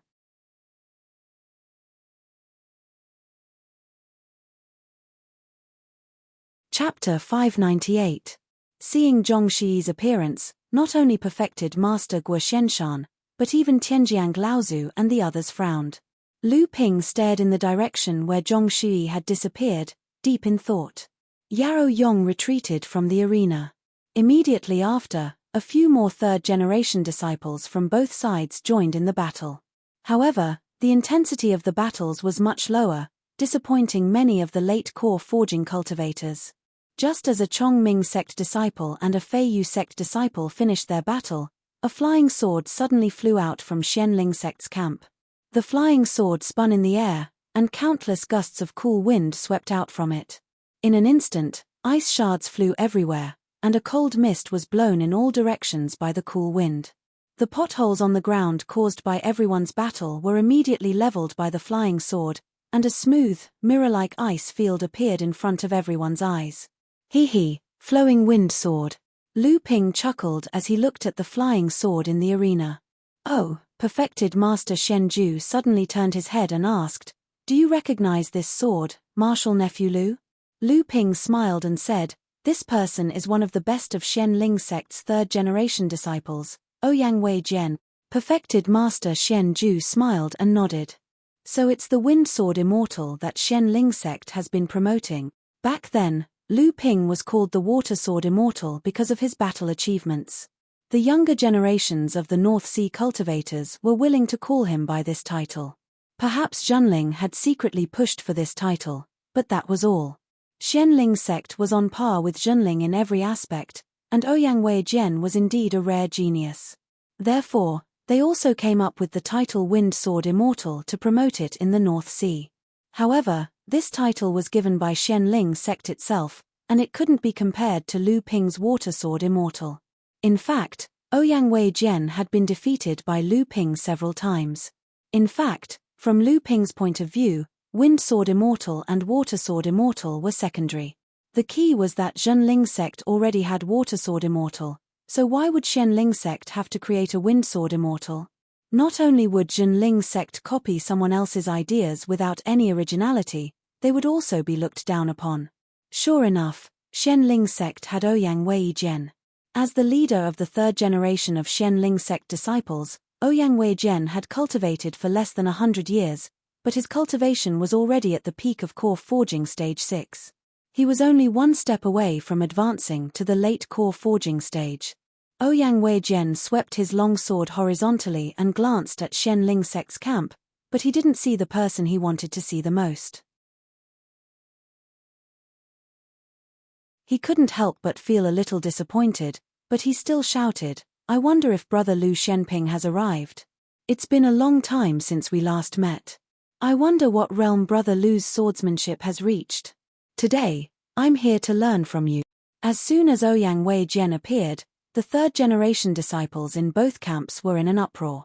Ouyang Wei-jian was ranked second on the North Sea rookie list, second only to Lu Ping. Just like Lu Ping, Ouyang Wei-jian's position on the rookie list was also extremely stable. No one had been able to shake his position for more than a decade. Among the rising stars in the North Sea, Ouyang Wei-jian's reputation was second only to Lu Ping's. Coupled with Xianling sect's deliberate promotion, Ouyang Wei-jian challenged many mid-stage core forging stage experts from various sects in the North Sea. He even challenged late-stage core forging stage cultivators several times. Although he didn't achieve the same result as Lu Ping, who killed a 7th-layer core forging stage demon cultivator with a cultivation of 5th-layer core forging stage, he was able to escape unscathed from a late-stage core forging stage cultivator regardless of the outcome. The Wind Sword Immortal challenging the Water Sword Immortal was something that the third-generation disciples were very interested in. All along, the Water Sword Immortal, Lu Ping, had been a lofty existence in the rookie list. Cultivators like Zhonghai sect's perfected Shong Wu who wanted to challenge Lu Ping were undoubtedly ridiculous in the eyes of the cultivators in the top 10 of the rookie list. It wasn't impossible to challenge Lu Shenping, but one had to have the strength to challenge a late-stage core forging stage cultivator first. In the North Sea's rookie list, the only one who could challenge Lu Shenping was Ouyang Wei-jian. Ouyang Wei-jian was very disappointed when he didn't see Lu Ping in Zhenling's group. He smiled and said, "What a pity. I thought I could have a chance to spar with Brother Lu's swordsmanship, but it seems I won't have the chance. It's a pity that other than Brother Lu, no one in Zhenling is worthy to spar with me." In the void above Zhenling's group, not only the late-stage core forging stage second-generation disciples, but even Xian Hui, Xian Zhu, and the other late-stage core forging stage third-generation disciples also looked at Lu Ping. Unexpectedly, Lu Ping just smiled and acted as if he didn't hear Ouyang Wei-jian's provocation. Xian Zhu Daoist couldn't help but say, "This Ouyang Wei-jian is too arrogant. He really thinks he's a sword immortal. Junior Brother Lu, are you going to let this Ouyang Wei-jian continue to be so arrogant?" Lu Ping looked at Xian Zhu Daoist and couldn't help but laugh. He shook his head and said, "It's not worth it." Xian Zhu Daoist was stunned. He didn't know what Lu Ping meant. However, the other late-stage core forging stage cultivators looked a little disappointed. Only the 4 Laozu and Daoist Guo Shenshan, whose cultivation was sealed, knew what Lu Ping meant by "it's not worth it." Before Lu Ping advanced to the late-stage core forging stage, his cultivation had always been lower than Lu Ping's. At that time, he was already not Lu Ping's opponent.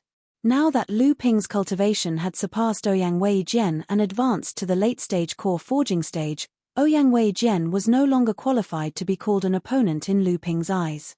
When Lu Ping came to Frost Island, many cultivators in Zhenling had seen it. Although they didn't know why Lu Ping didn't come out to fight, Ouyang Wei-jian's repeated provocations had long since aroused the indignation of the cultivators in Zhenling. Ji Shenxian jumped out from Zhenling's group, pointed at Ouyang Wei-jian and said, "Ouyang Wei-jian, you sure talk big. As far as I know, you've lost to senior brother Lu more than once.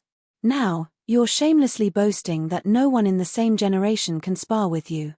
May I ask Brother Ouyang, do you know what shame is? Ji Shenxian usually looked obedient and quiet, but when he flew into a rage, his mouth was never ambiguous when it came to insulting others. These insults that seemed to expose one's past immediately angered Ouyang Weijian. Back then, during Laozu Liu Tianling's Dharma Manifestation Assembly, Ouyang Weijian, who had advanced to the mid-stage core forging stage, was defeated by Lu Ping, who had merely reached the third level of core forging stage. Although Ouyang Weijian's previous words were meant to provoke Lu Ping, they were still arrogant words. Ji Shenxian was delighted when he saw that his words had angered Ouyang Weijian to the point that his entire body was trembling. He continued to say, with senior brother Lu's current cultivation, I'm afraid it's beneath him to fight you. If you continue to provoke me, then I'll reluctantly fight you. Ouyang Weijian laughed out of extreme anger and said, Ji Shenxian, you sure have a good plan. Do you think you can take advantage of me by angering me? Then I'm afraid I'll have to disappoint you. I, Ouyang Weijian, might not have improved in challenging the experts of the Northern Sea in these past few decades, but it hasn't reached the point where I'll lose my reason with just a few words from you. Ji Xuanxuan's heart sank, yet he still said, it's not the first time we've fought. Today, allow me to experience Brother Ouyang's great moves once more. Ouyang Weijian glanced at Ji Shenxian in disdain and said, it's not that I'm looking down on you. If Yin Shenchu was here, then the two of you might really be able to fight me together. But now that Yin Shenchu has been expelled from the sect by Zhenling, only you, Ji Shenxian, are left of the so-called Zhenling twin heroes. I, Ouyang Weijian, really can't look down on you. On the Northern Sea's rookie rankings, Ji Shenxian was ranked 10th, and Yin Shenchu was ranked 9th. Although the two of them were also in the top 10 of the rookie rankings, they'd only started to be ranked in the last 5 or 6 years, whereas Lu Ping and Ouyang Weijian had occupied the top 2 positions on the rookie rankings for over 10 years. In these 10 years, how many cultivators who had cultivated for more than 100 years had lost their qualifications to be ranked on the rankings? At the very least, Ji Shenxian knew that his sect originally had 2 cultivators who were ranked in the top 10. Daoist Shen Shong and Daoist Shen Lei had lost their qualifications to be ranked because they had cultivated for more than 100 years. Ji Shenxian and Yin Xuanchu's positions on the rookie rankings had risen again and again. Admittedly, it was due to their own hard work that had greatly increased their strength, but there was still a gap between them and Daoist Shen Shong and Daoist Shen Lei. However, it was precisely because of people like Daoist Shen Shong and Daoist Shen Lei that Lu Ping and Ouyang Weijian had forcefully suppressed their positions on the rookie rankings for over 10 years. Ouyang Weijian wasn't boasting when he said that Ji Shenxian didn't have the qualifications to challenge him. Ji Xuanxuan's expression was gloomy. Suddenly, 2 tall puppets appeared on both sides of his body. One was in human form with golden armor, and the other was in beast form with black armor. The 2 puppets flanked Ouyang Weijian from both sides. Ouyang Weijian laughed lightly and said, Ji Shenxian, when will you learn to use your own strength to defeat your opponent? Ji Xuanxuan's expression shook. His teacher, Daoist Shen Huai, had also said these words before. Ji Shenxian was a genius at making puppets that was rarely seen in Zhenling for hundreds of years. Ji Shenxian himself was also obsessed with making puppets. When he was in the middle stage of core forging, he was already able to make puppets that were on par with his own strength. Moreover, he was able to skillfully control 2 puppets that were on par with his own cultivation. This also caused Ji Xuanxuan's strength to always be at the top amongst cultivators of the same level. However, there was one day when Daoist Shen Huai looked at Ji Shenxian and could not help but advise him, although puppets are sharp weapons in battle, they are still external objects in the end. True experts still rely on themselves to gain a foothold in the world. You're so obsessed with puppets and blindly use them as your ability to survive. In the end, you won't be able to compete with the true experts of the cultivation world. Unfortunately, Ji Shenxian didn't listen to his teacher's kind words at all. Today, when he heard Ouyang Weijian say words that were similar to his teacher's, Ji Xuanxuan's heart was immediately thrown into chaos. Sometimes, what people could truly listen to and believe without a shred of doubt was the words of their opponent. With Ouyang Weijian's eyesight, He saw that the two puppets that were flanking him suddenly stopped midway for no reason at all. This flaw was immediately seized by Ouyang Wei Jian. The flowing wind sword turned into a real flowing wind and disappeared in front of Ouyang Wei Jian in an instant. You're tuning in to the Celestial War YouTube channel. Don't forget to subscribe and join us on this journey to catch the most captivating stories.